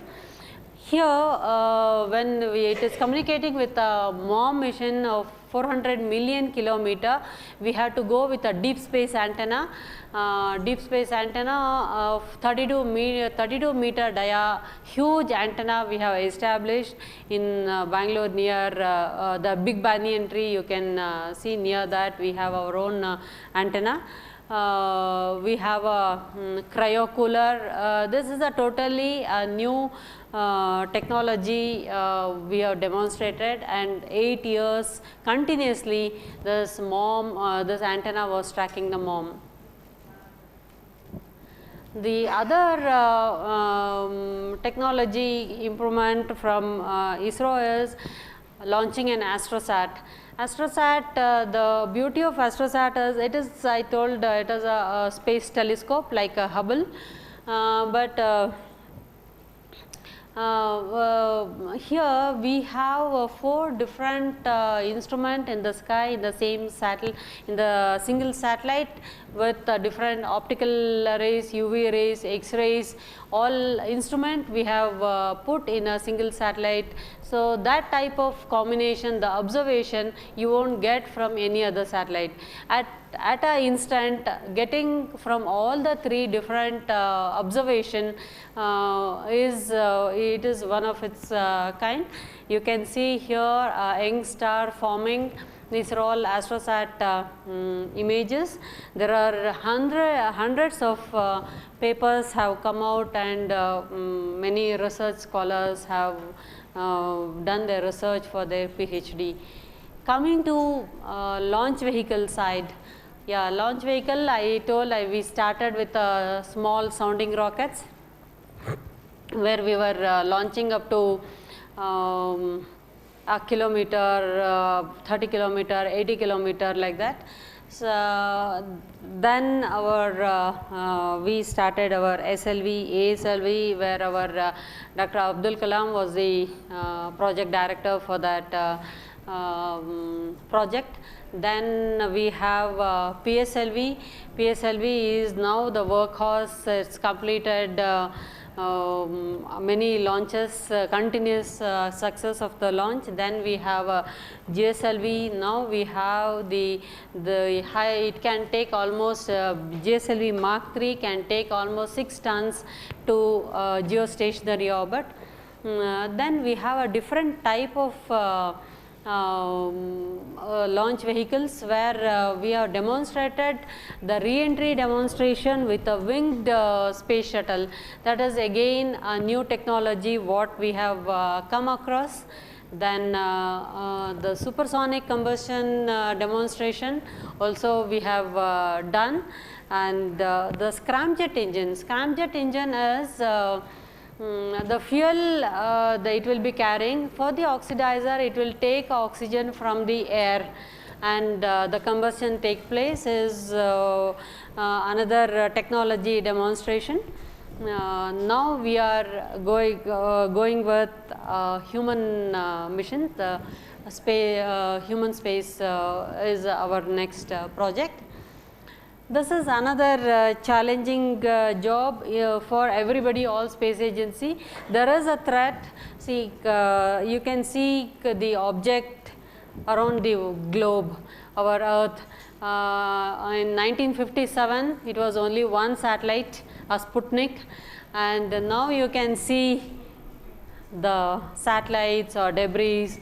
The debris is not only the satellite, it is a launch vehicle, the upper part of the launch vehicle, the 4th stage or the upper stage of the launch vehicle also will attain the that much of velocity. So immediately it will not come to Earth, it will rotate, it will orbit for many years, almost 10 years, 20 years, 25 years, depending on the which altitude it has gone and which velocity it has gained. So that will become debris. its job is done, because once it is launched, it is separated from the satellite, but it will rotate as a debris. So, and so many, once if it is bombarded or it is collided, it will become parts, many parts. One has become hundreds of parts because of its very high velocity, almost 7.5 kilometer per second speed it will be traveling. With that height, when it is collide, one object will become thousands of objects. In that way also the debris are multiplying. So, this is one challenge, how to avoid collision with our operating satellite. This is one example of Hubble satellite solar panel got damaged with hitting by debris. And now latest James Webb, I think everybody knows, new NASA, ESA with a cooperation, they have gone with a very gigantic telescope in the space, and that also has now damaged by a micro debris. So, these are all how to avoid is the big challenge. Many technologies are coming, the robotics arms are coming, it has to catch the debris and push it towards the earth, so that once it comes towards the earth, once it entered the atmosphere is there up to what kilometer? The Kármán lane, you know, what is a Kármán lane? How to define it as a space.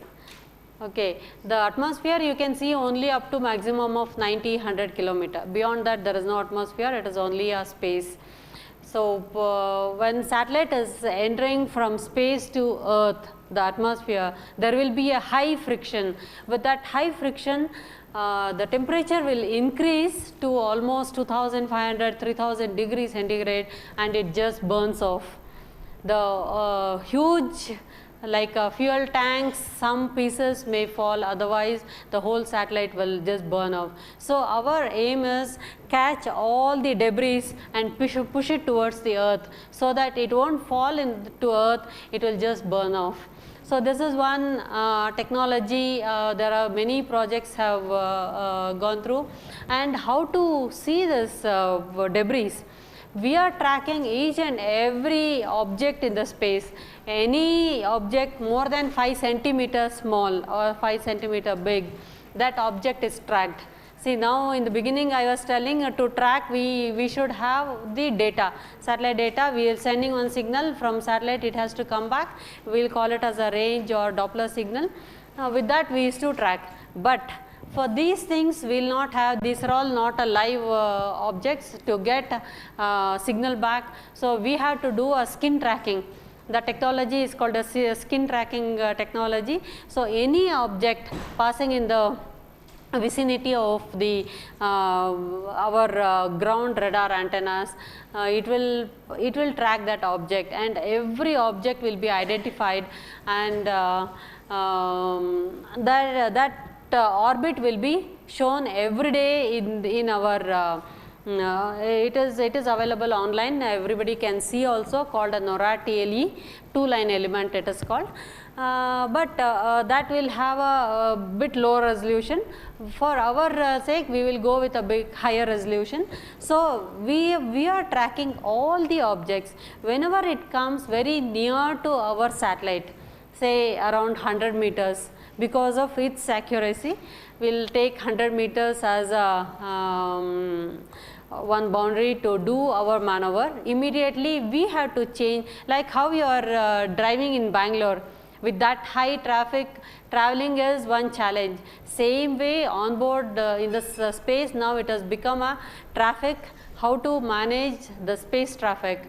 So, whenever any object comes vicinity of our satellite, we have to change the path, and once it passes, again we have to put back our satellite to the defined orbit.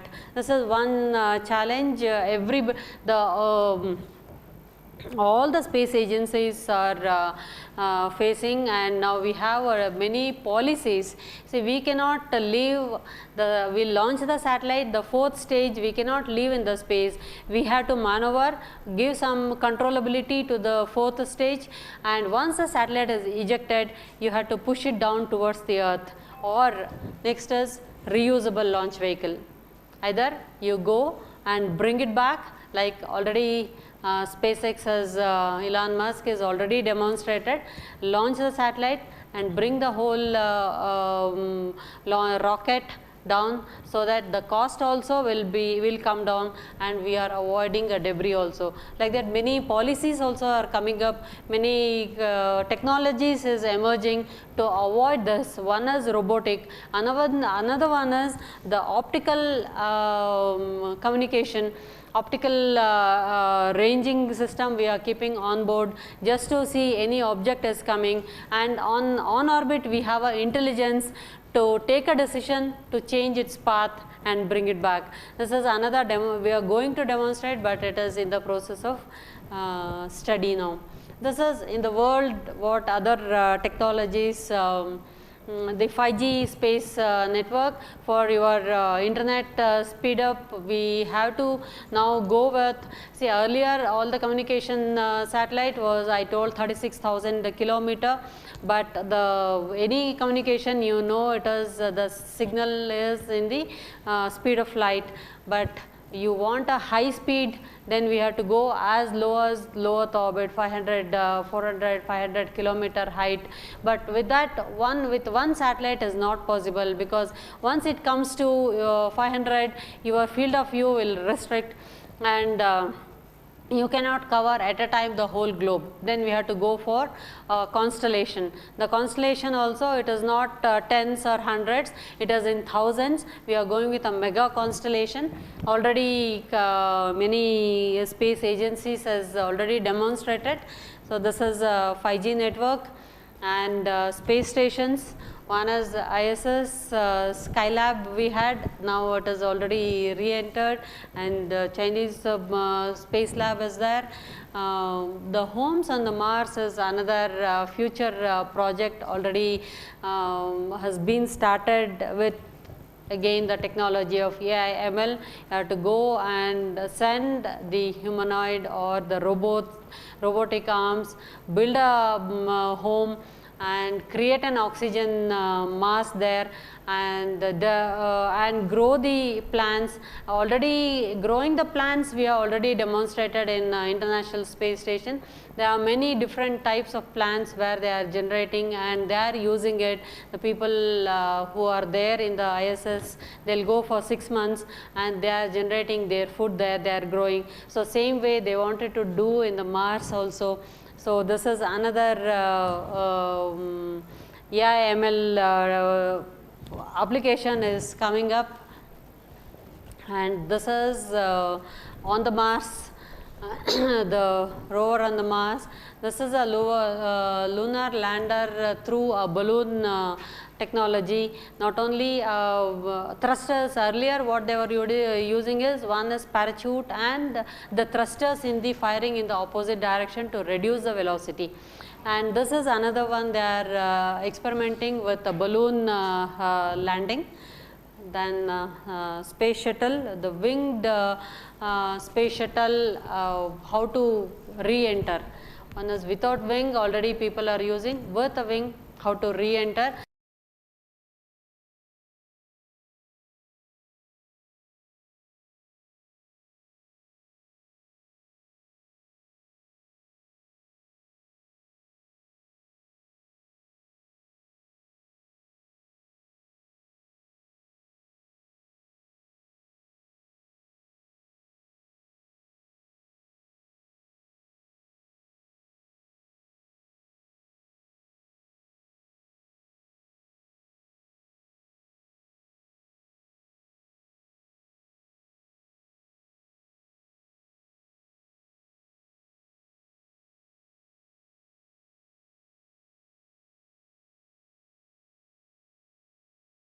And handed over to Mahavir artificial leg one company, and now it has become popular everywhere. People are using it. It has become really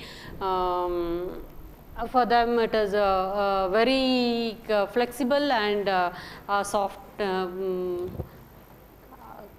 strength. The material strength is very good with a flexible. That is the technology we are given to the public. And this silica aerogel material is also used for border security people, where in Siachen people they have to for the thermal protection. This aerogel coat is another byproduct of our launch vehicle material, and now the government is supplying this silica gel to all the so the border security people where they are serving in the borders like Siachen, going with a -20, -30 degree centigrade. So this is one big what we can call spin-off technology. Now it has come to a public usage. This one, the tech powder. Tech powder, see in the fire you have a different type of fire. Fire with a wood, fire with a chemical firing, but the metal friction fire is very dangerous. Only with the water or with the sand you cannot avoid that fire. So they were our rocket lab people were searching for a new technology to get this fire extinguisher powder. Finally, they had a few powders, but it is not sufficient for the huge like our cryogenic engine metallurgy labs where they are working. If any metal friction fire catches, extinguishing is one big technology. So for that we found out one powder called ternary electric chloride. It is called a tech powder. The tech powder has really form of wonders in the world. Now it has come to a commercial thing, and commercially it is available everywhere now. This is another one is that Tata bus is using this hydrogen cell battery, totally environmental free we can take. This is another byproduct of our ISRO technology has coming to common usage. That's what I was telling in the morning also. Any technology, any emerging technology you want to discuss, you just think of how it can be used for your societal use, nation's societal use. This is another one, a low cost artificial heart pump. It can pump almost 3 to 5 liters per minute, very lightweight and low cost. Also is demonstrated and given to in Kerala government hospitals to use it now. Now it will become like a very cost effective for the people who wants the heart replacement. These are all upcoming, not upcoming, is already space tourism has already started. Already near 7 companies have already demonstrated. People have already gone space tourism. They were there in one orbit, or they experienced 7.5 kilometer velocity in the space and come like SpaceX, Virgin Galactic, Blue Origin, Zero to Infinity. So many agencies are already doing, and now recently Dubai, the UAE space agency also has taken up. They are going to demonstrate in this June this space tourism, and this is yes, emerging technology you people can really think of. For the student satellite, you can really think any applications. Now there are so many startups. In India, earlier it was only ISRO, a space agency. Now there are many startups have come. They are doing wonders, doing a satellite with a different scientific instrument for the common person usage. So student satellites also is one you people can think of. Think a good science instrument what you can put for this student satellite, which you can use it for your own college purpose. Even for the examination, one Mumbai, IIT Mumbai, they have done one student satellite where they all over IITs they want to download the question paper at a time through satellite application. From the satellite at particular time the data will download and process and given to the students. This is one thing they have just demonstrated nearly 7-8 years back. But you can go with a different application for the societal use. And the last, I just want to tell, see, you know the three forces, Navy, Air Force and Defense. Now the fourth frontier has come, the space. Space is another force where we have to, we are making that very strong now.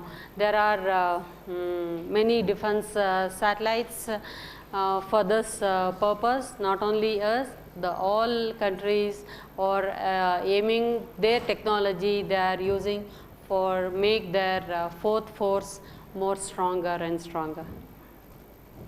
Thank you.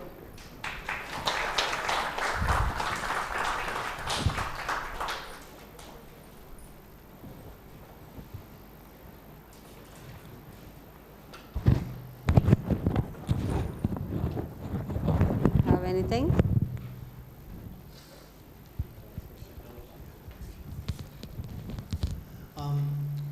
For the communication between ground and the satellites, if there's any technique looking at the security of the protocol? Yes.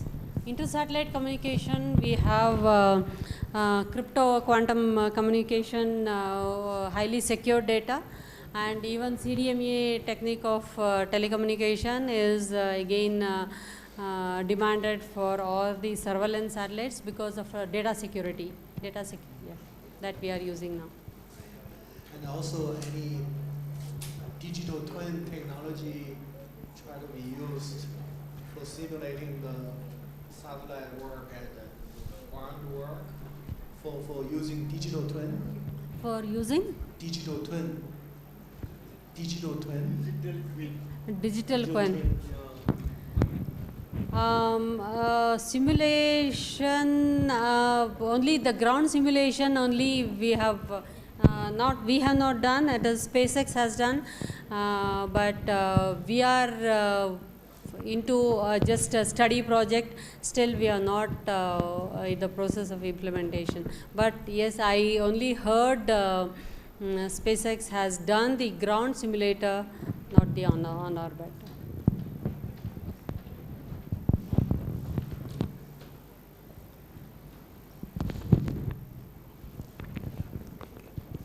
Thank you.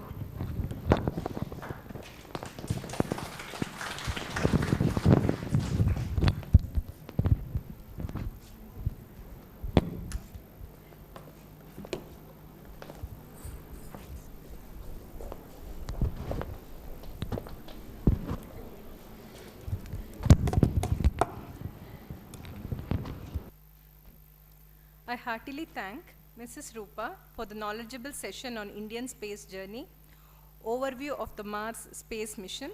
We were highlighted about the challenges faced in the space missions and the breakthrough technologies to overcome the challenges. Thank you for the educative session, ma'am. Thank you.